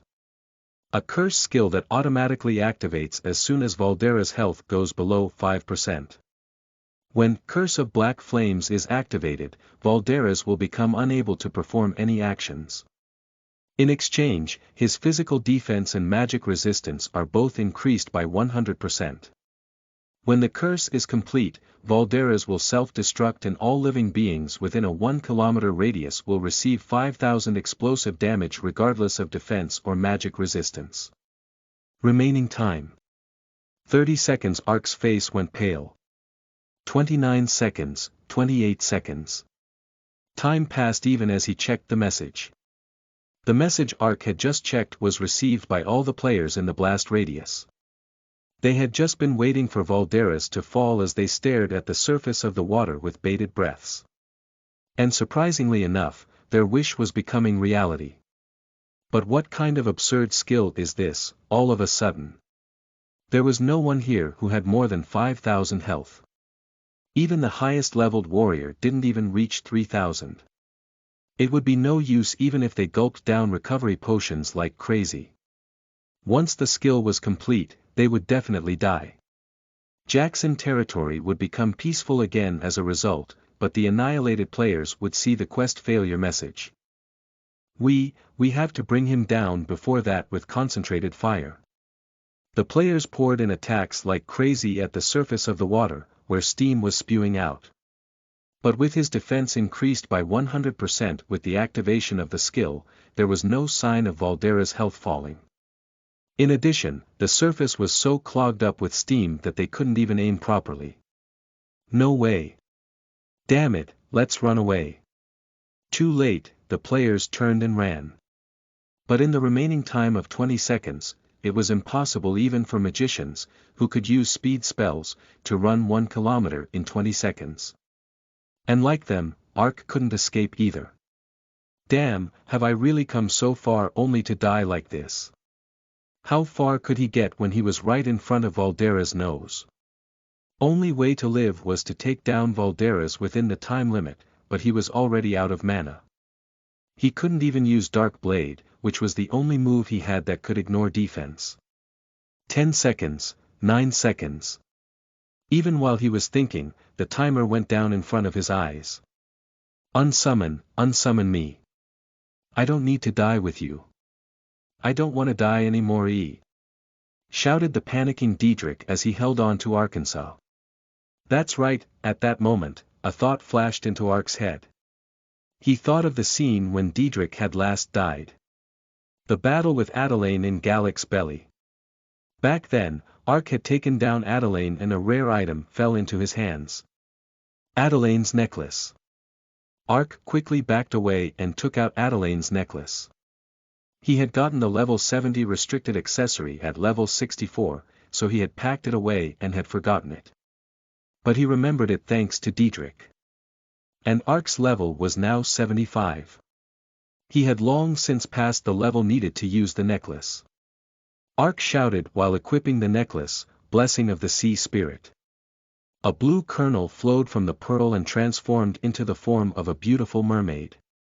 It was the lover of hero Mabon, who had been purified by Ark, the former queen of the Mare people, Adelaine.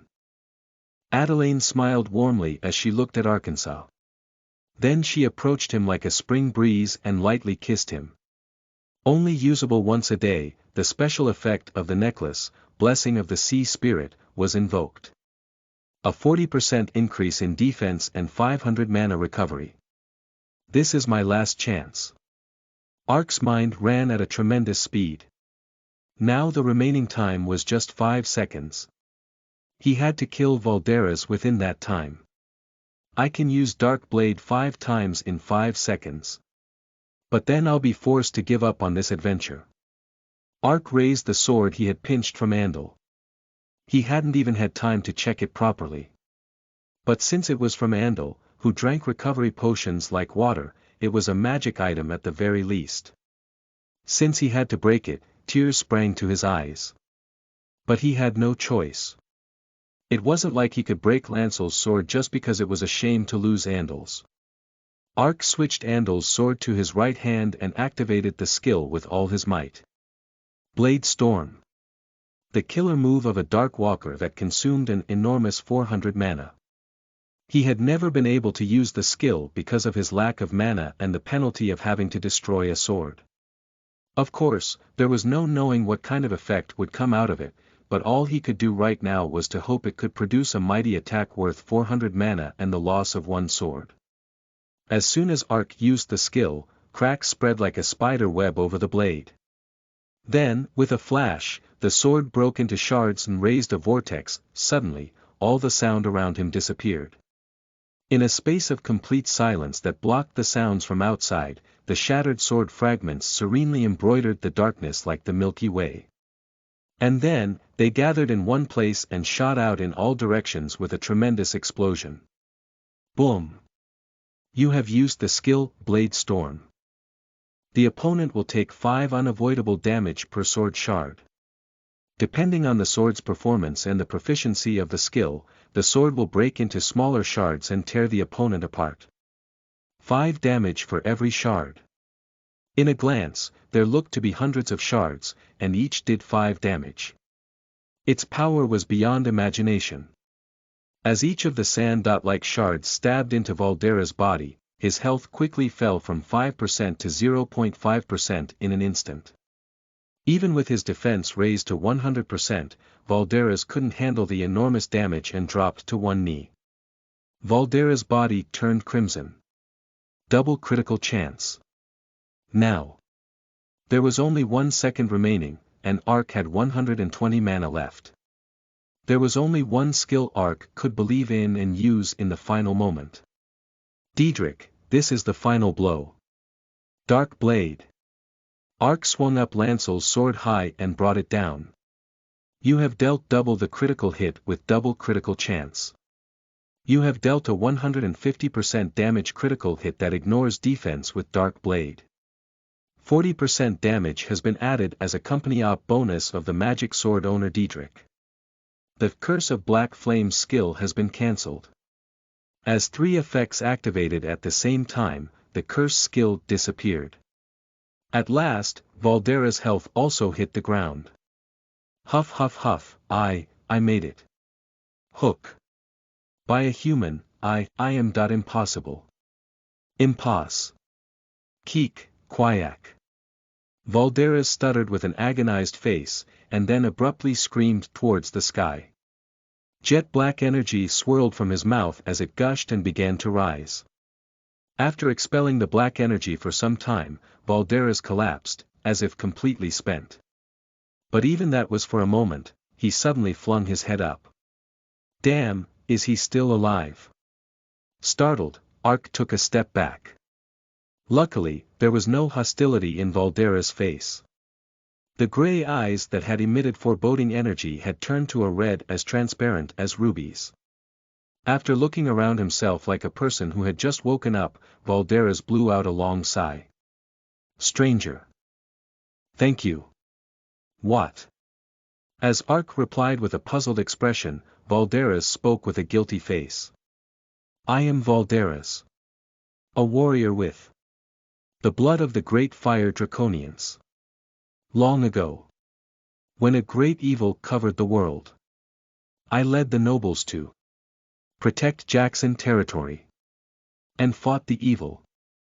But the evil was stronger than I expected. I was drawn by the darkness seduction. And walked the path of corruption. And met a dishonorable death at the hands of warriors. You died. Yes. I died. Even after dying once in the past.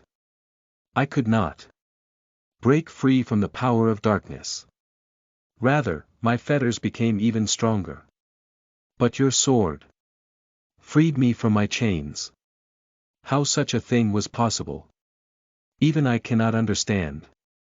But I am truly thankful.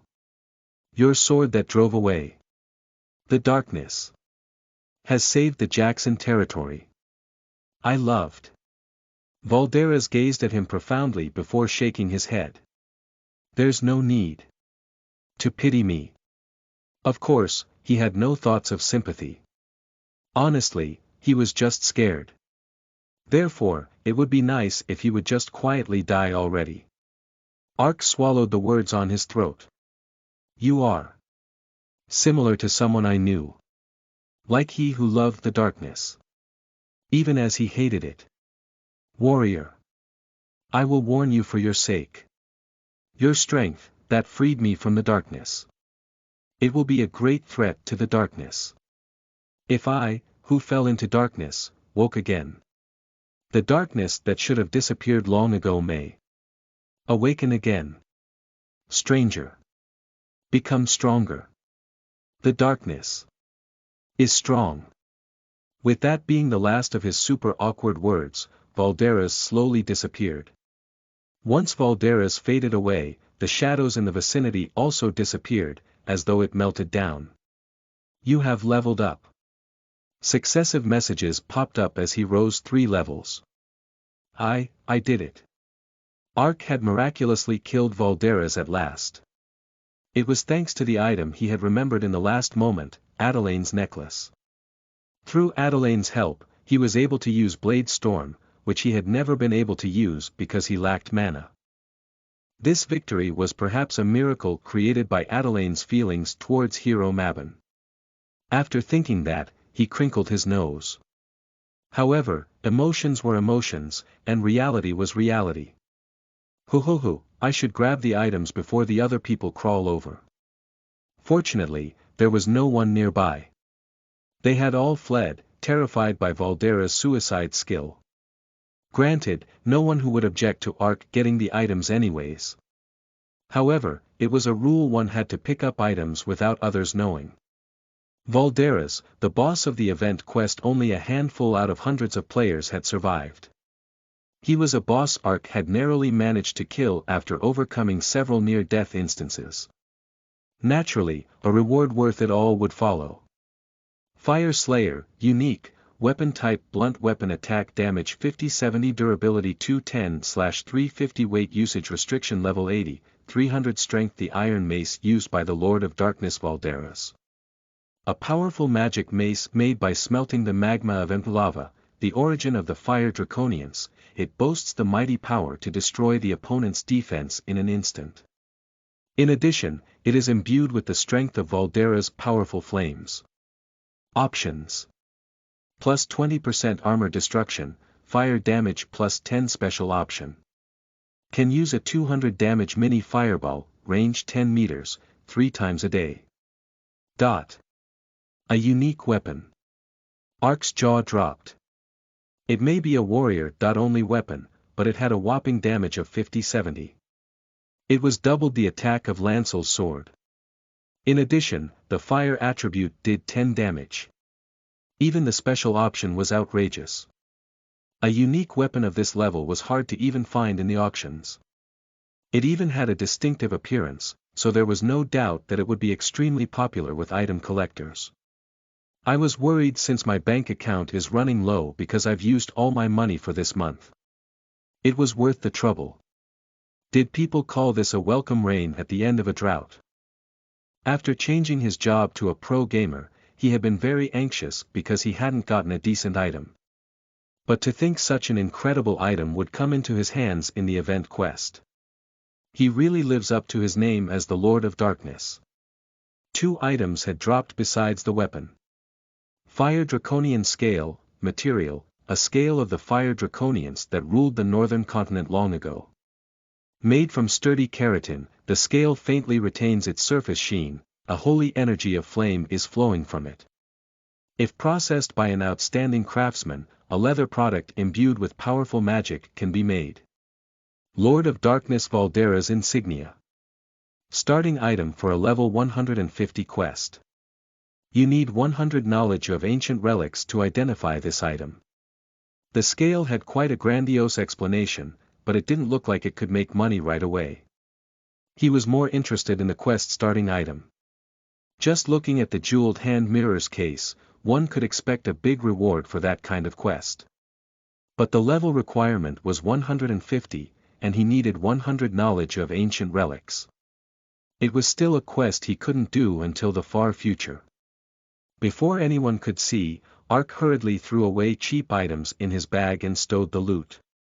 Just then, a ray of sunlight suddenly shone from above the surface. Lifting his head, he saw the dark fog that had covered Jackson gradually fading, revealing the blue sky. Only after staring up at the brightening sky through the water was Ark able to realize the quest was over. Indeed, the quest was updated with a sound effect after waters. Hero Assembly. The sub.quest Stop Valdera's Advance has been completed. Through the efforts of warriors who gathered from various places, the Lord of Darkness Valderas was defeated. The dark fog covering Jackson territory has also disappeared, the time of terror is now over. The warriors who survived to the very end and saved Jackson will be granted great honor and fame. In addition, they will receive a reward if they take their badge to the Gyron Magic Institute. You have made a chief contribution in defeating Valderas. Additional reward. Plus 20,000 contribution points. Plus 200 fame. All missions have succeeded. Hero Assembly, Event Quest, has been completed. With the completion of the main quest, all contribution points have been added up and the final ranking has been decided. Ark is currently in tie for first place with 50,830 contribution points. First place. Ark's eyes became as big as plates at the unbelievable message. When he received the final quest, Alan had twice as much contribution than Arkansas. And in the last battle, Alan had monopolized an enormous amount of contribution points with his AoE magic. Because of that, Ark had just about given up, but thanks to the contribution he earned in the ensuing underwater battle and by killing Valderas, he had caught up to Alan in the end. He couldn't check the name of the other person who had tied for first place with him, but it was undoubtedly Alan. Still, to tie for first place. He didn't like that he had to share first place with Alan. He would have been able to overtake Alan if he had just killed one more monster before fighting Valderas. When he thought about it, it was such a shame. Still, he was first anyway. Thinking about what reward he would get from the Magic Institute made his heart race already. Then, another message popped up.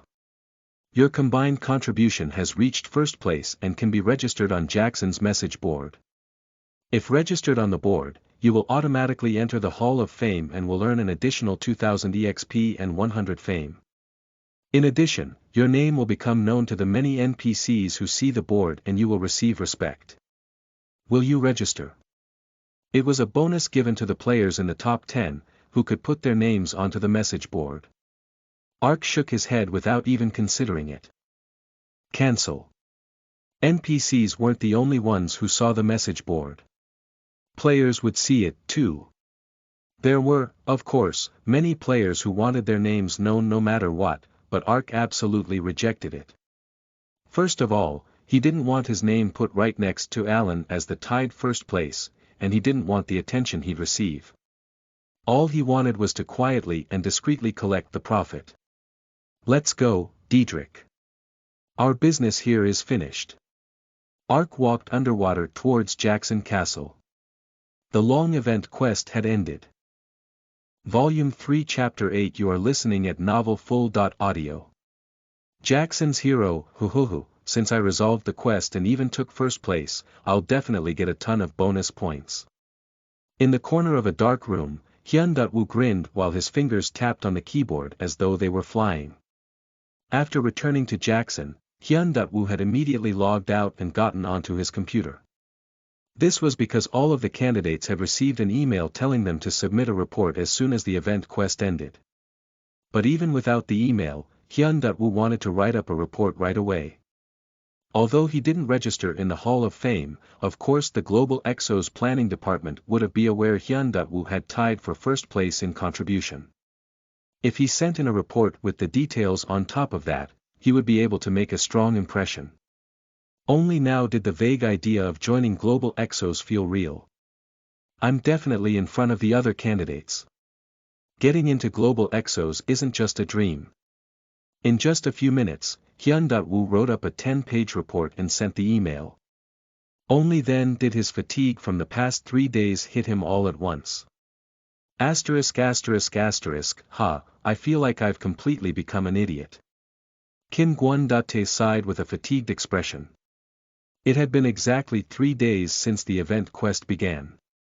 Though the same was probably also true for the players who had participated in the quest, he had needed to stay up all night battling with a computer during that time, in order to find out system information related to the quest. But his efforts were completely in vain. Surprisingly, whenever the situation changed as the quest proceeded, the related information was locked down anew. This is really a monster. Even if it could and did exist within the realm of common sense, it was something that couldn't be. Despite being a regionally restricted quest, the participants numbered in the hundreds. As a result, there were thousands, tens of thousands, of possible variables. For a single computer to be checking all those simultaneously arising variables and automatically renewing the locks on them.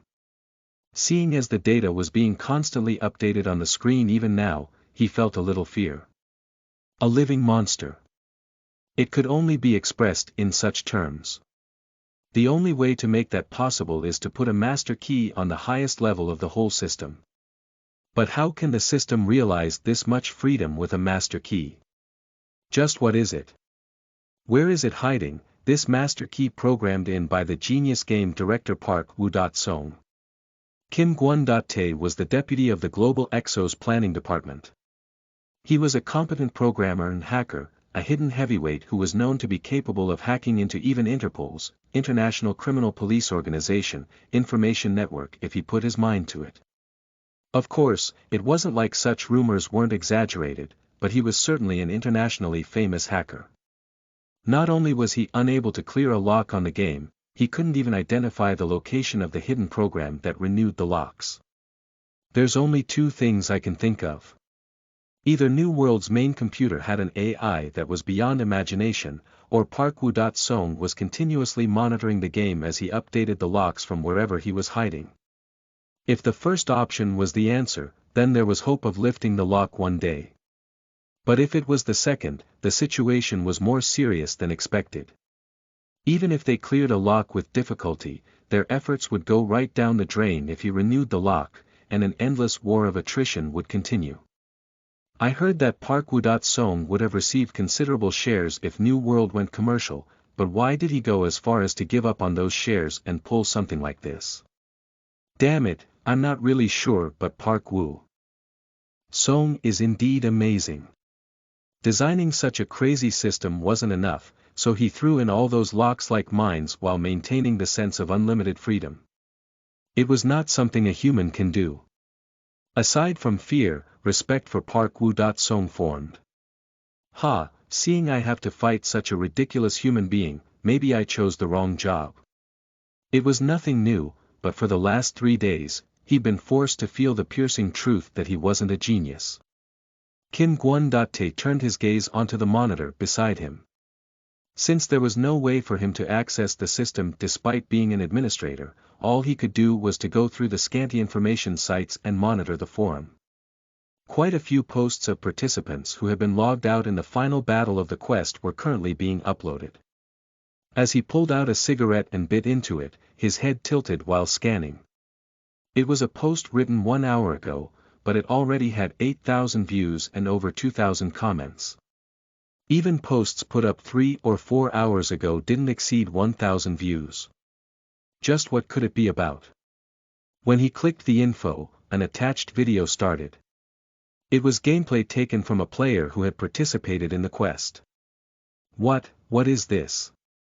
Staring blankly at the screen, the cigarette fell from Kim Gwon-tae's lips. The video showed about 3 minutes of an unknown player fighting the boss monster. Visibility was poor due to the fog, but there was someone moving quickly within the murky water. Most of the players were busy struggling to escape, but he was actually pushing back the enemy and fighting fiercely in single combat. He dodged the outrageously swinging iron mace by a hair's breadth. The scene of him counter-attacking and pushing the boss back with continuous attacks was the real highlight. With his occasional flashy kicks, it was enough to make someone think they were watching a martial arts movie. The duration was 3 minutes, it wasn't long, but it had the energy to overwhelm the viewer. I saw a player solo the 130+ level boss that 50 players couldn't beat together. Because he was in the muddy water and was out of range of the detect scroll, I couldn't check his name or level. I was unable to watch to the end because I was logged out in the middle of it, but it was amazing. I really want to know who it was. There was a tremendous number of comments on the poster's thread. If he could fight a 130+ level boss on his own, just what is his level? Where do you learn the kicking skill? I have never seen someone move like this underwater. Could it be an NPC for balance? Is this maybe a fake? It feels like a fake. But if it's amazing, if it's real. It's me. I defeated the boss monster. You hahahaha.to the person who commented above, as if. Shut up, wash your feet, and go to bed. Overall, the reaction was that it was unbelievable. Kim Gwon.tae had a hard time believing it too. That it was a player with a character in New World. He knew, at least, that it was hard to move underwater.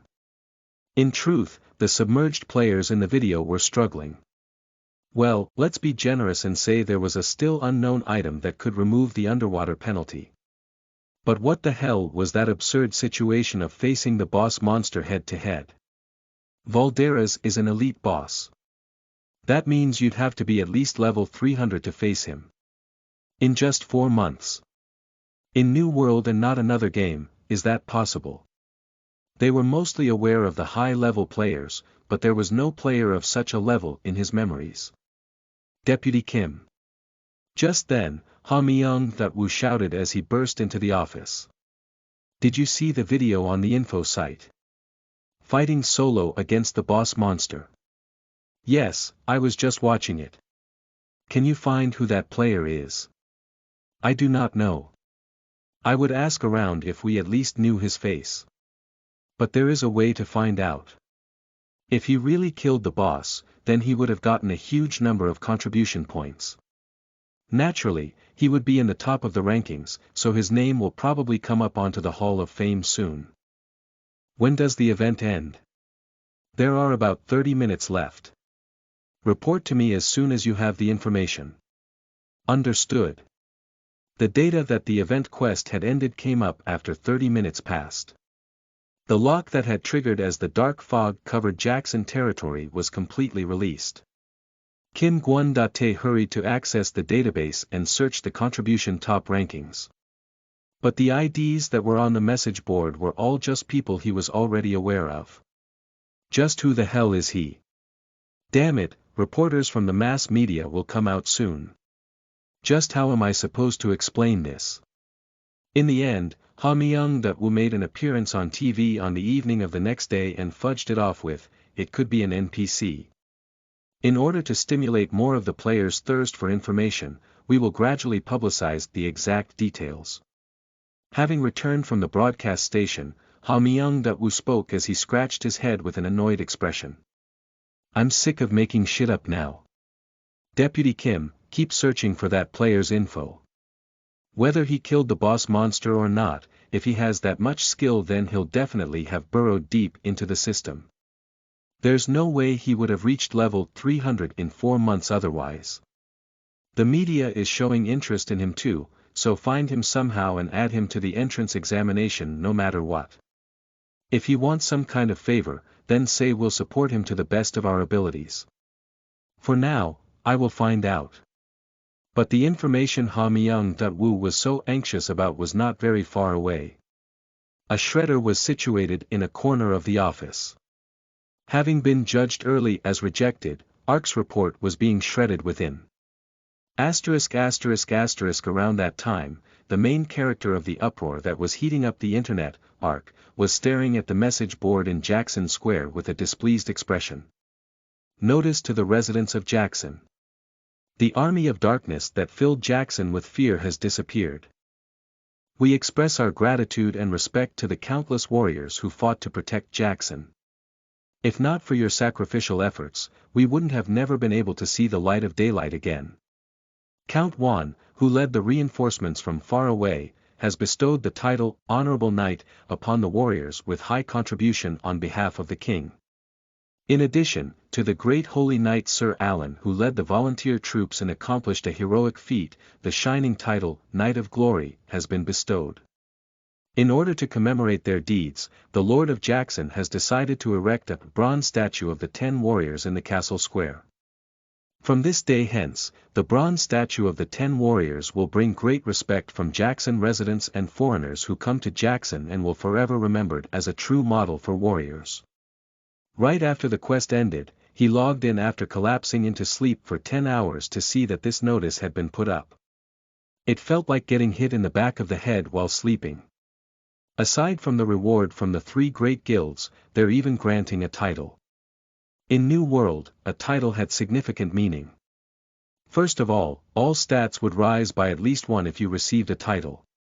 Moreover, you sometimes gained a new skill or ability, and it could even serve as a chance to earn a top title. When Ark received the titles Cat Knight and Caretaker of All, the raised stats, skills, and additional abilities created a tremendous additional effect. But Ark's name was not included in the list of the 10 warriors written on the notice. That was because he refused to register on the message board. Even if he didn't register his contribution ranking, he received his proper reward from the Magic Institute. He had just been preoccupied by the message that had come up with the contribution ranking, but if he had known then that a title would be granted, the situation may have changed. He didn't like drawing player interest, but he would have put up with it if it was for a title. Actually, not getting a title was fine. That other people had received it didn't sour his stomach too much either. The thing that really twisted his guts was that Alan had taken first place independently with Ark's registration refusal and had received the Knight of Glory title. Thanks to that, Alan recovered his fallen fame and established footing on growing faster. It really couldn't be anything but an extremely frustrating situation. However, Ark then shook his head. Let's stop. It's already in the past. And there's no need for me to obsess too much about profits right in front of me. No matter what Alan gained, it's fine if I play the game my way and catch up to him.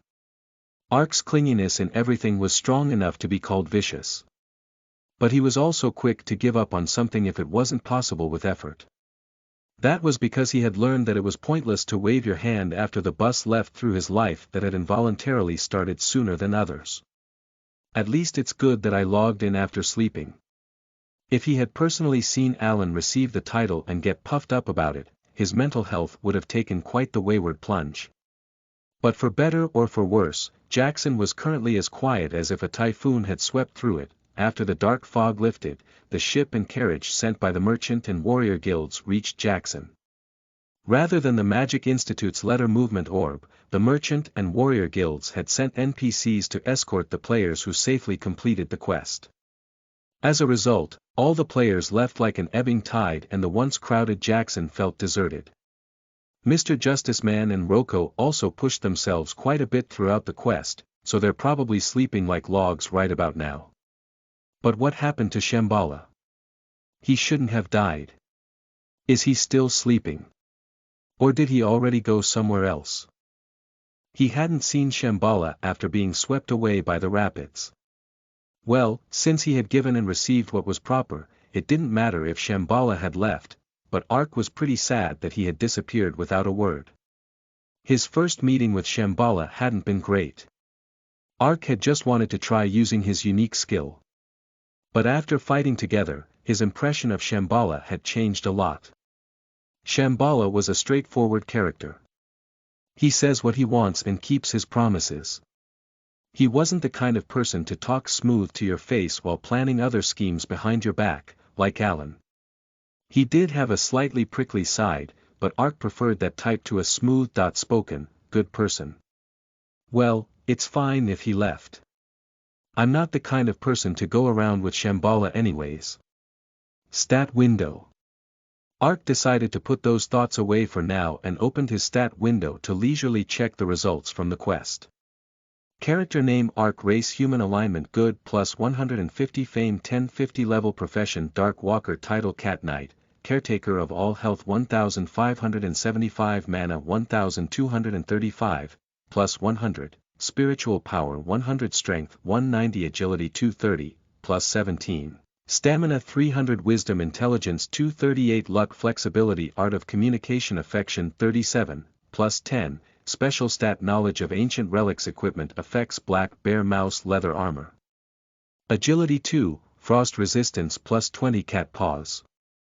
Attack speed plus 10%, agility plus 15, critical hit rate plus 10% crystal golem's head. Mana plus 100 Norad boots. Movement speed plus 10%, evasion plus 5% Adelaine's necklace. Defense plus 40, affection plus 10 resurrecting spirit.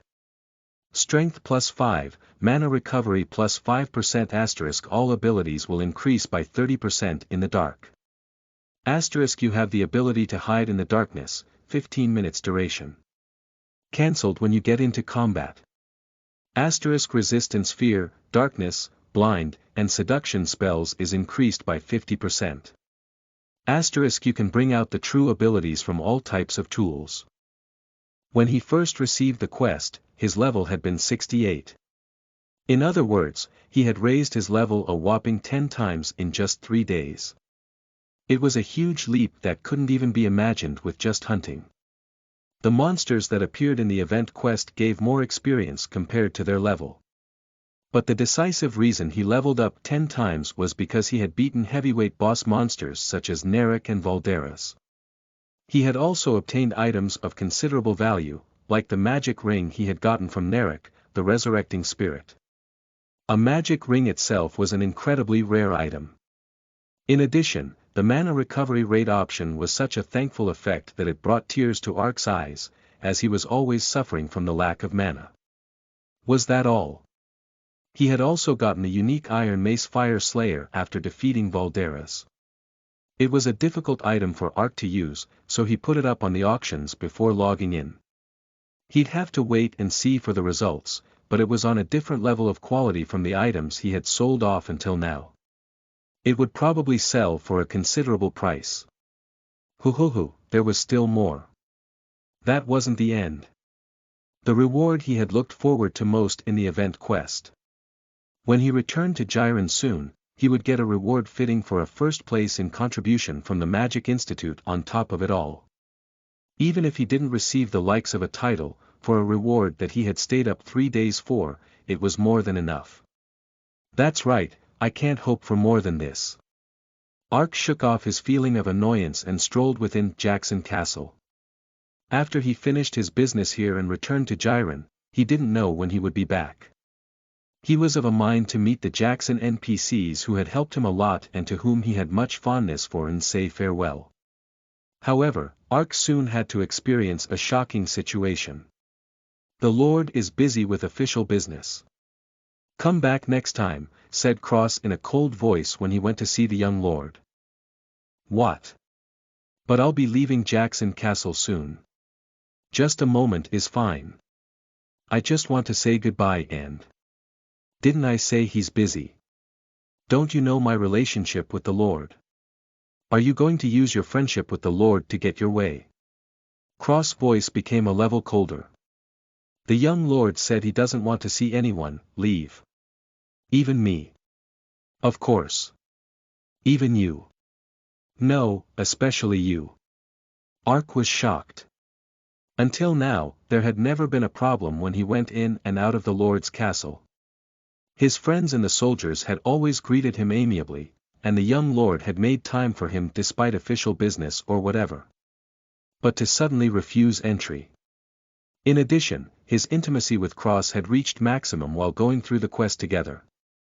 But he had suddenly changed and was treating Ark like a person he was seeing for the first time. Did something happen again?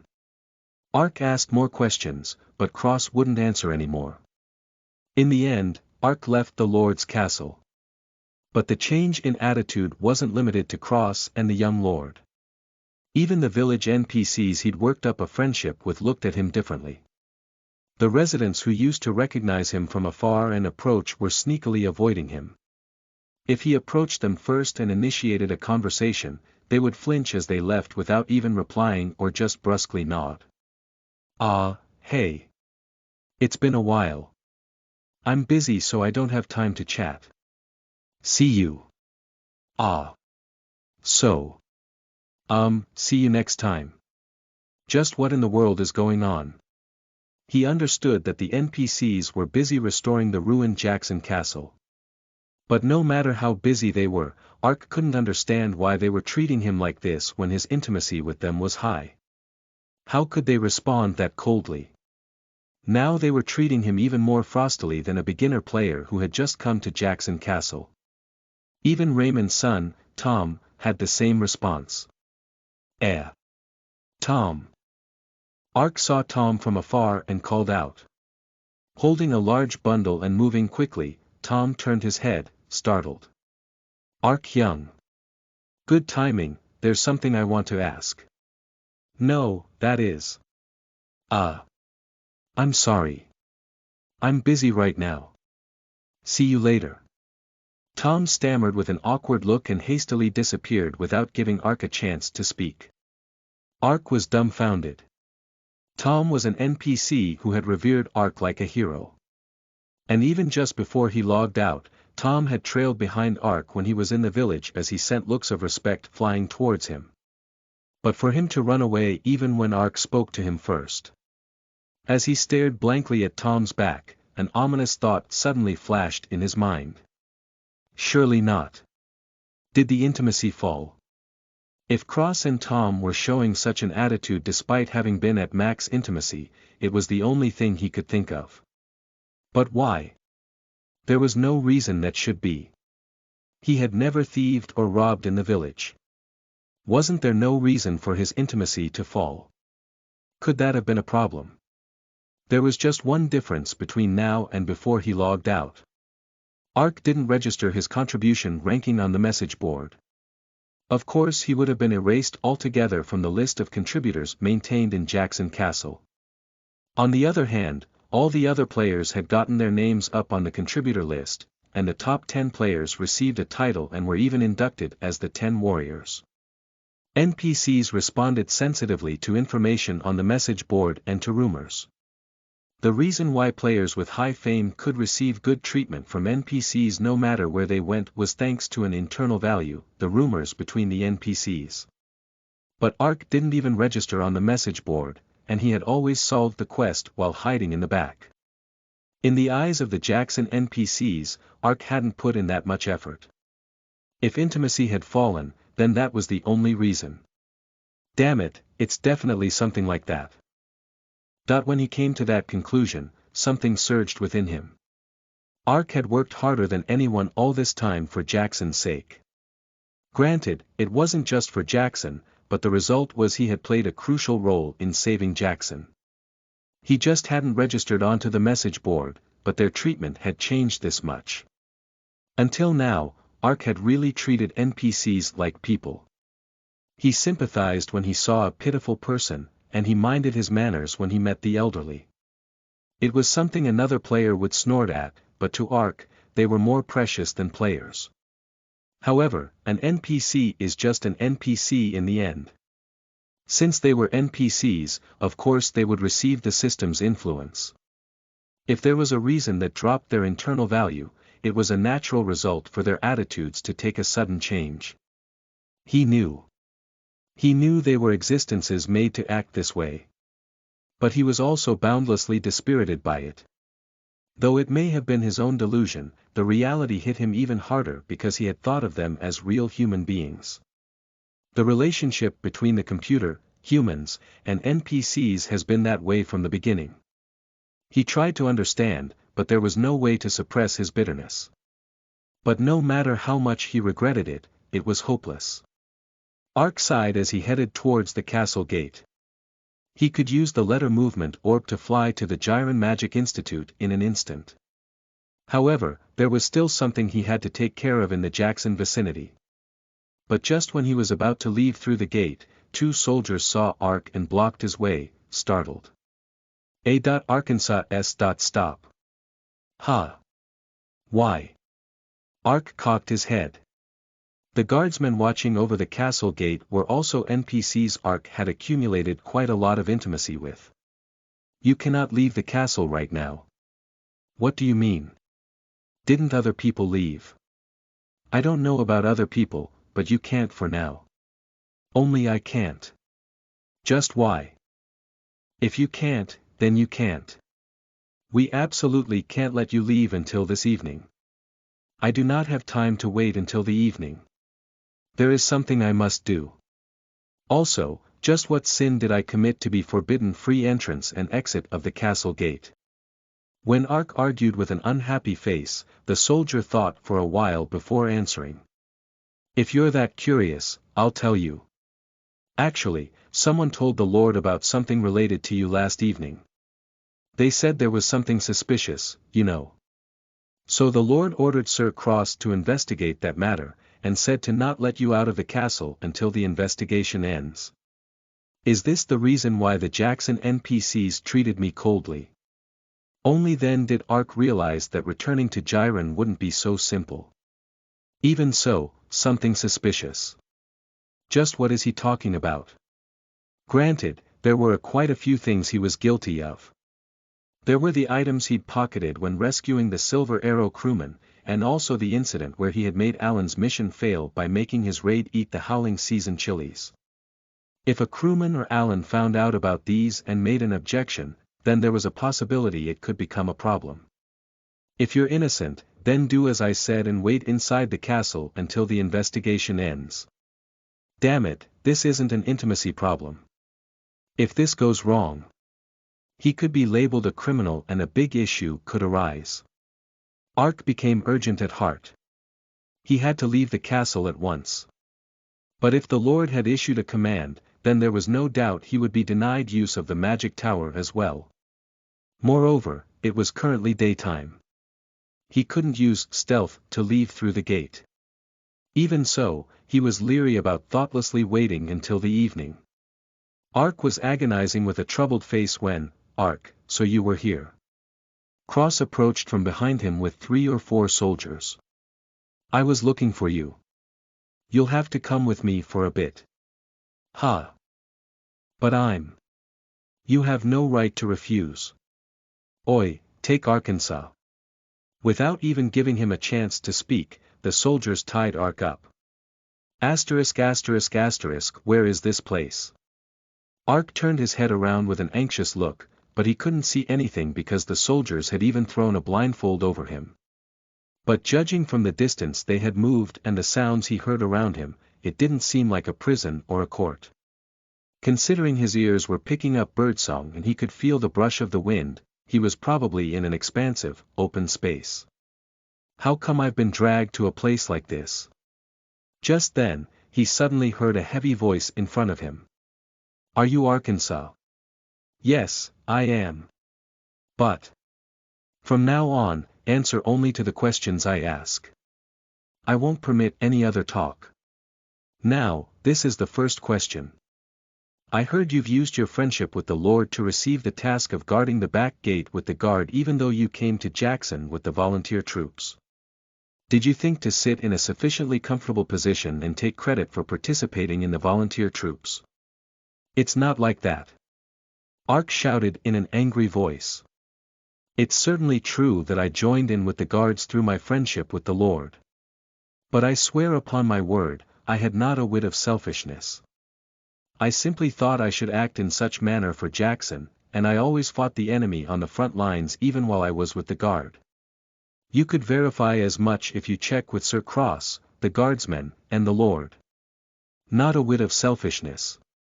Then just why did you go so far as to put your life on the line and fight? I came to help Jackson Castle simply because of a sense of duty. Sense of duty. A foreigner like you. Yes, this place is very special to me.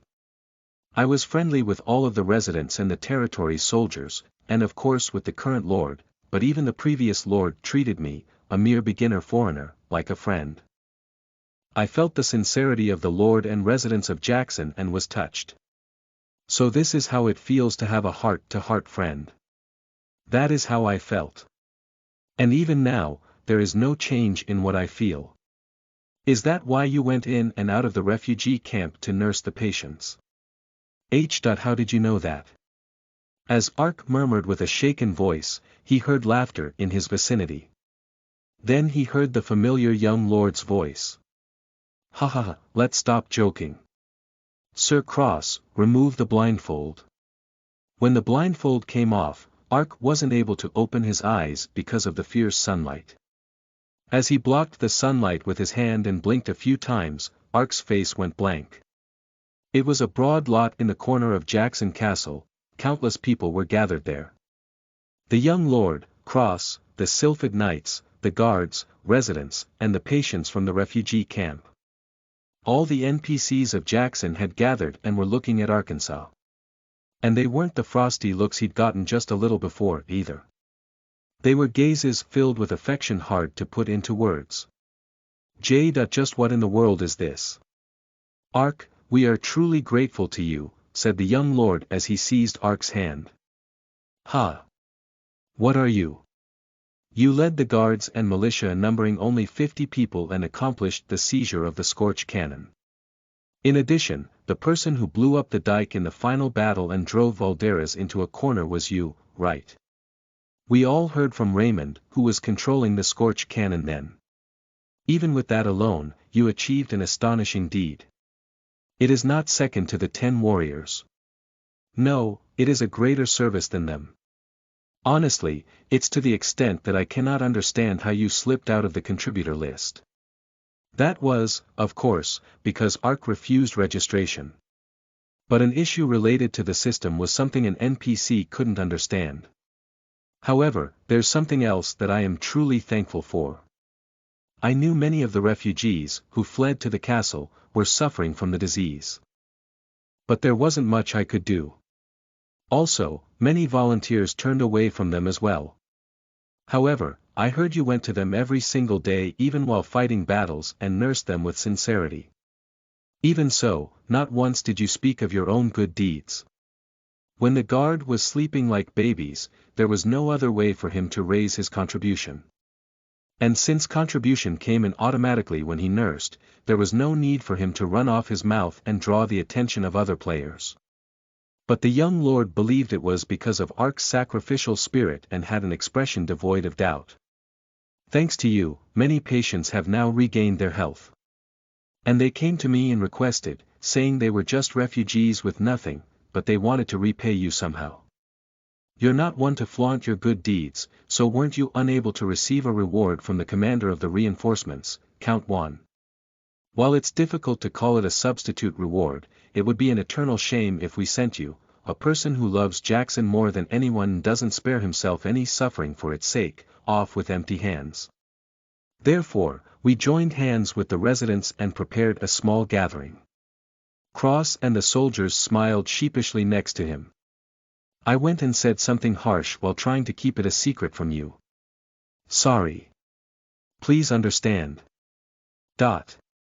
Ark glanced around him with a dumb look. Jackson NPCs were gazing at him with eyes filled to the brim with affection.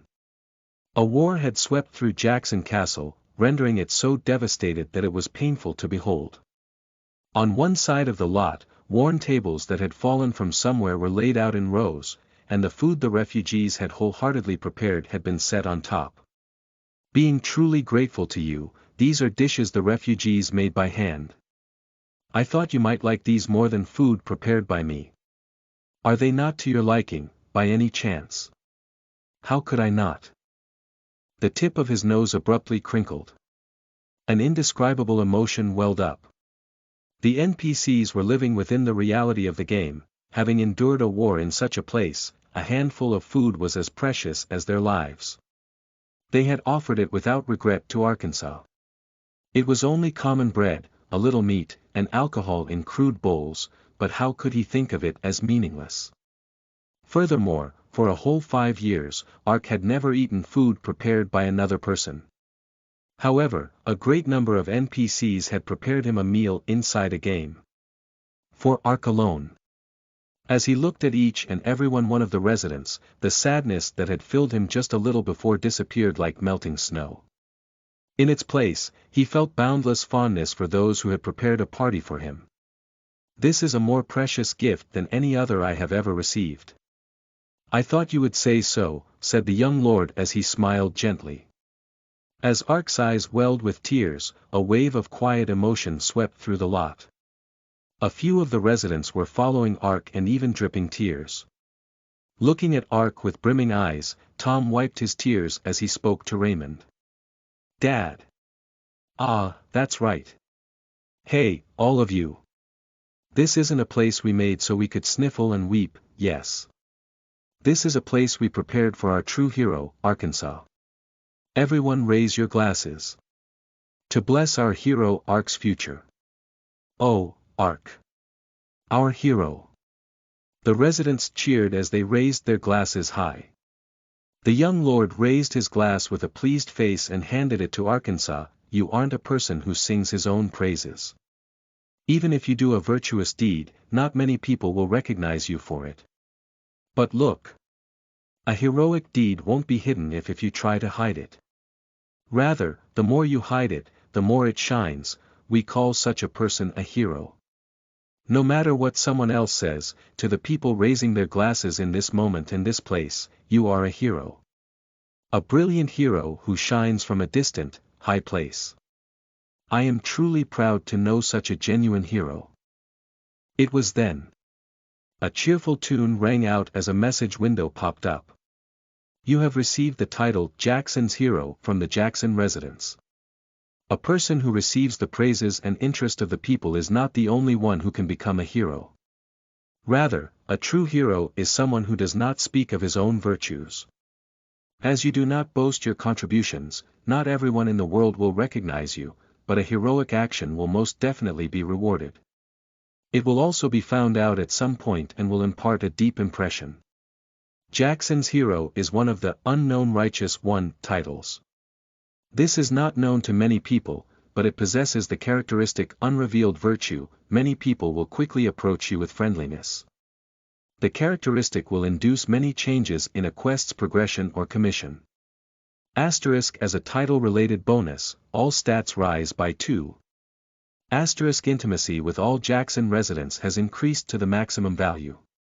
Asterisk fame increased by 50. Asterisk as an influence of unrevealed virtue, there will be a 30% penalty to fame in all quest rewards from henceforth.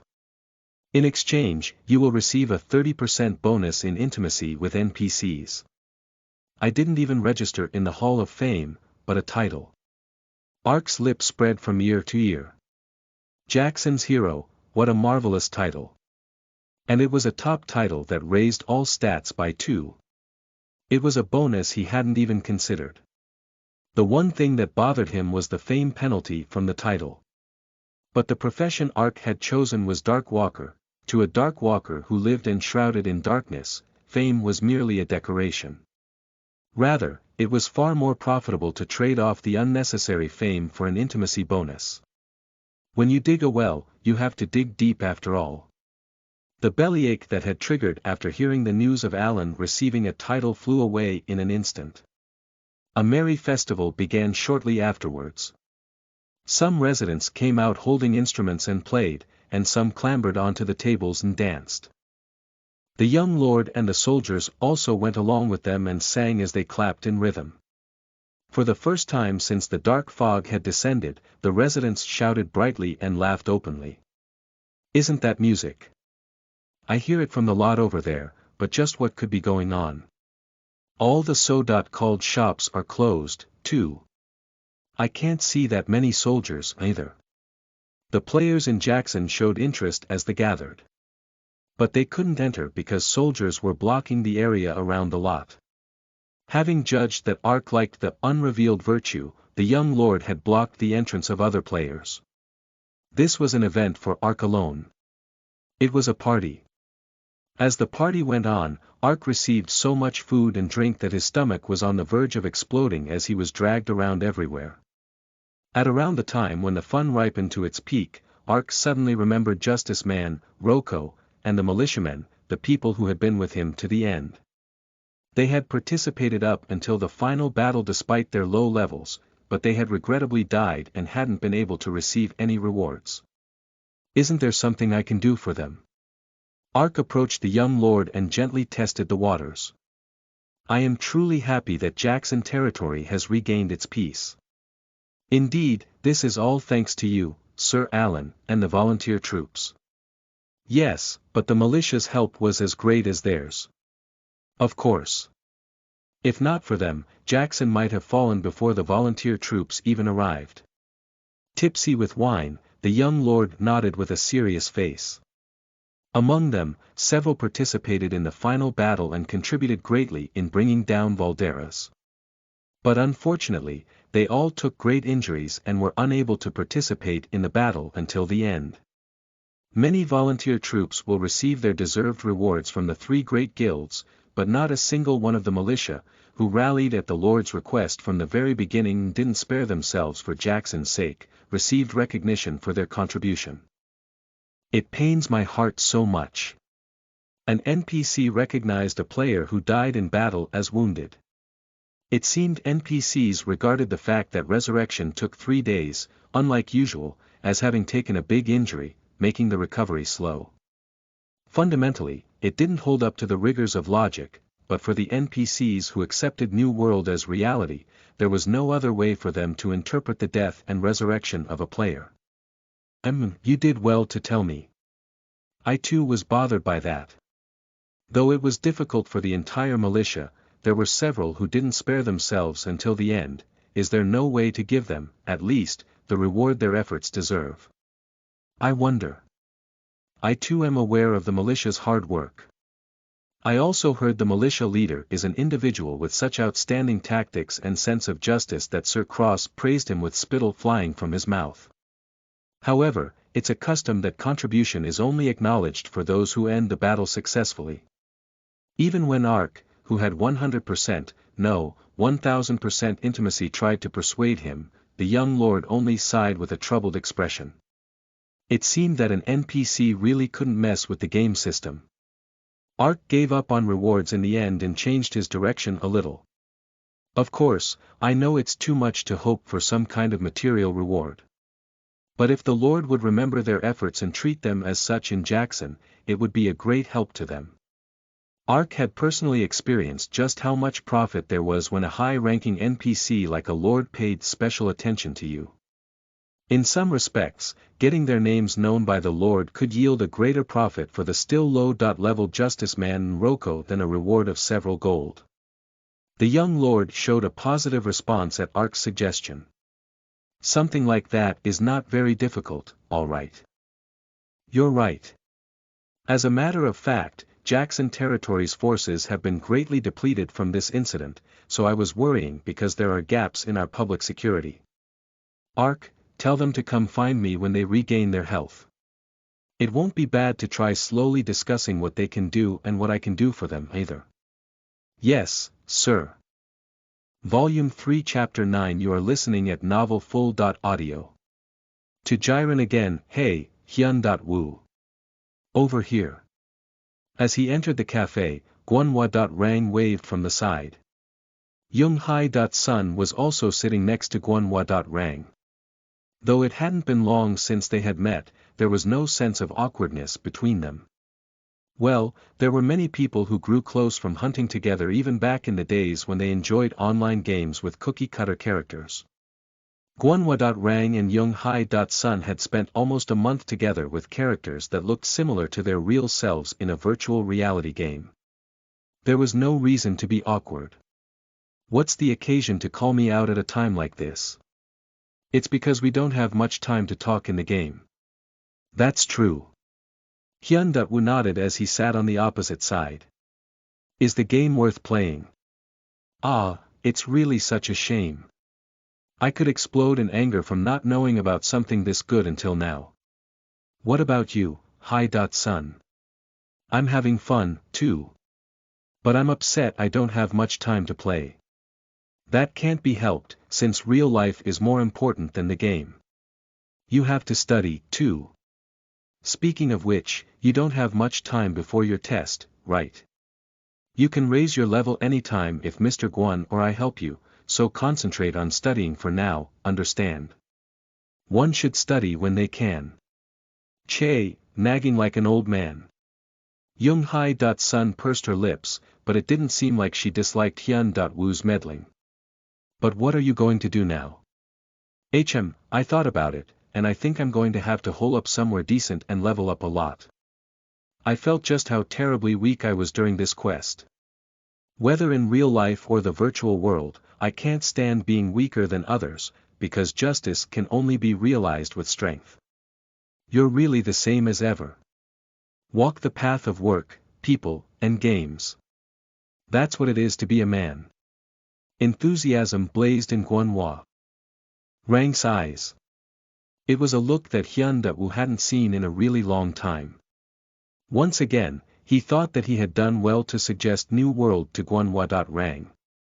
It's good that you're going to stay at Jackson for a while. When you log in, go meet the Lord. The Lord. Yes, the Lord says he has something to talk to you about. Try becoming well acquainted with him. Raising your intimacy with an NPC like the Lord will be a huge help. Hyun-Woo laughed at Guanhua.Rang's dazed expression. After that, he ate dinner with Young-Hai.Sun and Guanhua.Rang, visited the hospital, and returned home. Even though it was already night time, he turned on his computer and accessed the auction site as soon as he got home. He was extremely curious about the result of the auction items he had recently put up. Auction has ended. Gauntlets of Strength. 750,001, $750. The auction has been in progress for 7 hours. Fire Slayer. 6,800,001, $6,800, 6,800,001. He felt like he couldn't breathe. The gauntlets of strength he had put up in the 6-hour auction were sold for a final bid of 750,001. He thought he'd be able to get 800,001 for it, but the sum was a little short of his expectations. However, there was still the unique mace he had put up in a 72-hour auction with great expectations.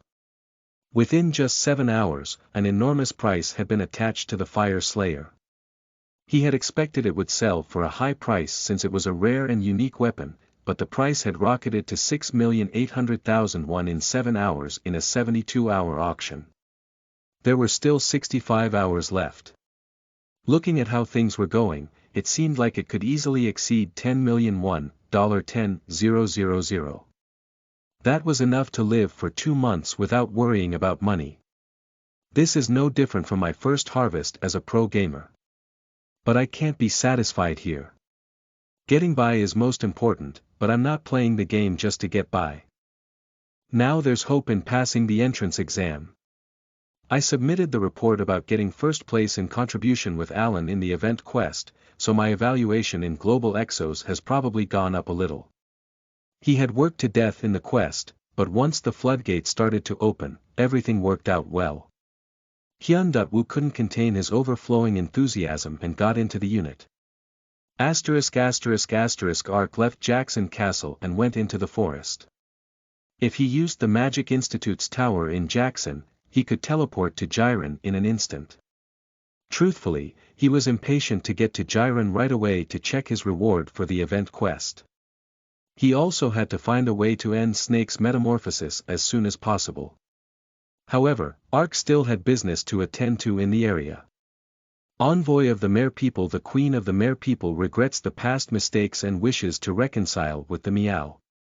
For you, who has high intimacy with both the Mare People and Miao, you should be able to easily reconcile the two races. Difficulty. G. Quest requirement. Miao and Mare People intimacy must be over 70%.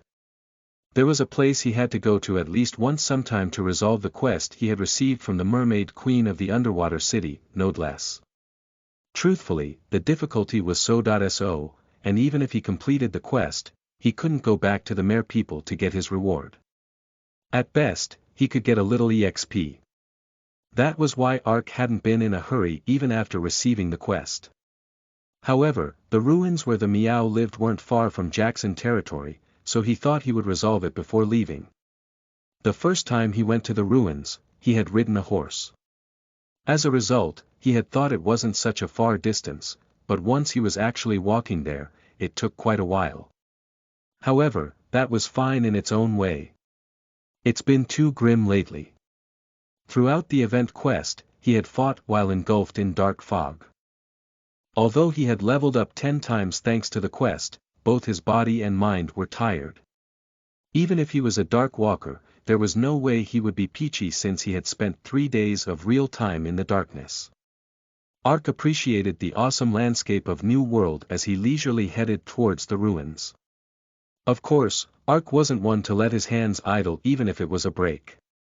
He didn't forget to root through every corner of the forest to restock on the ingredients he had completely used up. Most of his skills were intermediate now. Collecting or cooking low-level ingredients didn't raise his skill proficiency. But Ark had already moved to a high-level hunting ground, so obtaining low-level ingredients was even more difficult. He needed some low-leveled ingredients to make safe food, so it was better to get them while he could. Grr. As he swept through the forest, a wolf or a dire wolf would occasionally show up. But now, such opponents were cute instead. Killing them granted almost no EXP or skill proficiency. A player of a similar level to Ark would probably find it troublesome and simply pass by. However, Ark was different. Although he didn't go looking for them, but he could never just pass by a monster that showed up before his eyes. Even 1 EXP is EXP, and 1 copper is still money. Accumulating even 1 EXP would bring you up a level, and saving up 1 copper would become gold. That was Ark's steadfast mindset. Also, it was fun to hunt comparatively low-level monsters. Seeing a wolf lose 60% of its health in one strike made him feel he had become stronger. Hunting that was actually comfortable. They were no good for EXP, but it was really refreshing. When he was sweeping through the forest later, the monsters were frightened and stealthily avoided him. Just when he was growing tired of that kind of hunting, the ruins came into sight at last. The feeling is way different. The ruins had changed so much that he wondered if he was in the right place. The bleak atmosphere around the ruins had vanished, replaced by a brighter one. All sorts of wild flowers were in full bloom at the warm, sunny entrance, emitting a feeling of splendor. He saw cats peacefully enjoying naps amongst the wild flowers. Ark approached a girl who was surrounded with cats. "Long time no see, Jana." "Oh. Aren't you Arkansas?" Looking glad to see him, Jana approached with her tail waving gently. "Have you been well?" "Well, there hasn't been anything special," Jana replied insincerely as she pressed her nose in at him, sniffing. Then she giggled as she looked at Ark anew. "HNNG, back then you were a kid, but now you smell like a man. You've become quite tempting. When you have the time, want to go out with me?" "Thanks, but I'll decline," Ark answered with a wry smile. If your level or fame rose, the responses of NPCs changed slightly as well. There were many times when NPCs in a new village would show a disdainful attitude if your level and fame were low, but once your level became high, they would give you proper adventurer treatment. Jana was also merely responding to the rise in level, there wasn't any other intent to it. Even if there was, he wasn't desperate enough to want to date an NPC yet. Of course, it would be different if a beauty like Jana were to approach him in real life. As expected, Jana asked as if she didn't really care, "But what's the occasion?" "I want to meet the elder, is he in the ruins?" "Nope, after you left we took care of all the monsters left in the temple, so there's really no need to stay in the temple. We're currently making a residence around here. Will you take me to it?" "Yeah, follow me." The place Jana guided him to was a forest pretty far from the ruins. The 15 Miao warriors he had seen before were gathered in a sufficiently sized clearing. The Miao warriors were concentrating on something else for a while, so they weren't aware that Ark had come. However, there was no knowing what exactly they were doing. The big-bodied men trembled as they piled up a mess of small logs. But even a child could see that the logs were poorly stacked, and they soon fell over. Damn it. This is so frustrating. I can't take it anymore. Naya, Naya, Naya. Whenever that happened, the meow youths angrily scratched the logs with their claws. BDNV, what the hell are you doing? I told you. We're building a house. But I can only see that you're playing around. What I'm saying is. Jana heaved a sigh. Meows are originally warriors from birth. We can fight for days without rest, but our handicraft skills suck. Thanks to that, we've been building a house for 2 months already, but it's as you can see. I think it's gonna take about 10 years or so. Then where did you live before you trapped in the ruins? Our friends among the humans built the village we lived in before. However, it was neglected while we were locked up for a long time, so now there isn't even a trace of it left. The humans we knew all grew old and died, and sociability isn't our strong suit. So we haven't been able to ask the humans and ended up like this. Can't you live in the ruins? It's not a ruin. It's a temple, and a temple is not a place for the homeless to live. It's alright for me since I'm the temple's shaman, but the other meows can't. We finally cleaned out the monsters, so if dirty men were crawling around in there, what would be the difference from before? Jana retorted with pouty lips. So she was saying she didn't care if the meow built a house or slept in the open, huh? Just like a cat.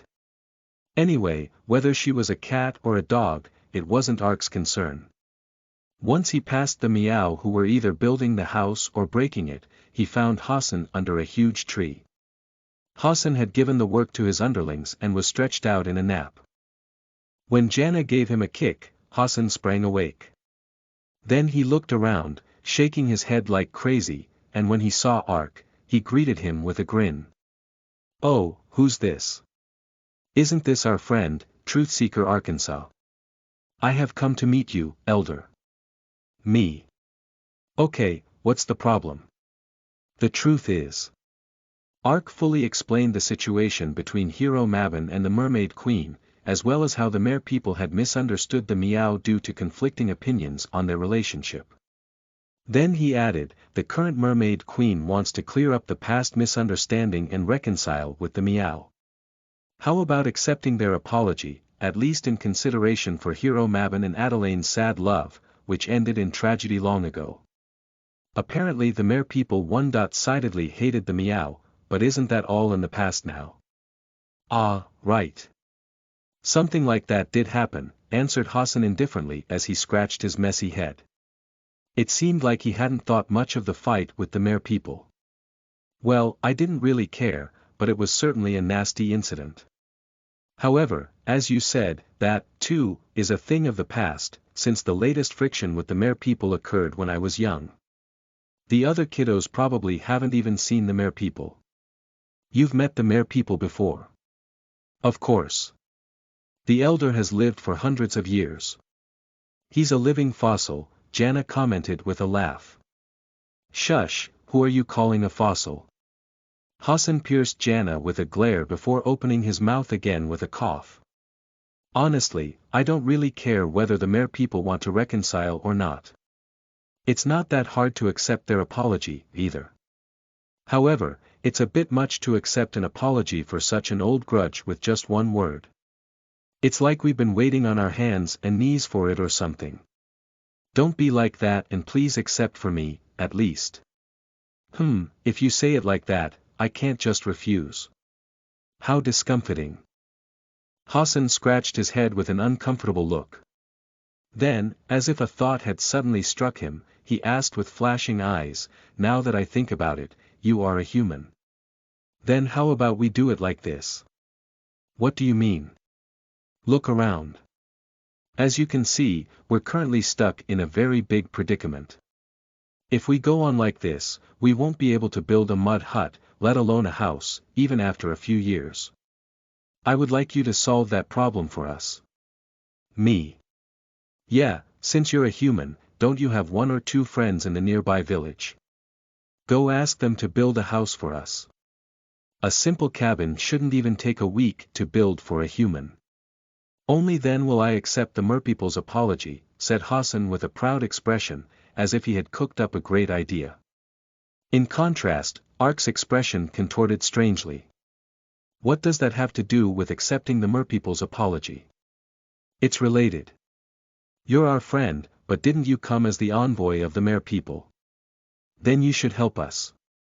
Then doesn't that give us a justification to accept the apology in exchange?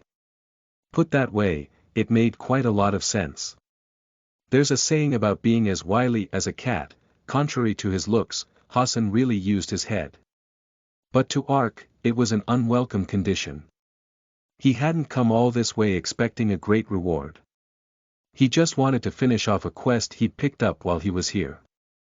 But if he were to go Jackson and back for a G-level quest, he'd be wasting too much time. He also couldn't be sure of finding an NPC craftsman. All the NPC craftsmen in Jackson were mobilized to repair the damages from the war. No matter how high his intimacy was, a request without a decent reason would be rejected, and there wouldn't be an NPC willing to fling away Jackson to follow him all the way here to build a house for cats. Even so, not being able to finish the quest after coming all this way here bothered him. A house for cats. Maybe that. At that moment, an idea sparked in Ark's head. There was a quest that fit this situation perfectly. The To Find New Settlers quest. He hadn't been able to find a clue to solving that quest after receiving it in Lancel village. Actually, he had brought it up with a few NPCs, but they had all refused. But shouldn't there be a high chance of success if it was the Meow, who weren't tethered to the territory and were looking for a place to live? Yeah, the Meow are homeless right now. Then should I try bringing it up once? After thinking about it for a bit, Ark said with a subtle tone, then how about this? Go ahead. There is a settler town I know well not far from here. Many people left, so there are a lot of empty houses there. If you ask them, they will supply the Meow with the necessary housing. A human village. Are you saying the Honorable Meow should sponge off a human village? Even before he finished talking, Hassan grumbled with an unpleasant voice. It was the reaction he had expected. Unlike dogs, cats were originally animals that didn't match well with humans. Even if one was raised with affection from kittenhood, it wasn't subservient to the human as its owner.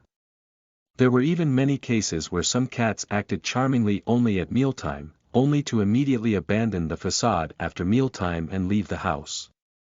To put it badly, they are mannerless. To put it nicely, cats are animals with a strong sense of independence and pride. Having inherited such cat-like natures, the Meow wouldn't want to become beholden to humans. That was also the reason they struggled to build a house for 2 months without being able to go ask humans for help. Once their friend Ark showed up, they were being generous and asking for help. But that was what Ark was aiming for. Ark let out a sigh as he nodded. You really don't like it, huh? Truthfully, I also thought it was a shameless request. It's also dangerous. What? A request. It's dangerous. Just what are you saying now? No, it's fine. Pretend you didn't hear anything. Damn it, do you want to see someone explode and die? I can take pain, but I'm the kind of person who can't contain curiosity. Whatever it is, just give it to me straight. Did they say curiosity killed the cat? Just like a cat, Hassan couldn't contain his restlessness and got caught. Hoo, got him. I've got him on the line. Ark hid a satisfied smile as he pretended to be against it. Yes, the truth is the village was once under attack by monsters and pushed to the brink of life and death. Thankfully it has become safer than before, but monsters are still around. There's no knowing when it could face danger again. That's why I thought it'd be nice if the valiant Meow could protect them. It's not sponging off, but being reasonably rewarded while protecting them. Just like nobles. Oh, monsters. Are there a lot of monsters in the area? Yes, there are a lot of strong monsters. The ones called gnolls in particular are pretty dangerous. Gnolls. Did you just say gnolls? Hassan yelled, jumping up. The meow building the cabin also approached, their eyes wide. If they're gnolls, then they're the dog-heads. Right. You're talking about the noisy dog-heads that bark. That's right. They are quite strong and vicious. Even for the meow, protecting the village from such monsters would be nonsense. As Ark subtly slowed to a stop, Hassan shouted. Even if hundreds of the likes of those stupid dog-heads were to press in, they'd be no match for the brave meow. Yes, the dog-heads have long been enemies of the meow. Why? Don't ask, because I don't know either. Anyway, I hate the dog-heads like crazy. To think those dog-heads got this close to the sacred temple of the meow while our eyes were briefly turned away. Knowing this, we can't just overlook it. Then are you accepting my suggestion? Yeah. If they're being threatened by the dog-heads, then we must go help Lancel Village or whatever it's called. It is definitely not because of a house or food. We're just staying there a bit to defend the pride of the meow while we wipe out the dog-heads for them. Though of course, to do that we must rest comfortably and eat our fill. Don't worry. If you will protect the village, the residents will gladly cover the room and board the meow desire. As Ark said that with a grin, a message popped up with a cheerful sound effect. Art of communication has increased by 3. The quest, Find New Settlers, has been updated. You have wisely convinced the meow elder Hassan to migrate to Lancel Village. The meow are a valiant tribe possessing a natural warrior disposition. If they guard Lancel Village, the villagers will no longer have to fear monsters. This will be a great help to the Lancel villagers, who wish for safety more than anything else. As they will get what they want thanks to the meow, they will readily provide a housing and food. Finding new settlers. 15% complete. You have found settlers with special abilities. With the migration of the meow, a warrior tribe, Lancel Village's safety has risen by 40%. However, since they have to be steadily furnished with food, the food situation has worsened by 10%. If you invite a settler with a special ability, trade, safety, and the food situation values will increase. Depending on the values, you will be able to receive a bonus reward upon quest completion. What's this? After checking the message, Ark's eyes widened. It was an unthought of message. He had thought that he just had to increase the number of people. But looking at the message that popped up last, it seemed there was a hidden achievement system besides the completion value. Just like a RTS, real-time strategy, game he had tried a long time ago, safety increased if he sent a warrior, and a craftsman NPC would increase trade. The reward would change depending on the result when the completion hit 100%. I'm not supposed to just send random refugees. It was obvious if he thought about it a little more deeply. The quest's objective was to revive Lancel Village. If he supplied the village with good manpower, then of course it would develop more. There are countless ways to resolve a single quest. There was no knowing how an action or a single word would take effect. Ark realized that point once again. It was a system that could either be called picky or fun. But only 15%. Thinking the quest would definitely be completed, Ark was displeased. I sent 15 folks but it amounted to 15%. So does that mean I need to find at least 80 more? He had found 15 people 1 month after receiving the quest. Considering he needed to go looking in other places to gather another 80, his mind reeled. But in any case, he'd found a clue to resolving the quest. Well, if a quest is difficult, it's better the more difficult it is. 'Cause that means the reward will greater. Ark was positive at all times. Dog.heads, you say they're the dog.heads. Hoo, you've given us good info. My blood is boiling for the first time in a while. Hassan's whiskers were already stiff as his will blazed. He thanked Ark, who had changed their boring house building to gnoll hunting, by rubbing his entire body over him. We don't have to build a house now. We can really play around and eat while only hunting, right?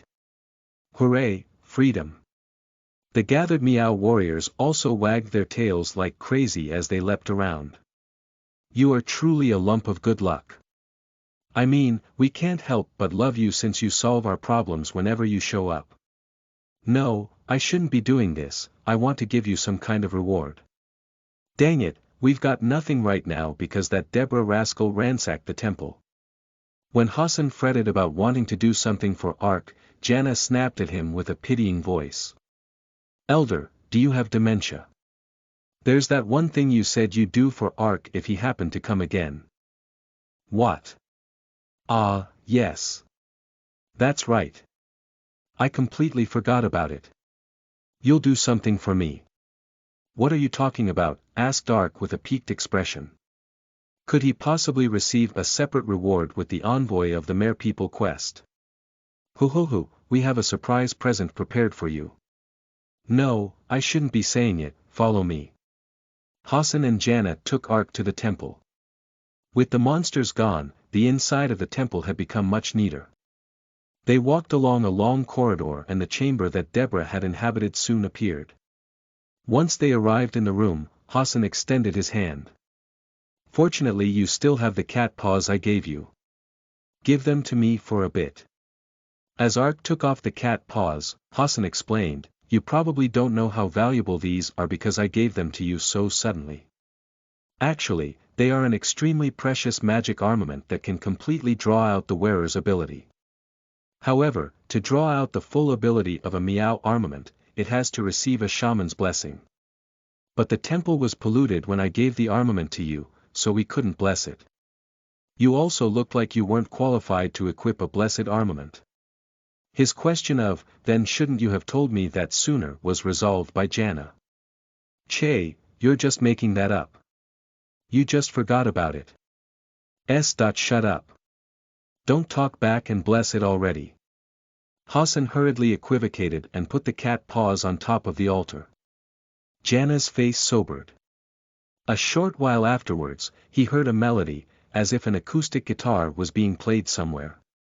That was when Jana started dancing around and around the altar in rhythm to the melody. The cats that had followed them into the temple chased Jana as they sang. Naya, nya, naya, naya, naya, naya, just what should he call this? A scene like the one where animals had performed a musical in a cartoon film he'd watched when he was young. Since a girl that looked perfectly normal was doing such a thing, the watching Ark was more embarrassed, but it was funny in its own way. Then, after some time had passed, a beam of light suddenly shone in from above the altar. When it touched the cat paws, a bluish light flowed out. Phew, it's done. That was frickin' embarrassing, Jana mumbled as she wiped the sweat that had soaked her. As expected, she had been embarrassed too. TSK, what poor conduct despite being a so-called shaman. Hassan grumbled as he handed the cat paws to Arkansas. Alright, they're all done. Here, try equipping them now. You'll find out why the Meow are so strong. They didn't look any different except for a blue light shimmering at the ends of the fingertips. But the moment he checked their info, his mouth fell open on its own.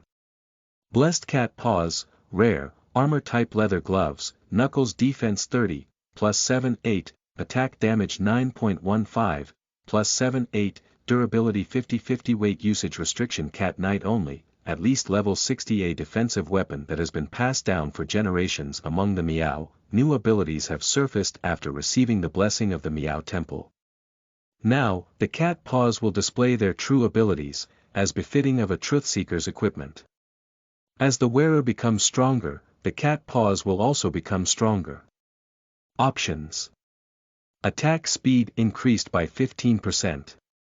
Agility increased by 20%. Critical hit rate increased by 15%. Special option. Defense and damage will increase by x 0.1 of the wearer's level. A growth item.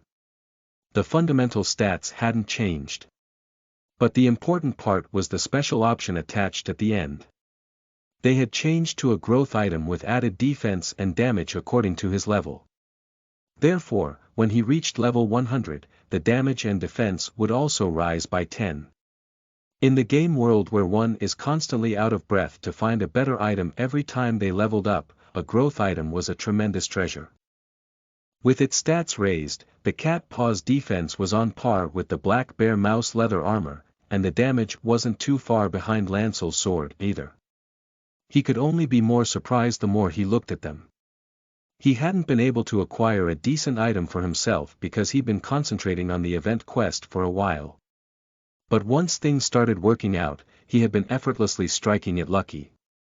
The quest was resolved successively and items were randomly pouring in. So that's how it is. The purpose of the Envoy of the Mere People quest was this. When Ark was given a quest that told him to return to a low-level area despite having returned from clearing the White Whale's labyrinth, which could normally only be done at a considerable level, he had thought it a little strange. But now he knew the reason. The profession-exclusive item that is given to those who clear a profession quest, Envoy of the Mere People, was a scenario quest to give him that reward. This is a true armament of the Meow. How is it? Do you like it? Yes, thank you. It really makes me think I did well to become a truth seeker. That must be so, indeed. Oohoo. Of course you should like it. Because a truth seeker is honorable. Anyway, I'm happy because you're satisfied with it. Now, shall we finish this? Having come to me as the Envoy of the Mere People, you listened to my request, and I gave you a just reward. Since we both got what we wanted, now we have a justification. I, Hassan, the Elder of the Meow, will formally accept the apology of the Mere People. The Meow scattered all over the world will think of the Mere People as comrades from today onwards. Thump, the quest information window opened. The quest, Envoy of the Mere People, has been completed. You, who sought the Meow as the Envoy of the Mermaid Queen, convinced Elder Hassan and achieved the objective. Now the two races have promised to forget the grudge of the past and be concordant. As the witness of this promise, you have become the first human to receive respect from both races. Reward. Item upgrade, EXP plus 500, Fame plus 35. Even with the completion of the quest, his experience didn't go up by much. But he was more than satisfied with the upgrade of the cat paws alone. Now, we've finished our business here. Shall we go rescue the village called Lancel? Wait a minute. There's something I want to ask you. What is it? Actually, I found a legacy of Hero Mabon when I went to the underwater city. A legacy of Hero Mabon. Yes, this is it. When he took out the star fragment and showed it, Hassan made a surprised expression. This is definitely one of the three marvels that disappeared along with Hero Mabon. As an honorable truth seeker, I wish to find all of Hero Mabon's legacies. Indeed. After all, it's said that Hero Mabon first started with the work of finding the three marvels. He didn't need the help of the three marvels after realizing his true strength later, but the three marvels were certainly the origin of Hero Mabon's power. If you're a truth seeker, of course you'd want to gather the three marvels. Do you happen to know where the other three marvels are? This was Ark's second objective. The three marvels were absolutely necessary for him to grow as a Dark Walker. As such, it meant that finding the three marvels was his main goal in the game, for the moment. But the clues were currently too insufficient. Therefore, he had thought that the Elder of the Meow, who had served Hero Mabon, would have a clue. I said this earlier, the three marvels disappeared with Hero Mabon. I only know about the origin of the three marvels. I don't know if it'll be a clue or not. If even that is fine, it's not hard to tell you. Yes, even a small clue is fine. It's a bit of a long story, but I'll put it simply. First, you have to know the three marvels didn't originally belong to Hero Mabon. They were ancient legacies of the three races that represented the beasts. Around the time when the Dark Age was starting, Hero Mabon went searching for them, asking to borrow their power, and he received the three marvels at the cost of undergoing their trials. And it said that Hero Mabon, who later achieved complete power, returned the 3 marvels to their original owners. He returned them all. That's right, it's actually ridiculous that Adelaine stole the star fragment. The mere people who inhabit the ocean serve the stars. The star fragment was probably a treasure of the mere people from the very beginning. Hero Mabon likely intended to return it to the mere people sometime as well. Where are the other 2 races that gave Hero Mabon their treasures? I don't know that. Hassan scratched his head. Humans lump us all into the beast category, but in truth, the beasts hardly interact with each other. Moreover, we were locked up for a long time, so there's nothing more to say. I heard Hero Mabon also went looking for countless beast races in the past and spent a long time before he found the 3 marvels. Then have you heard of the underground world? The underground world. The Mermaid Queen said that one of the 3 marvels might be in the underground world. To be sure, she might know the whereabouts of the 3 marvels, since she receives information from all sea creatures. But the underground world. I remember hearing a snatch about it somewhere. With his arms folded, Hassan fell into thought for a while. Yes, that's right. There were a few times when we traded with the beast race of the underground world when I was young.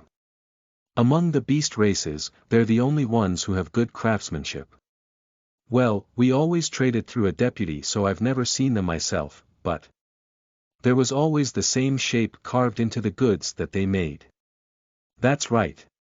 It was probably this shape. Hassan drew a picture that was like 3 triangles overlapping. Though I don't think it'll be much help. That's not so, thank you. The only information he'd gleaned was a simple figure, but Ark wasn't disappointed. For now, he'd gotten a clue. It was a big advancement compared to when he didn't know what he had to look for. What was left to do now was to thoroughly go through New World, as he had been doing until now. As he gathered information and completed quests, he would definitely be able to find a connected clue. He sometimes forgot, but this was a game. It was a world made for the players. ****** For the time being, Ark returned to Jackson Castle. When he entered the Magic Institute's tower, a magician NPC approached him. What service do you desire? I've come to apply for letter movement. What is your name? It is Arkansas. Ah, Arkansas Nim. I've been waiting for you. Ha. Wait a sec. Here it is. This is a letter was entrusted to me from a person who utilized letter movement here a few days ago. Looks like the sender is Shambhala.nim. Shambhala. Ark quickly took the letter and read it. From Shambhala, I'm leaving first because of an urgent quest. Fighting with you was fun in its own way. But if possible, I want to try a proper test of our skills with you. I'm not saying we should be enemies, cause I don't want to get mess with a dude like you as an enemy. If you think the same way, then come to the arena in Celebrate, the capital of the Schudenberg Kingdom, later on. Cause I'm planning on being there for a while starting from next week. P.S. I'm taking the mermaid scale. So Shambhala thought of the same thing as I did. A smile spread on Ark's lips. As he looked at Shambhala's fighting skills, he'd thought of really wanting to test their skills. It was made so that no matter the martial art, anyone who had learned a certain level of hand-to-hand combat would harbor a competitive spirit, regardless of whether or not the opponent was friend or foe. In addition, this was a virtual reality game. They could fight with not just martial arts, but with the special skills they had learned while playing the game. They would be able to feel a completely different pleasure that was impossible in an ordinary match. An arena, I'm getting curious about it. Ark remembered the arena advertisement flyer that had been pasted on the village message board. The arena was a place where player versus monster, player versus NPC, and player versus player hand-to-hand matches unfolded. There, it wasn't just that you weren't penalized even if you died, but you could also be rewarded gold, a rare item, or a title depending on your points. Several kinds of match events were also prepared, so there was no guarantee a high-level player would definitely win. The kinds of skills you had learned and how you used them were more important than level. He said in a month, right? Okay. I've got plenty of time, so I'll raise my skills a ton until then. Actually, Ark had determined Shambhala was at a level higher in martial arts skill. But this was the virtual reality game world, martial arts skill wasn't everything. He still had a grace period of a month, so it shouldn't be impossible to catch up to Shambhala. Alan was an enemy to Ark, but Shambhala was a rival who meant well. While he was having such thoughts, the magician spoke. There's normally no incident of holding on to a stranger's letter. However, I specially received it because the receiver was you, a famous personage in Jackson. When you give and send letters next time, please utilize the transfer mailbox. The transfer mailbox. You don't know of it. It is a service operated by the Magic Institute. If you're interested, please read this. It hasn't been long since we started the service, so we are giving a special 20% discount during our event period. If you register now, we will also discount the usage fee you'd have to pay next month. Speaking like a cell phone sales representative, the magician pointed to a pamphlet pasted on the wall. Transfer mailbox. Have you been worrying because there is no way to contact a faraway friend? Worry no longer, for there is the transfer mailbox, developed by the Magic Institute at the end of long research. The transfer mailbox will allow you to contact your friends spread all over the continent at any time. An initial registration on a transfer mailbox costs only 50 gold. The usage fee is 5 gold a month, usage restriction.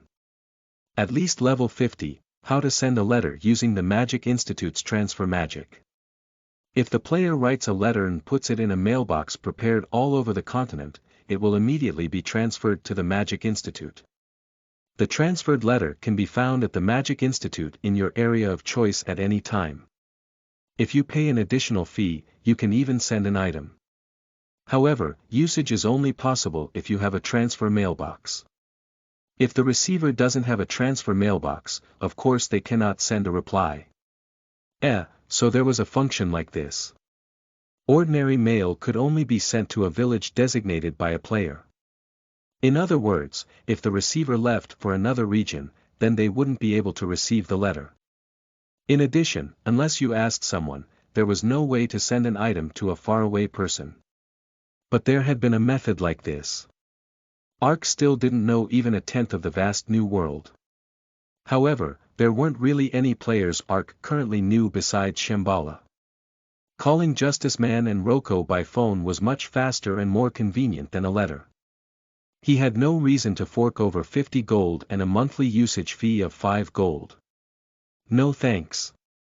At Ark's reply, the magician nodded with a sullen face. Understood. Then I will impart the letter movement. If you enter the magic circle on the top floor and use the letter movement orb, you will immediately move to the Jiren Magic Institute. It is still a technique in the testing stage, so the situation won't be that comfortable. Please prepare yourself firmly before departure. Ark went up the stairs and stood on the magic circle. He pulled out the letter movement orb and gazed at Snake for a moment. Having been resummoned after 24 hours, Snake looked even more haggard. Just hold on a little, Snake. I'll definitely be able to find information that will help you when we return to Jiren. There are many merchants, and there are high-ranking magicians in the Magic Institute, too. No matter what, I'll help you complete metamorphosis successfully. Hiss, hiss. Stroking Snake's head as he spoke, Snake nodded weakly. When Ark raised the letter movement orb to his forehead, the scenery of Jiren popped up in his mind like a panorama. His body instantly turned into particles of light which were then strewn asunder. Then, sucked into the uppermost floor through a narrow glass pipe, Ark was flung out towards Jiren from the transmitting tower. He was pressed forward at a tremendous, dizzying speed. To be continued. Volume 4 Chapter 1 You are listening at novelfull.audio. Jiren Magic Institute Boom, FLASH. A ray of light struck the magic tower. Sparks came off the equipment attached to the transmitter as light particles gathered. The light particles that moved along the complicated tangle of glass tubes soon transformed into the shape of a person atop a magic circle. It was a normal-looking youth, which was actually rare in the virtual reality game where 90% of players changed their appearances. He really couldn't be called handsome, and there was a surprising grain of truth in calling him ugly. This incomparably vague character's name was Arkansas. Pant, arrived at last. Bleh, bleach. Ark retched with a green face. I thought I was gonna go mad. I've never even been carsick, this is really. From Jackson to Jiren, letter movement only took 3 minutes. That was the time it took for cup noodles to become done at the perfect state for eating. But that mere 3 minutes dealt Ark mental damage that he didn't want to experience a second time. Still, it was quite fresh and fun at first. When he turned into particles of light, it felt just like he was leaving his body. The sense of weightlessly becoming one with the air. Since he was cutting through the sky in such a state, it was like he had become wind. Everyone has probably imagined it once, becoming a wisp of wind and speeding over mountains, valleys, and plains. That imagination had become reality. Whoa, this is awesome. That sense of liberation. That freedom. A cheer burst out of him as he looked at the scenery that was speeding past. But it didn't even take 10 seconds for his cheer to turn into a scream. The sudden jumps, dives, and turns that unfurled. Would riding a roller coaster without the seatbelt feel like this? No, it felt like being in a cocktail cup being swished around by a bartender. He jolted from side to side, and the sky and ground flipped countless times. It still seemed like the floor was shaking underneath him, so he couldn't even stand up straight. Damn it, what the hell is this frickin' over-the-top reality? Are you Arkansas? He heard a rough voice from behind him. Turning around with sunken eyes, he saw an old magician with a beard that fell to his chest approaching him. Do you know me? I just received word from the Jackson Magic Institute. But I knew of your name before that, from the crewmen of the Silver Arrow who arrived a few days ahead of you. Ah, did they arrive well? Of course. They couldn't come meet you because they're out on other business, but they told me to send you their greetings. The old magician laughed awkwardly as he shrugged his shoulders. But it looks like you're not in any shape to ask after their health. Are you okay? Honestly, I can't really say that I'm alright. Well, letter movement is still in the testing stage, so it couldn't have been a comfortable journey. It's not just at the level of not being comfortable though. Apparently the weather was particularly bad today, so letter movement was also several times more unstable than normal. Even if we are the Magic Institute, we can't do anything about the weather. So to speak, you had bad luck. Ah, is that so? Thanks so much for your kind explanation. Why didn't you tell me that a few days earlier? Ark glared at the old magician who was smiling as he explained. But even if his insides were heaving, Ark wasn't one to talk carelessly to a NPC. The Magic Institute reward that he'd been waiting for was right in front of him. There was no reason to complain and lower the Magic Institute NPC's mood. But the promised. Just when Ark was about to gingerly bring up the topic at hand, the old magician slapped his knee as if he had just remembered. Just look at my state of mind. Introductions are late. My name is Bargenhart Seinen. I'm the president of the Jiren Magic Institute. The Jiren Magic Institute president. Ark swallowed what he was about to say and stared in surprise at the old magician, Seinen. There were about 20 Magic Institute branches set up throughout the large cities of Schudenberg Kingdom. The Jiren Magic Institute was the place that centralized all those branches. Therefore, it meant the Jiren Magic Institute president was the NPC who had the highest status amongst the magicians of Schudenberg Kingdom. You'd have to be a guild master affiliated with the Magic Institute to meet this top NPC. If it's fine with you, can you spare some time to drink a cup of tea? Of course. Ark hastily drew out his business smile as he nodded. Truth be told, he wasn't in the mood to leisurely share idle prattle. Leaving the nausea from the after-effects of the letter movement aside, Ark was only interested in the Magic Institute's reward right now. But in both reality and the game, personal connections were the most important aspect. What's more, it was hard for a normal player to even glimpse this high-ranking NPC's face, and he had amiably approached Ark first. There was no reason to refuse. You had to make an impression on people in lofty positions first. Also, in light of his experience so far, there was a 90% chance that a situation like this was connected to a quest. I was just wanting a steamy cup of tea because my stomach isn't feeling so well. That's a relief. Shannon pointed to one side and a door on the opposite side automatically opened. A table with refreshments was prepared in an untidy room that emitted the atmosphere of a study. The heroism I heard of from the former bosun of the Silver Arrow, Jabal, made a very deep impression, said Shannon slowly as he raised his teacup. Not only did you remember in such a crazy situation and rescue the crewmen, but you also nursed the refugees out of your own accord even though no one forced you to. Yes.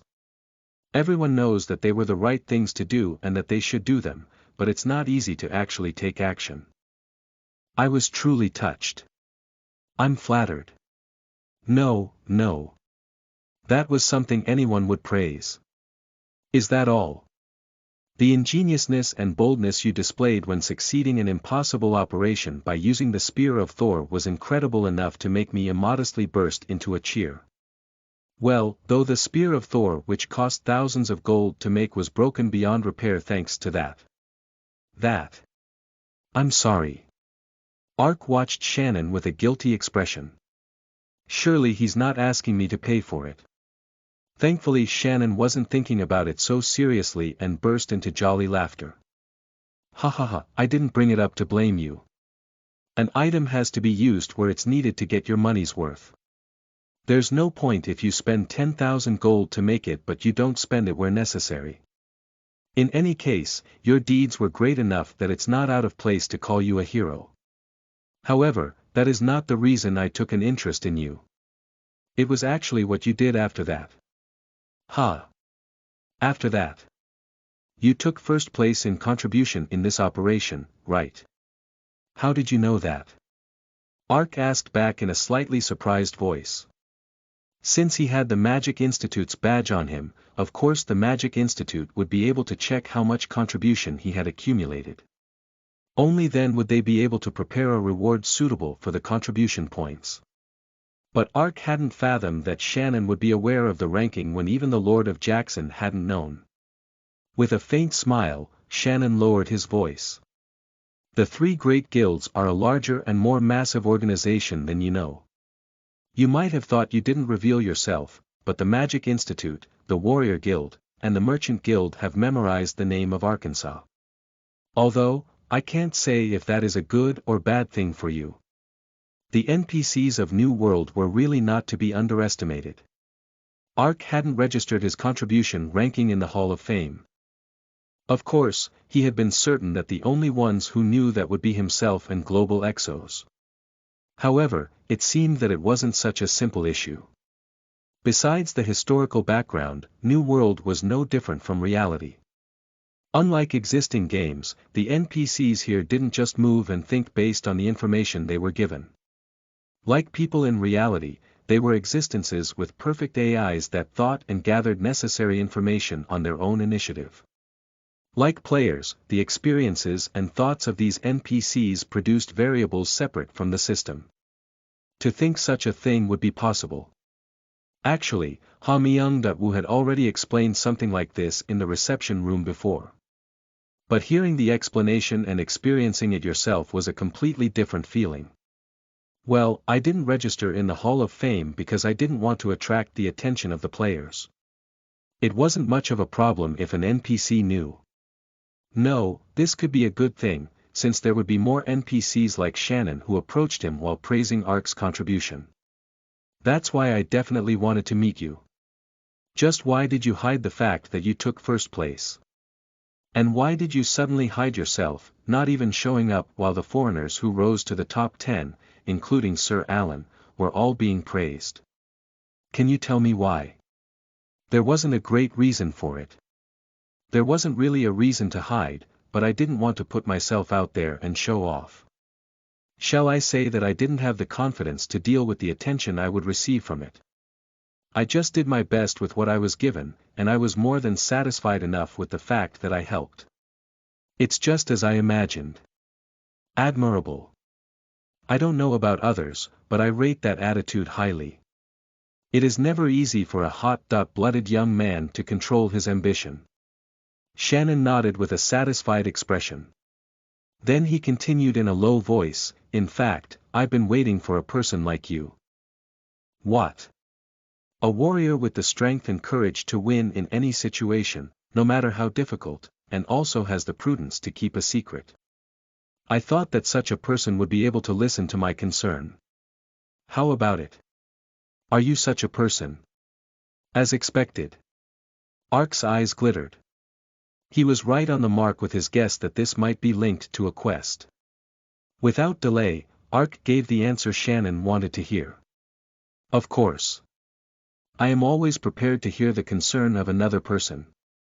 In addition, I don't like speaking out in front of others, so no one will know my requester's trouble. A request is always welcome. A thorough guarantee to safeguard the customer's information. Ark presented words that were like the advertisement phrases of a moneylender.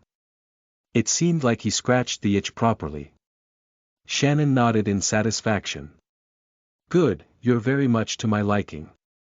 Then let's get right to the point. I'll tell you this in advance, but this is a very delicate problem. It could easily deal a fatal blow to the Magic Institute status if it were to get out. However, I'll believe in the actions you showed in Jackson and tell you. How long is he intending to go around and around dodging the point? Around the point when his annoyance was slowly boiling up, Shannon finally brought up the main subject. The issue I want to discuss with you is about a stolen artifact. An artifact. It's called the Heartsoul bead. As one of the ancient relics, it is a dangerous item imbued with powerful and ominous magic. If this artifact were to fall into the hands of evil, there is no knowing what kind of horrible calamity it will bring about. That's why it is something that the Magic Institute has been sealing away since long ago. 1 year ago, it vanished completely. Listening to the explanation, Ark tilted his head. The Magic Institute is an extremely large organization, right? Of course. It is a guild with 70 branches all over the continent. If you add in the sub-guilds founded by foreigners, then there's too many to count. Then are you saying that the Magic Institute wasn't able to find it for a year even with such power? That's... Shannon shook his head, looking troubled. I understand your question. However, the Magic Institute is in a position where we cannot openly look for the Heartsoul bead. What do you mean? The Heartsoul bead was being guarded by the Magic Institute, but strictly speaking, it doesn't belong to the Magic Institute. A long time ago, the Schuttenberg royal family requested that the Magic Institute safeguard it. If it gets known that the Heartsoul bead was stolen, the Magic Institute will have to take responsibility and will be put into a very difficult situation. That is why we couldn't openly seek the location of the artifact. So in the end, you mean that maintaining the secret you entrusted to me and being careful is so that the royal family doesn't find out. It's not just the royal family. We have to be more careful of the warrior guild and the merchant guild than the royal family. Shannon went on to explain that even if the Schuttenberg royal family were to find out, they could use political force to suit them to a certain degree. The Magic Institute had that much influence. But those methods wouldn't work on the Warrior Guild and the Merchant Guild, who wielded influence rivaling the Magic Institute. On the surface, the three great guilds solved the continent's problems while holding hands, but they were actually rivals waging a cutthroat power struggle. If they were to find out about the artifact robbery, there was no knowing what kind of ridiculous demand either guild might impose using the incident as an excuse. I'm roughly starting to understand the power structure of New World. The relationship between the Schuttenberg kingdom and the three great guilds. The worldview of the New World that surrounded Ark was slowly becoming more complicated. It wasn't just New World, but most online games had a unique worldview. There were power relations between the various organizations and countries that existed within the game. Of course, there was no need for you to give yourself headaches thinking about it in your beginner days. In addition, the power relations didn't often affect the players. But the situation would change as your level grew higher and you did harder quests. Depending on how the worldview was set up, situations would branch into countless choices, and the player's experience would be affected based on their choice. For example, doing a quest for Party A could make you the enemy of Party B. However, Ark didn't think about it too seriously. I can't be afraid to build a house for fear of splinters. There was still more he didn't know about New World than what he did know. With the little knowledge he had, he was in no position to shirk this and that. No matter how realistic it was, New World was an online game. What the player Ark had to do and what he was interested in wouldn't change. He would solve the quest given to him and receive a reward. There was a need to know the NPC's inside story in order to solve a quest, but there was no reason for it to get more serious than that. Though of course, he needed to make a serious expression in front of the NPC. It seems like you have many concerns. Indeed, it has been a year since the Heart-Soul bead was stolen. It seems that the Warrior Guild and the Merchant Guild have gotten wind of it. They haven't been frankly expressing their suspicion yet, but if they've caught on, then the secret won't be kept for much longer. More so if we flounder to openly look for the artifact, of course. So that's why you're asking me, someone who has no direct relationship with the Magic Institute. That's exactly right. You prove that you aren't one to betray someone's trust because of greed with the Jackson incident. I can believe you and entrust it to you. How about it? Do you think you can help? I have never turned away from a person seeking help. Are you saying you'll accept? Of course. If it is an item that could bring about disaster to the world, we have to recover it no matter what. However, I don't know where to start since there aren't any clues. I wouldn't have even brought it up to you if we didn't have a clue. Is there something? It's something that happened a while back. The guards took care of one of the thieves that had infiltrated Jiren, but something like this came from him. The guards felt magic power from it, so they asked the Magic Institute to examine it. Seinen showed him a small shard of iron that glittered with silver luster. This is. It's a shard that fell off the ward that was sealing the Heart-Soul bead. So that means someone among the thieves around Jiren stole the Heart-Soul bead. Indeed. Are there any other clues? Unfortunately, that's all we currently know. Ark sighed at Shannon's answer. One of the thief gangs around the extensive Jiren had the artifact. Wasn't that information as vague as telling him to find a grain of sand in a desert? Well, whatever. There must be some way to solve it since I received the quest. Ark had intended to immerse himself in hunting around Jiren for a while anyways. Rather than thoughtlessly hunting, he would be more motivated if there was some kind of objective. Moreover, the quest was about something very serious. Since it was such an important matter, that meant he could expect a considerable reward if he solved it. There was no reason to refuse. I'll do my best. As Ark nodded, the quest information window popped up. Find the Heart-Soul bead. The president of the Jiren Magic Institute has offered you a secret task. 1 year ago, the Heart-Soul bead, which was under the protection of the Magic Institute, was stolen. Shannon suspects that one of the thief gangs active near Jiren is the culprit. You must gather more information from the thieves and find the Heart-Soul bead. However, you must maintain completely secrecy for this task. If the task is exposed to an NPC within the royal family, Merchant Guild, or Warrior Guild, then the situation will worsen. Should that happen, Shannon will cancel the task and harbor animosity towards you, who was unable to keep the secret. Should you cancel the quest or fail, friendship with the Magic Institute will become zero. In addition, if the secret is exposed, the Merchant Guild and Warrior Guild will become hostile towards you even if you succeed the quest. Difficulty. Quest restriction. Within the top 50 for contribution in the Hero Assembly quest. At least 50 friendship with the Magic Institute. What is this? After actually checking the quest description, the conditions were more particular than he thought. Ark had planned on gleaning information from the guards that had executed the thief or from a mercenary NPC first. It would have also been good to ask a merchant NPC, who had to keep tabs on thief information at all times. But if there was a condition that he couldn't be found out by the Merchant Guild and Warrior Guild, then it would be tough to interact with them. I have to find a single bead in the vicinity of this huge gyron in a situation where I can't even ask NPCs for information. Damn it, I'm starting to think I made a mistake. However, he had already accepted the quest. His friendship with one of the 3 great guilds, the Magic Institute, would be reduced to 0 if he abandons the quest, so he had no choice but to try whether he felt he would live or die. It's uncomfortable on many fronts, but it can't be helped. I've accepted the quest, so I've got no choice but to look for a way somehow. Ark set aside his worries about the quest for now. That was because the reward for the quest he had already solved was more pressing than worries about a new quest.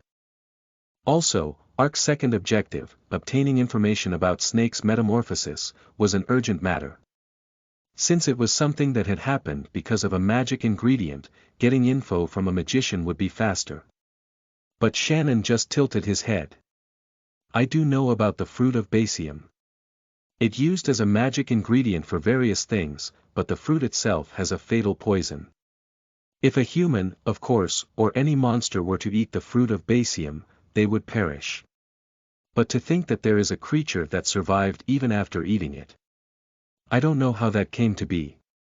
And I know nothing about the Alam-1 larvae. I'd have to look for materials on it, but I can't be sure since it is a race that went extinct long ago, even in the netherworld. I see. A quiet sigh flowed out of him on its own. Snake only had 6 days left now. To be honest, he had half given up on successfully ending the metamorphosis. But there was no guarantee that another opportunity like this wouldn't come again. If at least for that time, he needed to figure out the secret to Snake's growth beforehand. But if even the Magic Institute's president didn't know, then just where in the world was he supposed to find the information? I'm sorry about that. No, it can't be helped. Then there's just one thing left to do. I should give you the promised reward, Shannon said, as if to excite the mood. Needless to say, Ark's depressed eyes became luminous as a result. Shannon grinned as he nodded. Actually, after receiving the report on the results, I had quite an enjoyable worry to consider until now. I didn't know that there would be someone among the Magic Institute's volunteer troops who would accumulate more than 50,000 contribution. You can be proud of yourself, since it means you contributed that marvelously. So how about you choose the reward yourself? Are you saying I can choose it myself? As Ark tilted his head, Shannon lightly clapped his hands. A door opened on one side as a young magician walked out. Did you call, President? Guide this friend to the repository on the 10th floor. To the repository on the 10th floor. The young magician asked back with a surprised expression. Yes, this young man is that qualified. Allow him to take one item of his choice, no matter what it is. He has already received permission from the upper echelons. I understand. Ark, I'll rise first. At the end of those words, Shannon left the room. The young magician approached and politely bowed. Please follow me. Ark followed the young magician to the 10th floor. Once he got out of the elevator that moved via magic power, he was blocked by a stone gate engraved with a complicated pattern. As if it had several layers of protect on it, the stone gate crawled upwards with a heavy groan only after the young magician worked on it for a while. Damn, these are all items. At the sight that was gradually being revealed with a radiant light, Ark's eyes became as wide as saucers. All kinds of items were on display, packed closely and in abundance within the large stone chamber. Each and every one of them were shining brilliantly. He could tell they were rare items in one glance. So to speak, they were lumps of money. It was a spectacle that would set any gamer drooling. "This is the repository where the Magic Institute's most precious treasures are gathered," said the young magician with a proud expression. "Even the cheapest one here would likely be well worth 100 gold. Also, you are the first stranger to enter this place. Since you have Master Shannon's permission, please select one of the items here. We will give that to you as a reward." 1. You say. Yes, 1. I'm saying this by way of caution, but you will only have one chance. Please choose carefully. The young magician replied firmly as he operated a device. Then there was a sound of machinery as the display case protecting the items was pushed up. As a result, the brilliance shining from the items became a level stronger, making his eyes hurt. "Be careful or whatever, you say." Ark gulped down his saliva as he went around the room. As the young magician had said, any one of them would reap 100 gold. No, they were rare items well worth hundreds of gold. Since he was surrounded in such items, it felt like he couldn't breathe. "Gulp, are you telling me to choose one from all of these?" The young magician had spoken as if to do him a kindness, but to Ark, there was no greater torture than this. He had to pick just one item in a room filled with rare items that were so close he could touch them if he reached out his hand. Rather than hearing that he'd be given one, he heard it as taking away all the rest. But Ark steeled himself with all his effort. Be cool, Arkansas. This is really a chance that doesn't come twice. One choice can bring in several tens of one, no, several hundreds of one.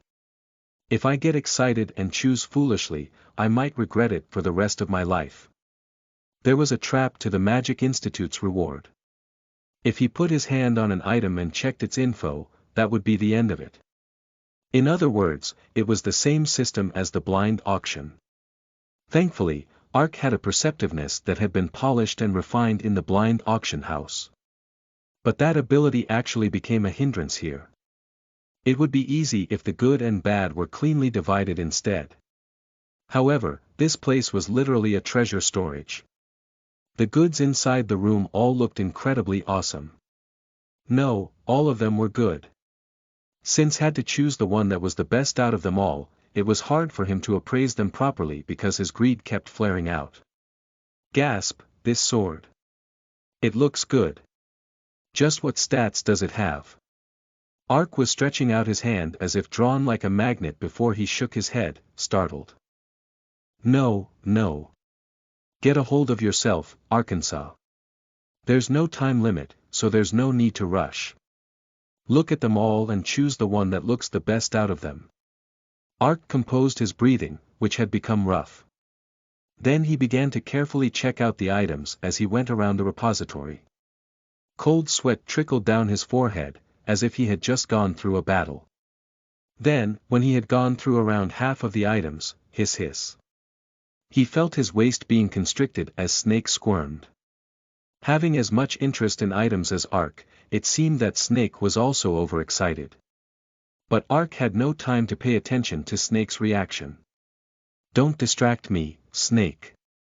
As Ark glared brusquely at it, Snake lowered its head with a sullen face. Snake pestered him a few times after that as well, but Ark had no leisure to pay attention to such a reaction. Stats varied wildly between items, even if they were all rare. It was common sense that an item with a high-level restriction generally had higher stats. Even if it was a rare item, he wouldn't be able to expect much money or performance from a level 10. On the other hand, if it was level 100, then he would be able to get an enormous price for even a simple magic item. Therefore, Ark's choice centered around the item with the highest level restriction.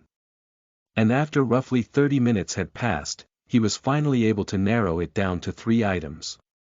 A long sword that emitted a frosty blue luster. White plate armor engraved in a golden design.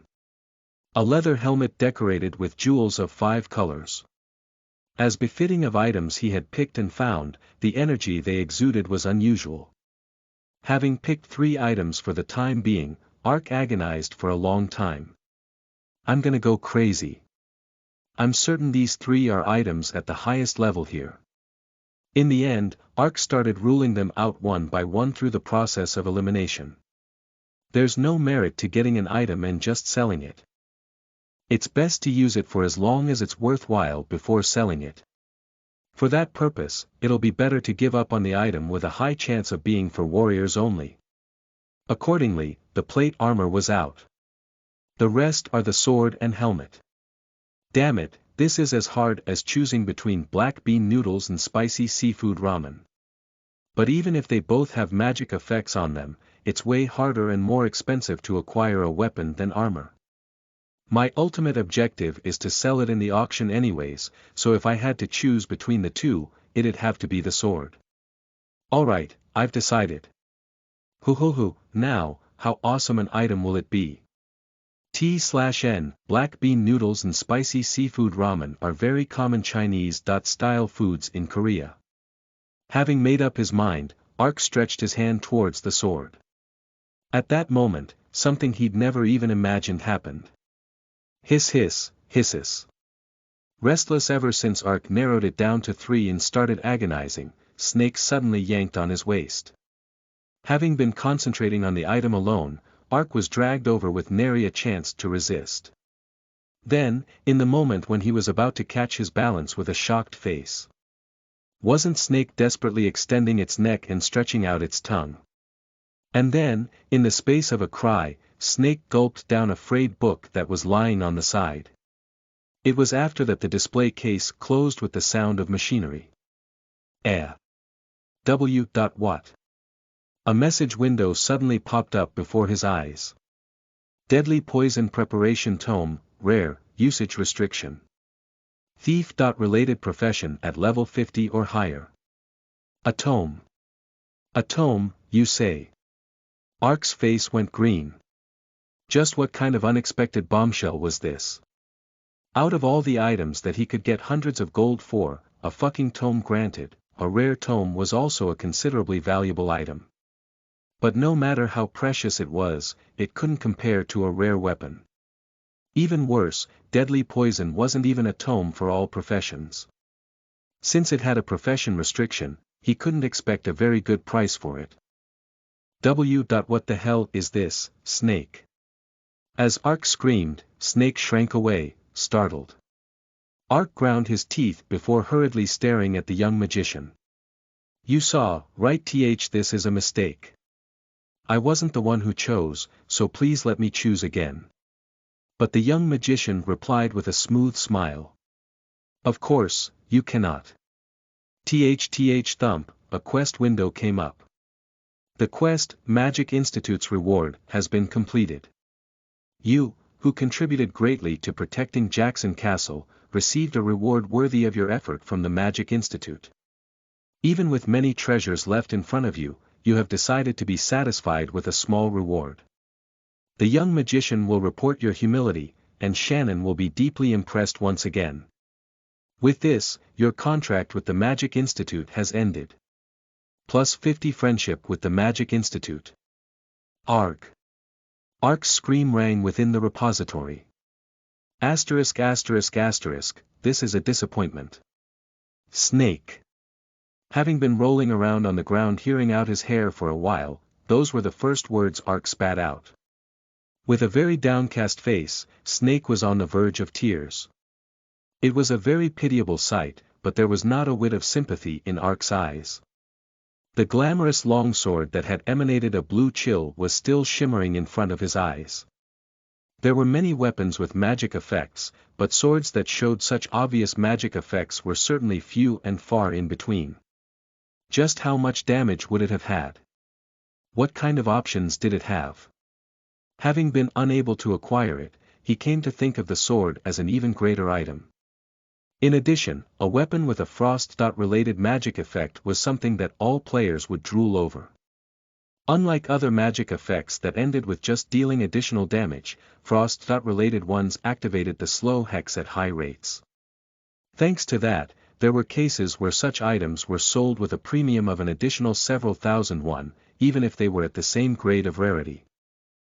That had been replaced with an old tome right before his eyes. Wasn't this like going into a buffet that cost $1,000 and coming out after eating just green beans? It was to the point where it would actually be more strange if he didn't go mad.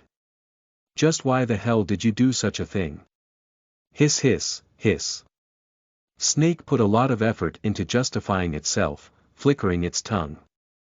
But there was no way Ark could understand Snake's words, so he could only see it as Snake teasing him.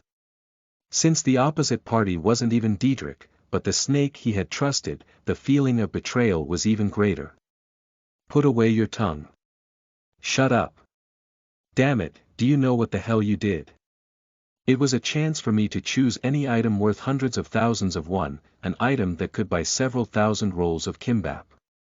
Ah, what poor imagination, to use just kimbap as a metaphor for the value of hundreds of thousands of won, but Ark's staple was the cheap and simple kimbap, so there was no helping it. You ate 1,000 rolls of kimbap just now. Do you even know? At last, tears began to drip from Snake's eyes. Diedrich grinned as he added oil to the fire. Kakik, just look at you. And you're the one that always gets loved by Master. I knew a day like this would come someday. Master, you can't let it go. You have to use this chance to clearly teach Snake its place. Snake's place. Shut up. Che, why were you getting mad at me? I'm the one you always kill. You, really? Alright, I get it.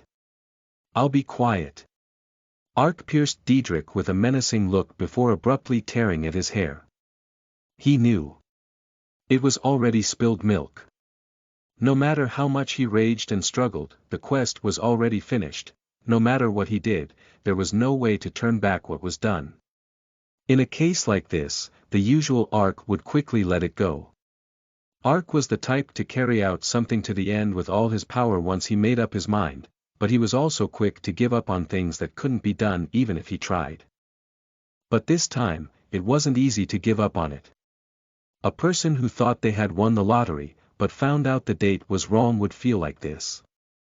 Damn it, I don't need a familiar that acts as it pleases, scram. For some time, Ark clutched his head, and Snake cried. Once his agitation calmed down a little, he realized something strange. Ha! Wait, how did Snake swallow an item? Ark finally realized that there was a contradiction to Snake's actions. Snake had gone into metamorphosis through the fruit of basium. And during metamorphosis, it couldn't swallow or even spit out items. Hadn't it tried several times to eat items, but immediately spat them out? But Snake hadn't expelled the tome yet. Metamorphosis lasted 20 days. He had spent about 13 days in Jackson, so there were still 7 days left. Just then, Skull, who had determined the atmosphere early on and had been laying low, suddenly leapt up as it forcefully clacked its teeth. Clack, clack. Clack, what, even you? Snake. Raising his head, Ark burst out in shock. Snake was lying limp next to Skull. Startled, he urgently lifted Snake and felt it was as cold as ice. Then the scales lost their elasticity as Snake had gone into metamorphosis began to peel and fall away. What? What's wrong? What's happening? Snake. Why is this fella suddenly like this? Surely not obliteration. Obliteration. Damn it, this is because of you, Master. All because you said you didn't need him. We're familiars. If our Master casts us away, we can't live on. How could you obliterate Snake because of a mere item? Diedrich seized Ark's hair and shook it around. His relationship with Snake wasn't good, but it was still a teammate that had been with Diedrich so far. He had teased Snake accusingly, but it seemed he didn't actually feel that way. Not knowing what to do, Skull was also trembling. At the reaction of the familiars, Ark's heart plummeted. Surely not really because I said I don't need it. Was his relationship itself with the familiar cancelled? Thinking about it, Ark's face blanched. Though he had gotten angry and snapped at Snake, who had disobeyed him, he didn't really mean it.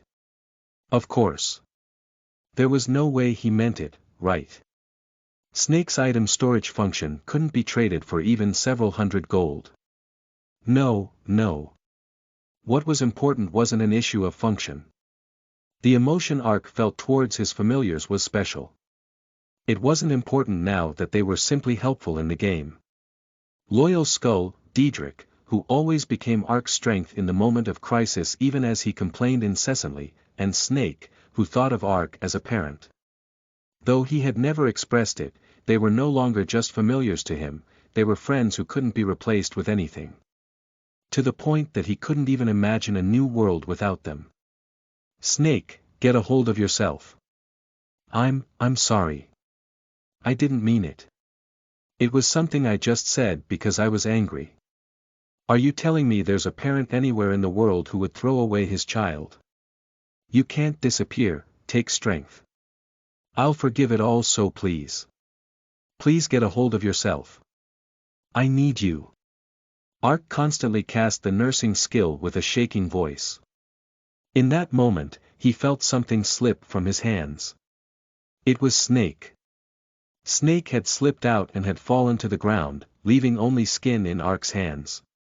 Surprisingly, Snake's scales had regained their former luster and were glossy again.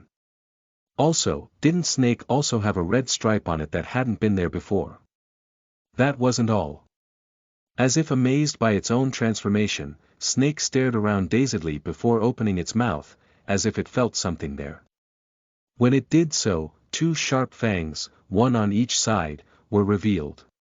It had only been a snake in name until now, and it hadn't even had any fangs. But those changes didn't matter to Ark just then. Snake, Snake. You rascal, do you know how worried I was? Ark abruptly embraced Snake. Snake flinched, confused, before sniffling as it rubbed its body on Arkansas. Hiss, hiss, hiss, hiss. It's fine, I'll forgive you now. Who cares if it's a sword or a tome? It's okay, it might sell for more than the sword. That's right.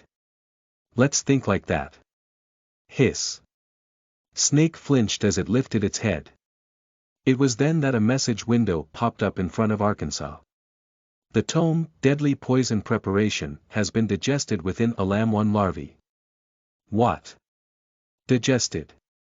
Does that mean it's gone? Alam-1 larvae's metamorphosis has been completed successfully.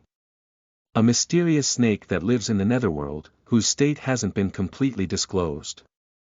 The Alam-1 larvae will undergo metamorphosis several times until it reaches adulthood. When started by a special magic ingredient, metamorphosis will end with the learning of a new skill. The Alamon's adult appearance and characteristics will be determined based on the skills it learns during metamorphosis. Alam-1 larvae digested a tome and has acquired the skill, Deadly Poison. Influenced by the skill it learned during metamorphosis, it has evolved into Poison Alam-1. Poison Alam-1. The Poison Alam-1 has the special ability of producing deadly poison inside its body by refining poisonous plants. However, the Alam-1 cannot use the deadly poison itself. In exchange, it will temporarily add a deadly poison effect if applied to any kind of weapon belonging to the summoner. The number of uses and additional effects of the deadly poison will differ depending on the kind of poisonous plant.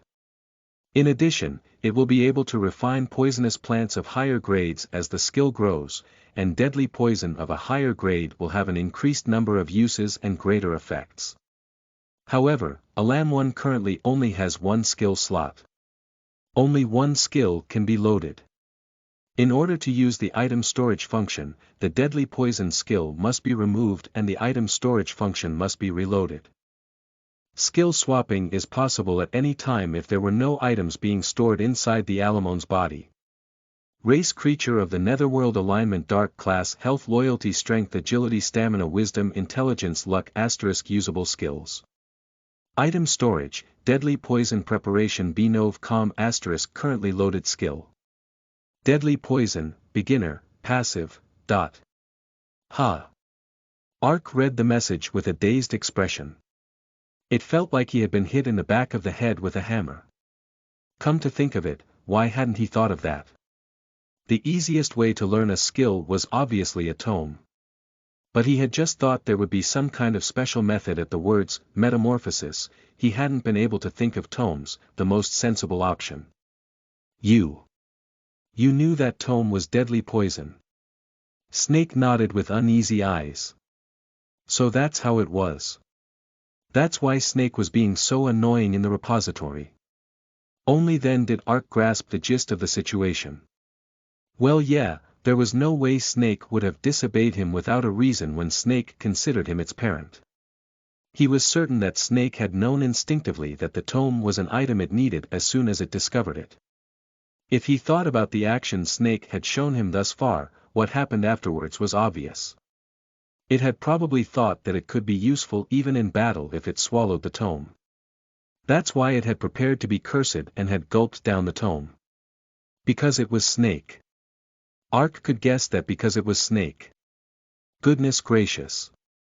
I can't even thoughtlessly scold it since its intention is way too obvious.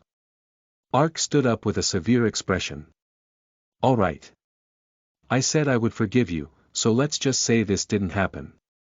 It seems to all appearances like a useful skill, but next time you can't eat anything without my permission again. Understood. After saying it, it really seemed like something a parent would tell their child. Hiss hiss, hiss hiss hiss. Snake nodded in quick succession as it wrapped itself around Ark's waist and charmingly rubbed itself on him. In the end, Ark dropped the charges on Snake. He was particularly weak towards Snake. I can't hate it because it's like this. At that, the Diedrich who had been on the verge of tears when Snake had become strange soon burst out in complaint. Che. What's with the discrimination? When I did something bad, you beat me up like crazy for several days and nights. So that's why I'm telling you to behave properly at all times. What did I do? Is there a familiar as nice as me? Are you going to keep talking back? You're starting to feel hungry, I see. Ah, master. Who said anything? Skull, was it you? Did you defy master? Clack clack, clack. Skull stared at Diedrich with pitying eyes, as if saying, why did you act up if you were going to just dig your own grave like that? At any rate, he had paid a big price and Snake's metamorphosis had ended with this. Let's hurry and get out of here. I feel like there's just going to be more foolishness if we stay here.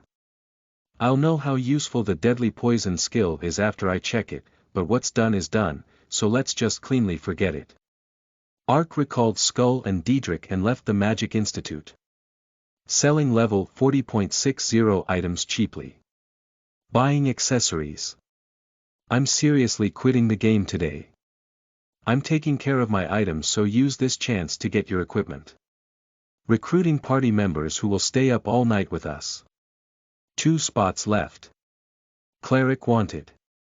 Seeking level 70 merc. Payment will be determined later. As soon as Ark left the Magic Institute, he was greeted by the sounds of the main street. Hundreds of players were using Shout to do business or look for parties, so it was a complete uproar. But for Ark, who had no interest in shopping for items or parties, it didn't matter. Alright, now what? Ark summed up the situation as he went through the market. The quests Ark currently had were Find New Settlers and Find the Heartsoul Bead. And although it didn't have anything to do with the quests, he had to find the 3 marvels. But he still had too little information to seek the 3 marvels, and he'd have to spend a lot of time finding settlers for the quest. In that case, there was only one thing he could do right now. Hunt down the thief gang around Jiren to solve the Magic Institute's quest. The problem is where to start. Having opened up the map, he couldn't tell where to go. Simply put, it would be in Jiren's vicinity. Jiren was 3.4 times larger than Jackson. Naturally, the area that could be called Jiren's vicinity was just as big. From the Brant Mountains in the north and all the way to the Argus Mountains in the south, all of it was within Jiren's vicinity. It was near impossible to find the thief gang in such a large area. Even so, he couldn't just grab an NPC and ask them either. Might there not be a way to easily find out the location of the thief gang? He was able to find that method surprisingly easily. The answer was the message board placed in one side of the square. Information about the nearby villages or events were posted on the message board. However, it played another role besides that.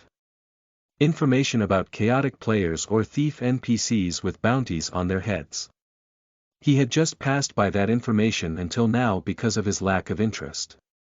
Perhaps because Jiren was a large city, the message board was 3.4 times larger than normal.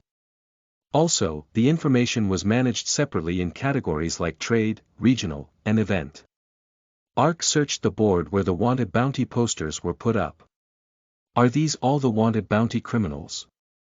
Dozens of wanted posters with bounties were filling up the large board. This guy is. Ark was able to find an unexpected face among the wanted. Leo, foreigner, a thief who habitually plunders merchants in the vicinity of Jiren.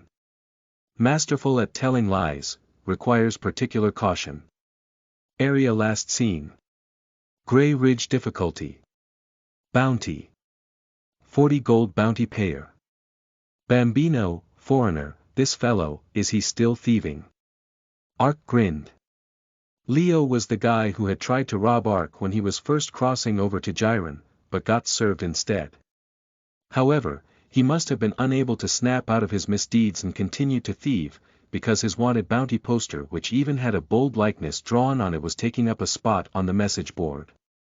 Since a bounty of 40 gold was 400,000 won, $400, in real currency, it wasn't a trifling sum. It seemed Leo had incurred quite a lot of resentment from the player named Bambino. If the authorities accepted a player's request and a bounty was put on them, a wanted bounty criminal would automatically be locked up in prison if they died at the hands of a hunter. Then they would have to pay a fine and stay imprisoned for a number of days to get rid of their chaotic status before they were released. In other words, if you were unlucky enough to get caught, it would be a pain in the ass. Because of that, there were many cases where people were careful not to incur too much resentment even if they did a chaotic deed. It seemed Leo really didn't have any tact. Though well, it was obvious from just seeing that he had tried to take all of Sid's trade goods. In any case, Ark had no interest in the likes of Leo. Ark was interested in thief NPCs, and not just any old heinous thief gang either. The Grey Axe Gang, Group, a thief gang composed of 7 warriors. Will be rewarded with the bounty if you take down the gang's boss and bring back his grey axe. Place last seen. Near Rodelin village in northwestern Jiren. Difficulty. Bounty. 15 gold. Bounty payer. Jiren Guard. The Silver Arrow, Group, a cutthroat thief gang composed of about 10 people. Will be rewarded with the bounty if you take down the gang's boss and bring back his bow as proof. Place last seen. Old Forest in southern Jiren. Difficulty. F bounty. 10 gold bounty payer. Jiren Guard. Unlike the other wanted bounty posters that were, for the most part, already torn away, the thief gangs had barely been touched. In fact, among the wanted bounty criminals, the most popular ones were the chaotic players. If a chaotic player died, they dropped an equipment item with a 100% chance. Since you could secure a bounty on top of that, you could expect a jackpot. The next most popular were the named monsters, becoming well known in a nearby region, because depending on the case, you could get a fairly useful item. On the other hand, the thief gangs had no merit to speak of. It was hard to subjugate them because they were high in numbers, but there was little chance that a useful item might come out since their overall levels were low. Despite that, the bounty was only 10.20 gold, so there was no reason to struggle to catch them. It's comfortable if I don't have any competition. Ark tore off the wanted poster of the thief gang that looked the easiest. A new bountied criminal has been registered in your information window. You have participated in bounty hunting for the first time. Bounty hunting starts when you register a wanted bounty poster on the city message board. If you take part and take them down, you will receive the bounty and your city contribution will rise. When your hunter rank goes up according to your contribution, you will be able to acquire information regarding stronger wanted criminals and will also be paid various kinds of different rewards. However, the registration will be cancelled if you perish while the bountied criminal is registered, and you can start hunting again after re-registering in the village. In addition, there is a 60% chance that you will lose an equipment item due to the special looting characteristic of the thieves. Ark's current hunter rank is. The usual point was that he had to go back to the village and register again if he died after registering. Therefore, if he went and died while getting rid of the thief gang, he would have to start from the very beginning. He also hadn't been aware that his city contribution would rise if he caught a wanted criminal. A merchant raised city contribution through trade, but it seemed a combat profession raised contribution with a method like this.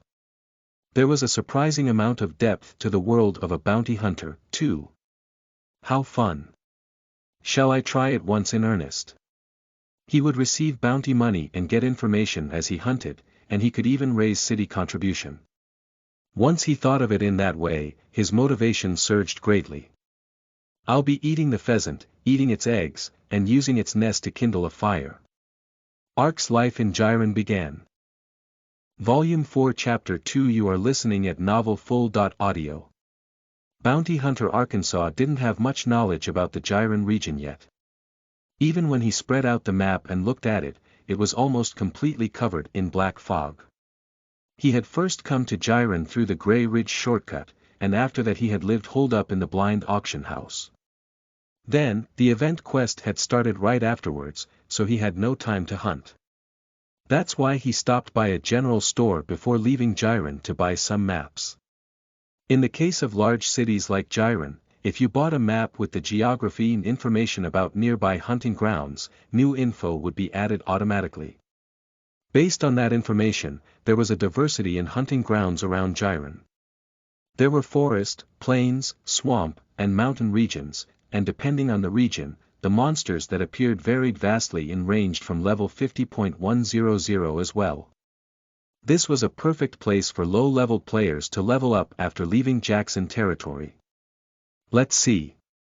The old forest where the Silver Arrow Thief Gang is. When he checked the map, it was marked as a level 60.80 area. It's a reasonable level. Ark was currently level 78. He felt it was a bit easy, since he had hunted monsters stronger than him until now, but since his goals were information collection and bounty hunting anyway, the easier it was, the better. Ark moved to his destination along the road. When he traveled on a paved road, an additional effect of plus 20% movement speed was added. Therefore, he could minimize travel time. Thanks to that, Ark reached his destination in just 30 minutes. Trees of enormous width were packed closely in the old forest, where the Silver Arrow Thief Gang was hiding. It's meat. Fresh. Human meat. When he entered the forest, 3 trolls appeared as if they had been waiting. Ark's eyes flashed. This is good. I wanted to try out the deadly poison skill before I encounter the thief gang. Jrrrr, die. Clang. Shrieking, a troll swung its club. But, being in the early level 70s, the troll was already no match for Arkansas. Diedrich, Skull. Buy me some time. Hoo, playing with such a slow fellow is no problem. Clack clack clack. Diedrich and Skull replied confidently as they attacked the troll. With that opening, Ark dodged the club with light footwork and fell back. Then he fed Snake the ingredients he had confirmed as poisonous, having gathered them since entering the forest. A short while afterwards, light blue fluid flowed out of Snake's fangs. It was venom made with the deadly poison production skill. Swish, chink. When he spread the venom on the blade's surface turned blue with an eerie sound effect. You have applied neurotoxin, beginner, to Lancel's sword. If the enemy is hit with an attack, the nerves of the struck region will be paralyzed for 5 seconds, 5 uses. Diedrich, skull. Distract the other guys now. Having applied the poison, Ark flexed his muscles before flying out like an arrow. The troll swung its club with a roar. However, Ark had faced the irregular attacks of shadows at Jackson not long ago. He could dodge the incomparably slow troll's attack with his eyes closed. Ark twisted his head to dodge the club as he stabbed horizontally with his sword. A counter-attack burst out in that instant as the troll swayed to one side. The troll's left leg has been paralyzed by neurotoxin. Paralyzed in one leg, the troll retreated while limping very pitifully. But Ark wasn't one to spare a monster because it was pitiful. He immediately rammed his sword into the troll's other leg. Then, when he let loose a sidekick as he dodged the club, the troll with both legs paralyzed flailed both its arms before falling over. It was in a perfectly defenseless state. Double critical chance activated. Dark Blade. After taking immense damage with a brilliant flash of light, the troll disappeared. It was the same for the 2 remaining trolls. The troll's arm would droop limply if he struck it with his sword. Occasionally, the spinal nerves were paralyzed when he dealt a critical hit to the body. Of course, the activation rate wasn't 100%. Perhaps because it was beginner deadly poison, the success rate was roughly 20%. The rate was slightly higher than succeeding a kick with high difficulty. But there was a point that Ark hadn't thought of. In the case of kicks, large monsters like trolls almost never got status hexes. But the poison activated at a pretty high rate even when facing large monsters. In addition, it wasn't random like a kick, a specific status condition could be dealt by choice. This had a considerable effect. Ark took down 3 trolls in just 2 minutes. Isn't this surprisingly useful? In battle, even a single second couldn't be ignored. Especially when in a crisis, the few seconds it took to drink a potion could decide victory or defeat. So if the enemy could be paralyzed for 5 seconds at a 20% chance, there was nothing more to say. Moreover, an enemy could be paralyzed for a maximum of 15 seconds since it could be used 5 times. I've always got the ingredients on hand, especially since I don't use poisonous ingredients that often. In other words, I can use this whenever I need it. Having thought that far, Ark completely forgot the likes of the Frost attribute sword. Unlike a sword that he would simply sell off after using it when he got a better item, he could make use of a skill for a long time once he learned it. If it was a useful skill, then it could be better than a rare item and wasn't bad at all. This skill might even be more useful than the rare sword. Humming, Ark scraped up all the poisonous ingredients around and tested them one by one.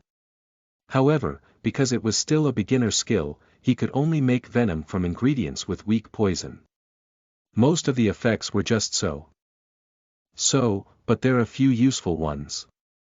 Hesitation poison, which reduced the enemy's movements by 30% for 5 seconds, acid poison, which dealt 30 damage every 10 seconds for 1 minute, and vulnerability poison, which reduced the enemy's defense by 20% for 10 seconds. It was hard to expect absolute effects, but it was more or less fine to use them as support. However, it wasn't a skill he should recklessly overuse, because the effect didn't apply the same way to every monster. For example, it had a low activation rate on large monsters and the duration was slightly shorter as well. But the thorny plant poison that caused bleeding actually raised activation rate and lengthened duration. Whereas, if he used acid poison on a monster with the acid attribute, it would heal rather than damage. In other words, it means I have to determine the monster's attribute well before using it. He would study the monster and attack it with a more effective poison. The skill suited Ark's fighting style. If there was one drawback, it was that it had poor cost-to-product ratio. There was a limit to ingredients, and there were times when poisonous herbs were needed to use survival cooking. He couldn't just make them all into poison. In addition, poison had a usage limit, unlike kicks. Once the poison was applied, the usage count would decrease whether it was blocked or wasted. But that too is up to me.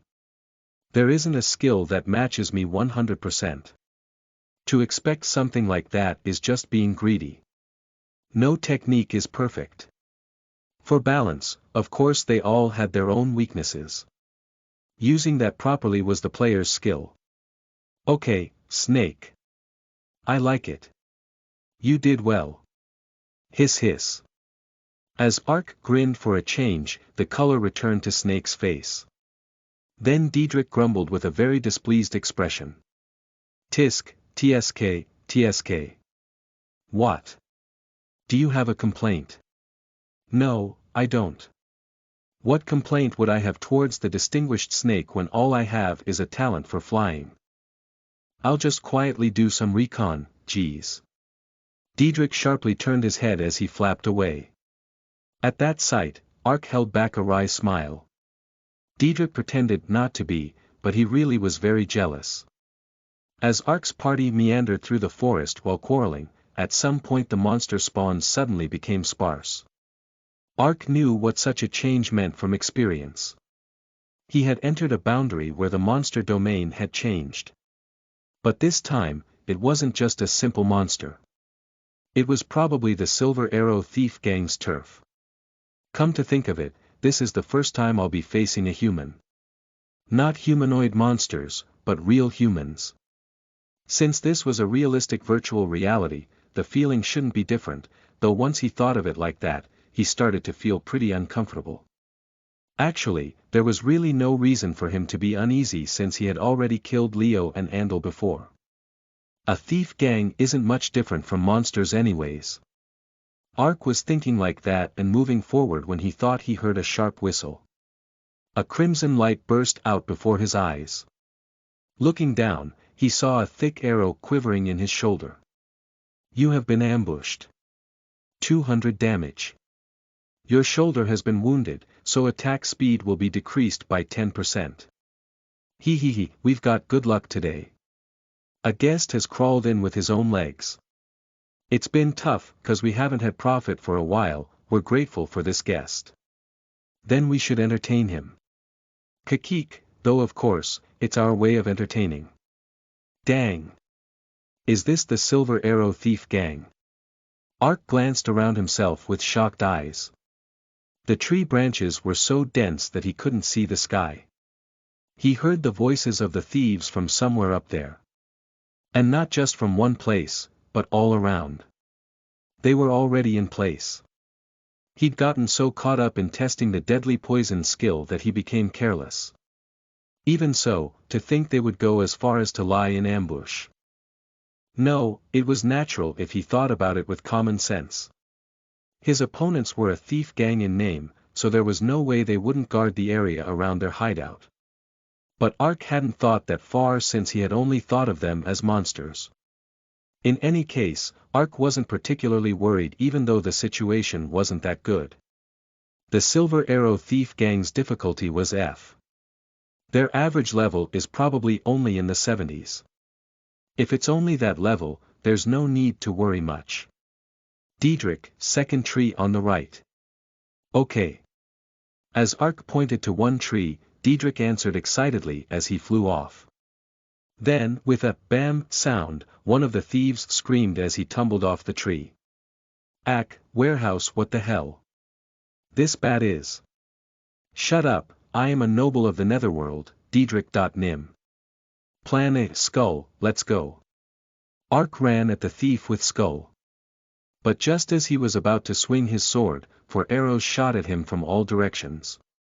Ark hastily turned his sword, but even with reflexes trained through Taekwondo, it was impossible to parry 4 arrows in an instant. Ark! An arrow lodged into his abdomen and leg yet again. Hexed with bleeding and then reduced movement speed, while Ark was staggering, the thief that had fallen off hurriedly scrambled up the tree. That bastard, isn't he commanding monsters? Don't be caught off guard. Seeing as he's holding on even after being hit by arrows, he's not an easy one. Let's get rid of that bat first. Concentrate attack on the bat. Diedrich, dodge. Plan D. Ah, alright. Ack, what the hell is this? At Ark's voice, Diedrich hurriedly soared into the sky. But before he could fly even a few meters, he got caught in something and flapped. He had been caught by the crude trap of the entangled, dense branches above Ark's head. Kikikik, idiot. How embarrassing. Bam. Bam. Bam. The thieves laughed as they launched their arrows. Caught in the tree branches and rendered unable to move, Diedrich was hit by 3 or 4 arrows in an instant and fell into critical condition. Flying creatures were vulnerable to ranged attacks like arrows, so he took 30% additional damage. Damn it, unsummon Diedrich. Ark barely prevented Diedrich from being force recalled by unsummoning him. But then the situation became even more difficult. All the attacks that had headed towards Diedrich were concentrated on Arkansas lacking a ranged attack skill. There was nothing Ark could do since they were shooting arrows from atop the trees. Ark rolled on the ground as he blocked and dodged the arrows flying at him crazily from all over the place. However, it was impossible to avoid all the arrows. He took 1 hit from every 3 to 4 shots, and his situation only worsened because he was hexed with slow or bleeding whenever he got hit. The thieves even acted cunningly. I'm next. Hearing sound from behind him, he quickly turned around, and an arrow lodged into his back. The idiot looked back. Kikik. What kind of dickhead would point out where each and every arrow would fly from? Hey, this time I'll attack. Try and block this. Shut up. Do you think I'd fall for that one a second time? Was what he thought, but when he didn't even turn his head, this time an arrow really did come flying in. After taking a few attacks like that, red-hot anger surged in him. Who would have even thought of it? That he would take attacks while being teased by thief NPCs. Arg, these bastards. Ark ground his teeth. But no amount of grinding his teeth would improve the situation. Ark struck a tree with dark blade in rage. He was trying to shake a thief loose from the tree. But being a few meters in diameter, the tree didn't even budge. Damn it, the hell am I supposed to do?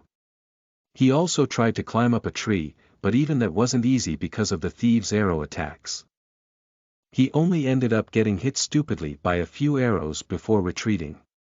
Of course, Skull was no help at all. There was no way Skull, who rolled along the ground, could crawl up a tree that even Ark couldn't climb. It also couldn't take the arrows cutting through the air in Ark's stead. In the end, there was no difference whether Skull was there or not.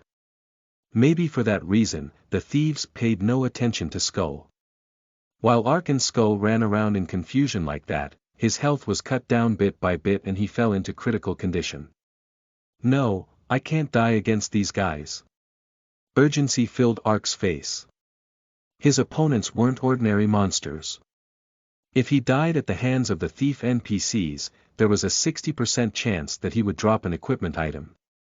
I'm angry, but surviving is the first priority. Unsummon Skull. Ark returned Skull back to the netherworld and began to flee. You think we'd lose a fish that's already caught? The thieves were really not to be taken lightly. They used the vines hanging everywhere in the forest to move from branch to branch like Tarzan as they shot arrows. Ark slipped between the trees while dodging the arrows, but in the end he took yet another arrow to his knee and collapsed. Got him. Finish it. Arg, damn it. Am I really going to die from level 70 thieves? Ark was grinding his teeth while watching the bandits approach when he suddenly spotted a familiar object on the branch the thieves were moving towards. It was a brown object that looked like a rugby ball hanging upside down on the tree branch. Ark knew what that object was. They were honeybees that inhabited the forests of New World, a red bee beehive. In his beginner days of struggling in the Argus Mountains, there was a time when he almost died after finding out that a top-level ingredient, honey, could be acquired from the red bee beehive and recklessly rushed in. Good, with this it's all or nothing. Summon Skull. In the end, I can only depend on you. Ark grabbed Skull and threw him with all his strength. Skull flew out in a straight line and hit the beehive. Afterwards, the beehive shook greatly and then red bees began to pour out in droves. Buzzing with aggressive cries, when the red bees poured out, the thieves' faces blanched. Shit, red bees. Run away. It's the end if you get caught. As the red bees rushed in, the thieves screamed as they fled in all directions. One of them was attacked by the red bees and fell to the ground. Then the red bees swarmed in like clouds and lowered his health to the bottom in an instant. In the meantime, Ark sent Skull back to the netherworld and ran into the forest. Belatedly discovering Ark, the red bees swarmed towards him. Ark had fallen into critical condition, so the indomitable skill series and adrenaline effects were activated. Thanks to that, his movement speed had increased dramatically, but he couldn't lose the red bees completely. The buzzing sound closed in on him until it was right behind him. It was somewhere around here, wasn't it? Ark tore through the forest like crazy. After a few minutes had passed like that, the forest suddenly disappeared and an expansive lake appeared. It was a lake he had discovered not long after entering the old forest. Alright, found it. Ark immediately jumped into the lake. Phew. The red bees milled around above the surface for 10 minutes before leaving. If there hadn't been a lake nearby and if he hadn't had the mermaid scale, he would have died without a squeak. Firstly, Ark recovered his health while making and eating food. Damn it. That hurt, it frickin' hurt. Those bastards. I won't forgive them. Resummoned, Diedrich flew about in rage. Ark felt the same way. Thinking about the battle just now, he suddenly recalled an unpleasant memory from when he was young. It was right when he'd entered elementary school. Ark had been a very withdrawn child. And at that age, there was always a brat who bullied such kids. There were punks like that in Ark's class, too. The brats harassed Ark whenever they could. Most of it was just hiding his shoes or eating his lunch, but there was one joke that made him mad even when he thought of it now. It was a joke where 3.4 kids would steal his bag and pass it around, taunting him to take it back. If he ran towards one kid it would be passed to another kid, and if he ran to get it once more it would again be passed. Someone who hadn't experienced it wouldn't know the feeling. He had felt exactly that way when he was getting toyed with by the thief NPCs. A truly incomparably dirty feeling. Those bastards. I'll annihilate them no matter what it takes. Ark ground his teeth tightly with terrifying eyes. At that sight, Diedrich and Skull got scared and shrank away.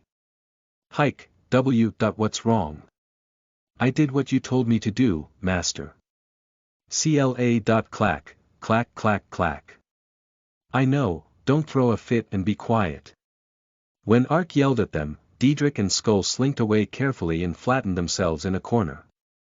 He raised his temper at the familiars, but Ark knew it wasn't their fault. He wasn't generous enough to defend someone else's mistake, but he also wasn't as narrow-minded as to blame others for his mistakes. He only had himself to blame for the insufferable humiliation from this battle. I've got no excuse. Actually, Ark had been a little conceited all this time. After changing his profession, Ark had always fought enemies with higher levels than him. 5.10 levels was the usual, and sometimes he even hunted monsters 20 levels higher than him. In addition, he took down boss monsters that he shouldn't have been able to even touch at his level. Moreover, he got first in contribution in the event quest at level 70. While doing all the things he wanted to do, Ark had forgotten the most important thing. It was nothing new, but in New World, level wasn't everything. The competence of the player controlling the character was more important than the level. The reason why Ark had grown faster than others was because he had realized that early on and had refined and polished himself without rest, and because he didn't neglect putting effort into making use of realizations from real life in the game. But at some point, he began to neglect that effort. It wasn't that he didn't work hard to exercise. Like before, he was still working out for 2 hours every day to the extent of getting muscle pains. The problem was that he had neglected finding out how he could apply the results of the exercise to Arkansas. He had also neglected research on ways to learn or use new skills. Satisfied with his current self, he hadn't improved. I was too easy-going. Because the monsters I've fought up until now have been easy, I thought it would stay that way. But is a game. I can't fight the same monsters forever. There was an absolute, immutable law in all games. The higher your level went, the harder the battles would become. If you leveled up, of course you would become that much more powerful. But the monsters you'd have to face at a high level were even stronger. In addition, they would gain various characteristics, making them even trickier to face. In other words, as your level grew, you needed more precise control and a greater understanding of the game. Of course, it didn't matter if he was satisfied with the monsters he was hunting now, but if I'm to make money with the game, I'll always need to be ahead of the others. Ark was playing the game to join Global Exos and to make a living. Others invested money in order to play New World, but Ark had to do the opposite, make money off it. Wasn't it obvious that he had to be one step ahead of everyone? If the majority of players sold their level 30 items after reaching level 40, of course they wouldn't make any money. You had to sell a level 45 item at the very least to make money. And to do that, you'd have to take down stronger monsters before other people did and finish quests of a higher level. I was out of my mind. For me, the game is my job. It's not bad to enjoy the game, but I can't lose sight of my objective because of that enjoyment. If I'm to do better than others, I have to do more and work harder. I can't just play the game for fun. Ark clenched his teeth. What's important right now isn't the quest or leveling up. My level right now is 78. I'm not level 40. So I have to bring my skills up to match my level 78 character. That is what I have to do right now. Alright, this is actually good. There's no need to think of anything else. My only goal right now is the Thief Gang. The Thief Gang was no longer simply part of acquiring a clue for a quest. It was a mountain he had to overcome in order to get stronger. The Thief Gang went beyond their level and were of a higher difficulty than other monsters. It was natural. The AI that applied to every monster was matched to the monster's intelligence level. But the bandits were human, so of course they would have higher intelligence than regular monsters, and their level of cooperation was also high. But with his familiars, Ark was in fact no different from a party. If the difference between them and the Thief Gang had been this great, then the problem was teamwork. The most pressing thing is how I use my familiars. The familiars were now a part of Arkansas. Looking at the ratio in battle, if Ark was 60%, then the familiars occupied 40%. In other words, the abilities of the familiars became Ark's strength in battle. In order to face enemies that used cooperative play like the Thief Gang, they absolutely needed to level up their teamwork. There's a limit to the simple operations we've used until now. We'll use this chance to reinforce the operations a little so that we can deal with more complicated situations. It had been A, B, C, and D until now. They had only used 4 plans. Of course they were as effective as they were simple, but if the number of monsters increased and the situation became more complex, it limited their maneuverability. We need an operation that's a bit more methodical and mutually beneficial. Ark's strong point was that he could immediately immerse himself in thought. However, the only operations Ark knew were the ones he had experienced in FPS, first-person shooter, or RTS, real-time strategy, games. After struggling and racking his brains for a long time to think of a plan, he found a way. It was the battle professional who had been sent to South America to train SWAT, Justice Man. Hadn't he already seen how powerful Justice Man's tactics had been in Jackson? Finishing his thoughts there, Ark immediately logged out and called Justice Man. Strategy. What are you talking about all of a sudden? I really need it. Do you have anything that could help? Well, I do have something. But the textbook I have is too high level. It's only got things that are hard to understand even for people who came back from the army. Isn't there a textbook for learning the basics? Ah, I do have one. I don't know if it'll help, but I'll send it to you. Just like when he first made the plans, his training opponents were the slow trolls. Ark used Diedrich to lure out trolls one at a time to try out various operations. Plan A.4. When Ark gave the command, the familiars attacked the troll sufficiently while luring it to the back. After luring the troll to a remote place like that, they switched to A.1 and Diedrich and Skull split to the left and right as they besieged the troll. When they did so, the troll floundered, unable to decide on who to attack.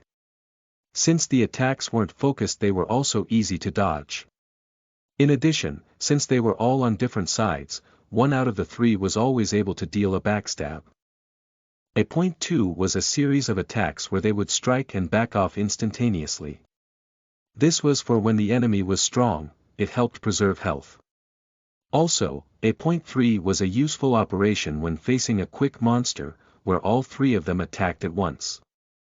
When Snake's deadly poison skill was thrown in properly on top of that, the effect was multiplied.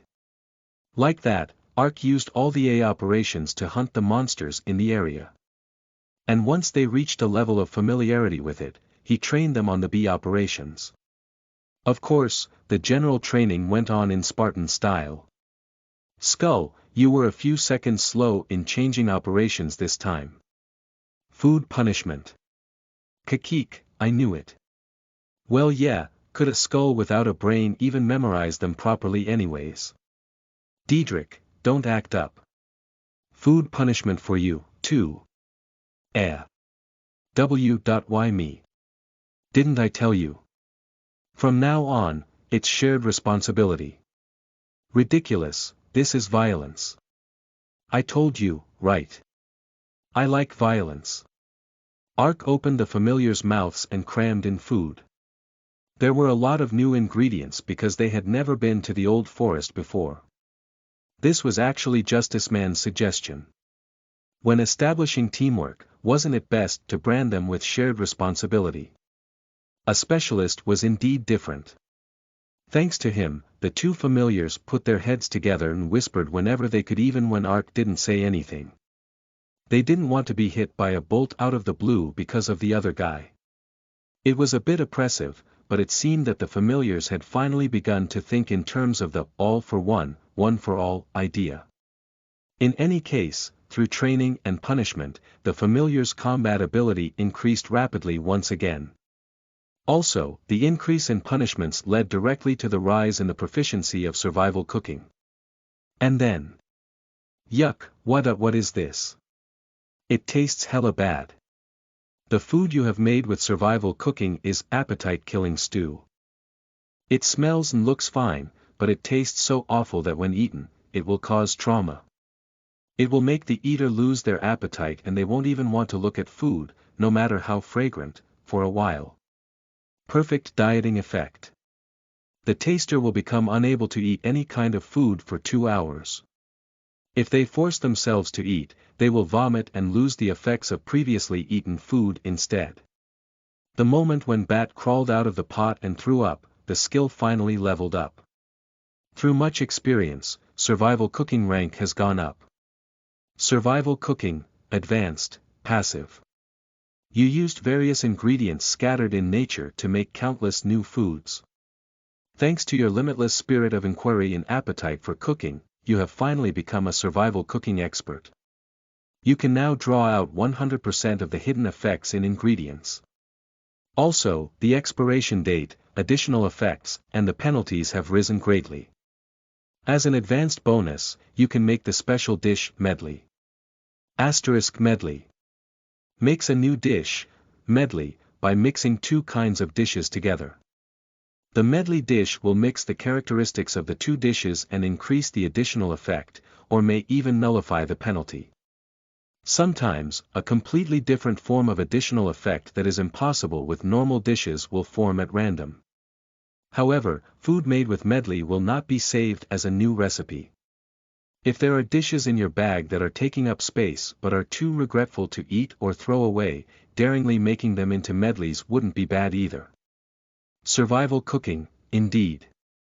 Ark hadn't only made food with good effects this whole time. Since there was a limit to the kinds of ingredients, sometimes there were times when he made dishes that he knew would have penalty effects out of necessity to raise his proficiency, and he had to throw away those dishes while holding back tears. One wouldn't know how wasteful it was to have to waste perfectly good ingredients to make trashy food. But now I can recycle the trashy food by making them into medleys. Ark immediately pulled out his useless dishes and tried making medleys. After putting 2 dishes in the pot and activating the skill, a new dish was soon made with a bubbling sound effect. You have made a medley. Soup of horrifying taste plus tea tasting like steamed rags equals essence of fury possessing a taste that is hard to even describe. The person who eats this will experience extreme fury. Fury plus 50, shouting volume will grow louder by 100%. Since medleys had random effects, he could find out the effect as soon as he made it, unlike survival cooking. O.org Fury. Like the spiritual power that Ark used when calling out his familiars, fury was a value that warrior professions consumed when using a special skill. Moreover, there was no knowing why the shouting volume increase effect had been made. In other words, it was an effect that Ark didn't really need. However, Ark was quite satisfied with the result. Soup of horrifying taste has a damage-dealing effect. And tea tasting like steamed rags is a food that actually consumes mana. It's not bad since useful food was made from mixing 2 dishes I would have had to toss anyways. And even if I make a medley, survival cooking proficiency rises. Even if a bad dish comes out, it's better than just throwing away food. After that, Ark experimented with this and that. Foods made with medley had random added effects. Even though the same result was still made at a high rate when he mixed food with the same formula, occasionally an entirely different dish was made as well. Though it didn't make much difference anyways. Since it was a hard-1 technique, he attempted using it with great enthusiasm, but he didn't make any really decent foods. For the most part, there were a lot of effects that gave off the vague feeling that they were useful somewhere, or maybe not, like the essence of fury. Well, it should be fine if I think about the purpose of these foods slowly.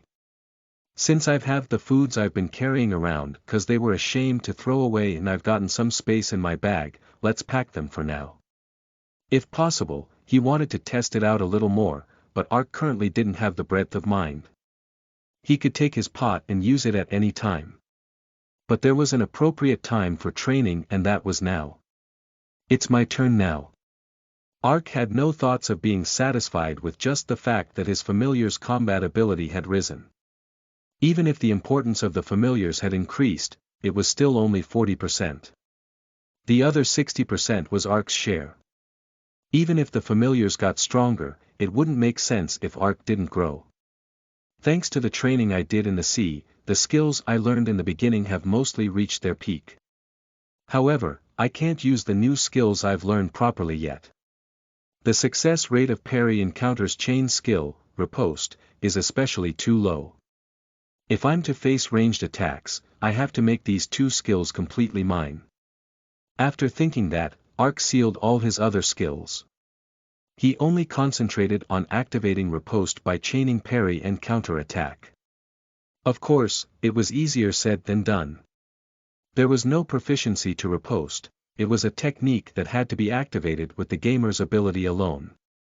In order to activate riposte, he had to grasp the almost momentary timing between parry and counter-attack.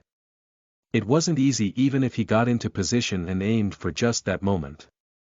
It also wasn't easy to activate it successfully with a risky position in a battle situation that constantly changed. Rather, he often ended up taking a hit from getting the 3-second paralyzation penalty upon failing to activate riposte. It was a mess this time. I was only able to succeed with it twice. When that happened, Ark ate food. Naturally, he had to use new dishes for the growth of the familiars, so he made and ate a dish that tasted awful from the ones already registered in his recipes. Ark was stern with others, but also equally stern with himself. Diedrich and Skull stared at him with horrified eyes. What a brutal master. He's scary, scary. Let's not be impudent with him anymore. Clack clack clack. Like that, the Silmado. Level, extreme training went on for 5 long days. T/N. A special military group called Unit 684 underwent hellish training for over 3 years on Silmado Island for an infiltration mission into North Korea. This is the same island that was used for the membership training in Moonlight Sculptor. 20 hours of training a day without going to a village even once. As a result, Ark and the familiars came to look completely like beggars. It was such a difficult time, but it was definitely effective. The familiars memorized all the operations up to D.4, and their fellowship had become stronger as well. That wasn't all. Ark dragged the activation rate of riposte up to 80%. Alright, now it's time for revenge. Hoo, I've been waiting, master. Clack clack clack. Hiss hiss hiss. With only evil left in them now, Ark and the familiar's eyes gleamed with bloodthirst.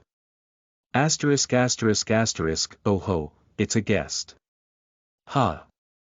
Isn't that fellow the one who ran away a while back? He was alive. Kekakyuk, he's braver than he looks, seeing as he's throwing away his life. Then I oughta put an arrow in his head, as he wishes. 'Cause customer satisfaction is our motto. Once he crossed the boundary into their turf again, the bandits mocked him. Soon afterwards, arrows began to pour from the tree tops. Diedrich, Skull. Plan D.1. I know. Diedrich and Skull quickly went out in all directions. Unlike D, where they blindly fled, D.1 was an operation where they determined the location of the bandits and moved into blind spots, using rocks or trees as shields.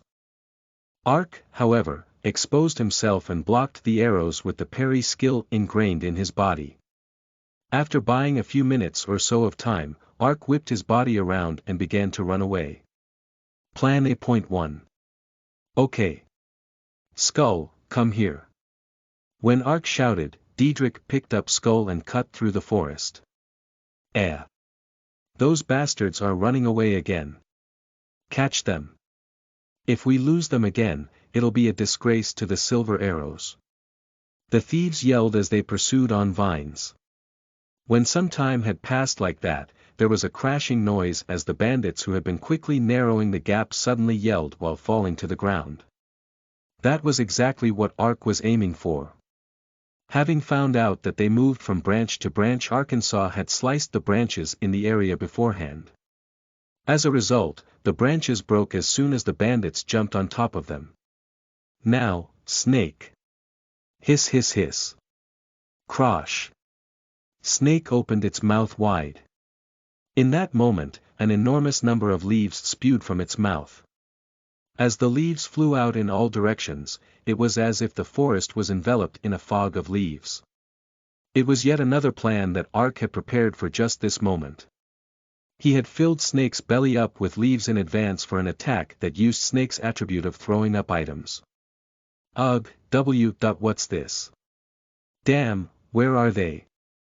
With their vision blocked by the leaves that were pouring out like a rain shower, the bandits fell into confusion. That was when Ark and the familiars leapt into the swirling leaves. Plan A.3. Oh ha ha ha, you bastards. Have a taste of this. At Ark's shout, Diedrich soared into the sky. Then he drew a steep arc as he plunged down like a lightning bolt. Struck on the top of his head, a thief hurriedly raised his bow. In that moment, Skull sprang up from a pile of leaves as it tore into the thief's thigh. The bandit screamed as he staggered and the arrow went astray. That was the only attack the thief could attempt. Afterwards, Ark ran in and crammed successive critical hits on him, and the thief fell over without even a chance to shout. Snake, neurotoxin. After destroying one of the thieves in an instant, Ark fed Snake an herb. Venom immediately pooled on Snake's fangs. Ark applied the neurotoxin on his sword and went around all over the place, striking the arms of the bandits. The arms of 3 or 4 thieves became paralyzed and went limp. Once 3 or 4 thieves became unable to shoot arrows like that, it all fell into Ark's pace from there. These bastards. The rogues moaned as they faltered. A few of them urgently tried to go back up into the trees, but Ark wasn't one to stand by and watch. He immediately unfurled Operation C.3, and Diedrich flew around in all directions as he stepped on the heads of the thieves. Skull also clamped onto their ankles and dragged them down. When they fell from the trees again, what was waiting for them was Ark's sharp, blue sword. You would have played with me oh so well. Pow, stabbed in the back, the thieves undoubtedly took backstab damage and staggered. In the end, they gave up on escaping up the trees and pulled out their daggers. Seeing their flashing blades, a chilly smile spread on Ark's lips. You're going to try facing me with blades? I'm thankful. Ark immediately dove in between the 3 rogues. Daggers were swung in every direction. But who was Arkansas? A strong, level 78 person who had trained his body day and night with Taekwondo. Ark had been chased away by the thieves because of their arrow attacks. But if it was simple hack and slash close combat, Ark wouldn't bat an eye even if he were surrounded by monsters over level 100, much less the likes of level 70 thieves. Moreover, his opponents were human NPCs. It would be easier to predict their attacks with muscle movements than to try and do so with strange-looking monsters. Time to strike. If a bandit raised his blade, Ark's body would react more swiftly than expected. He would slip past the blade at an angle and unleash a front snap kick. Then he shot forward as he went right up to his retreating opponent, and unfurled a knee kick and sword strike in rapid succession. Since he was pressed tightly to his opponent, the others couldn't easily swing their swords at him. This was a weakness formed within them because they were clever humans and not ignorant monsters. Pow, the 3 thieves went exploding off in all directions. Hike. At that sight, the remaining thief let loose a choked scream. Seeing as he was wearing a stylish hat, unlike the other rogues, it seemed he was the boss of the thief gang. Perhaps because he thought he couldn't face Ark with a dagger after seeing him fight, the thief quickly pulled out his bow. Then he shot an arrow with practiced hands. As befitting of the boss, he must have used a special skill because the arrow was enveloped in black energy. However, Ark didn't even budge and stood right in its way, glaring at the arrow. Then, the moment when the arrow was about to lodge itself in Ark's neck. Now. Ark's hand moved like a flash. He parried the arrow as if flinging it away with the tip of his sword, then fiercely stabbed with a chained movement. The technique had become as fast and delicate as to parry away an arrow zipping in almost within the time it took to mark a decimal point and unleash a counterattack. He had practiced riposte for 5 days to the extent of getting blisters on his hands for this moment. The arrow was an attack, so he had judged that he would be able to parry it and deal a counter. Lacking a way to deal with a ranged attack, this was the desperate measure Ark had cooked up. The effect met his expectations. With the sound of metal, the arrow bounced off and lodged itself in the thief boss' face. Arg, how could such a thing? The thief clutched his face and swung his dagger all over the place, but Ark wasn't one to get hit by such a blind blade. Ark, Diedrich, and Skull soon ran in at him, and the bastard quickly turned into a cold corpse.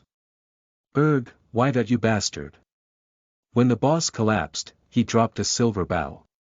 Ark picked it up and a message window opened. You have killed the boss of the Silver Arrow Thief Gang. If you take the evidence to the Gyron Guard, you can claim your reward. Within 5 days, he had finally taken care of the first bountied criminals. Oh how was that? This Diedrich.nim skills. Diedrich leapt around as if he had annihilated the thief gang all on his own. Snake, skill change. Item storage, it was time to rake it in. Having annihilated the thief gang, Ark went around the area as he started packing away the items. Compared to normal monsters, the bandits dropped a considerable amount of Japtum.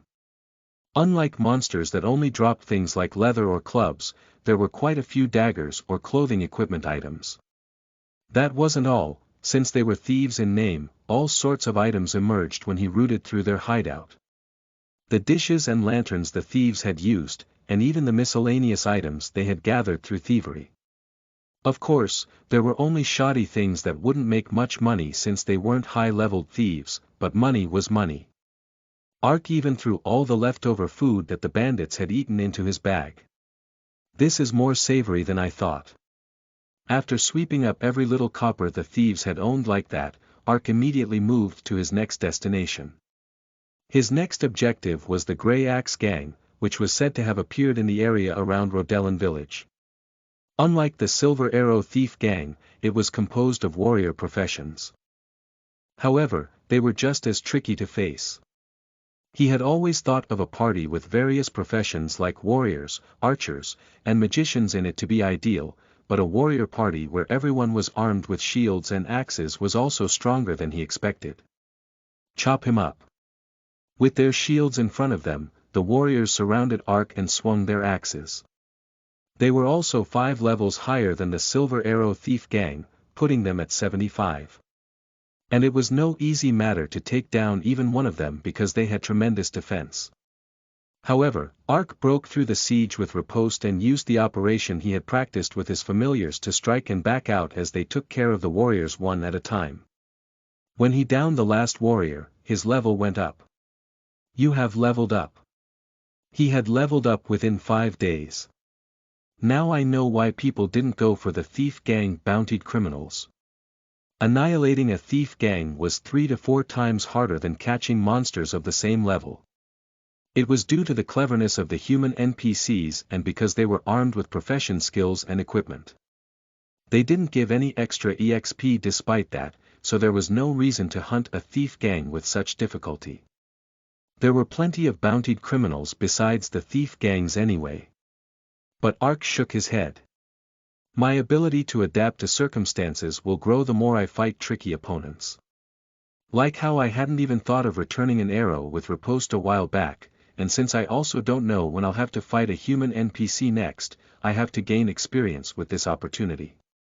Now, shall I see what you've got? Ark swept up all the items that were lying around in the campsite of the Grey Axe Gang. After shaking down 2 thief gangs like that, Snake's belly filled all the way up. He wouldn't make much even if he sold it all, but the fun of packing away the abundant japtum that poured from the thief gangs was quite pleasurable. Of course, it was tough to expect much of a quest reward or a jackpot item, but for steadily making money, he felt that the profit was better than going through a hunting ground. Ah! He almost forgot to mention it, but right when the rascals who had bullied Ark when he was in elementary school rose to 4th grade, they were beaten up by Arkansas. Ark had been learning Taekwondo for 2 years. His personality of repaying his suffering many times over hadn't changed at all from back then. Asterisk asterisk asterisk, oh, did you take care of these guys? I haven't seen you before, so you must be a newcomer. Good work, I'll remember your face from now on since you took care of 2 of them. Ah, this is the promised bounty. I ask that you work for Jiren's peace in the future as well. You took down a bountied criminal and received a reward. For completing the task successfully, your Jiren contribution has increased by 15. You have completed your first bounty hunt and your hunter rank has been elevated to E. When he turned in the evidence to the Jiren guard, he received 25 gold and his contribution and hunter rank went up as an additional reward. He thought there wasn't much meaning besides the bounty, but it did feel good to have something rise. Also, he caught wanted criminals and received a bounty. This simple work was surprisingly quite fun. I didn't get information about the quest, but... well, it doesn't matter. I'll get it eventually. Let's just sweep through the thief gangs and get experience for a while. It's unexpectedly fun and seems profitable, too. Ark pulled off 2 more wanted sheets from the message board.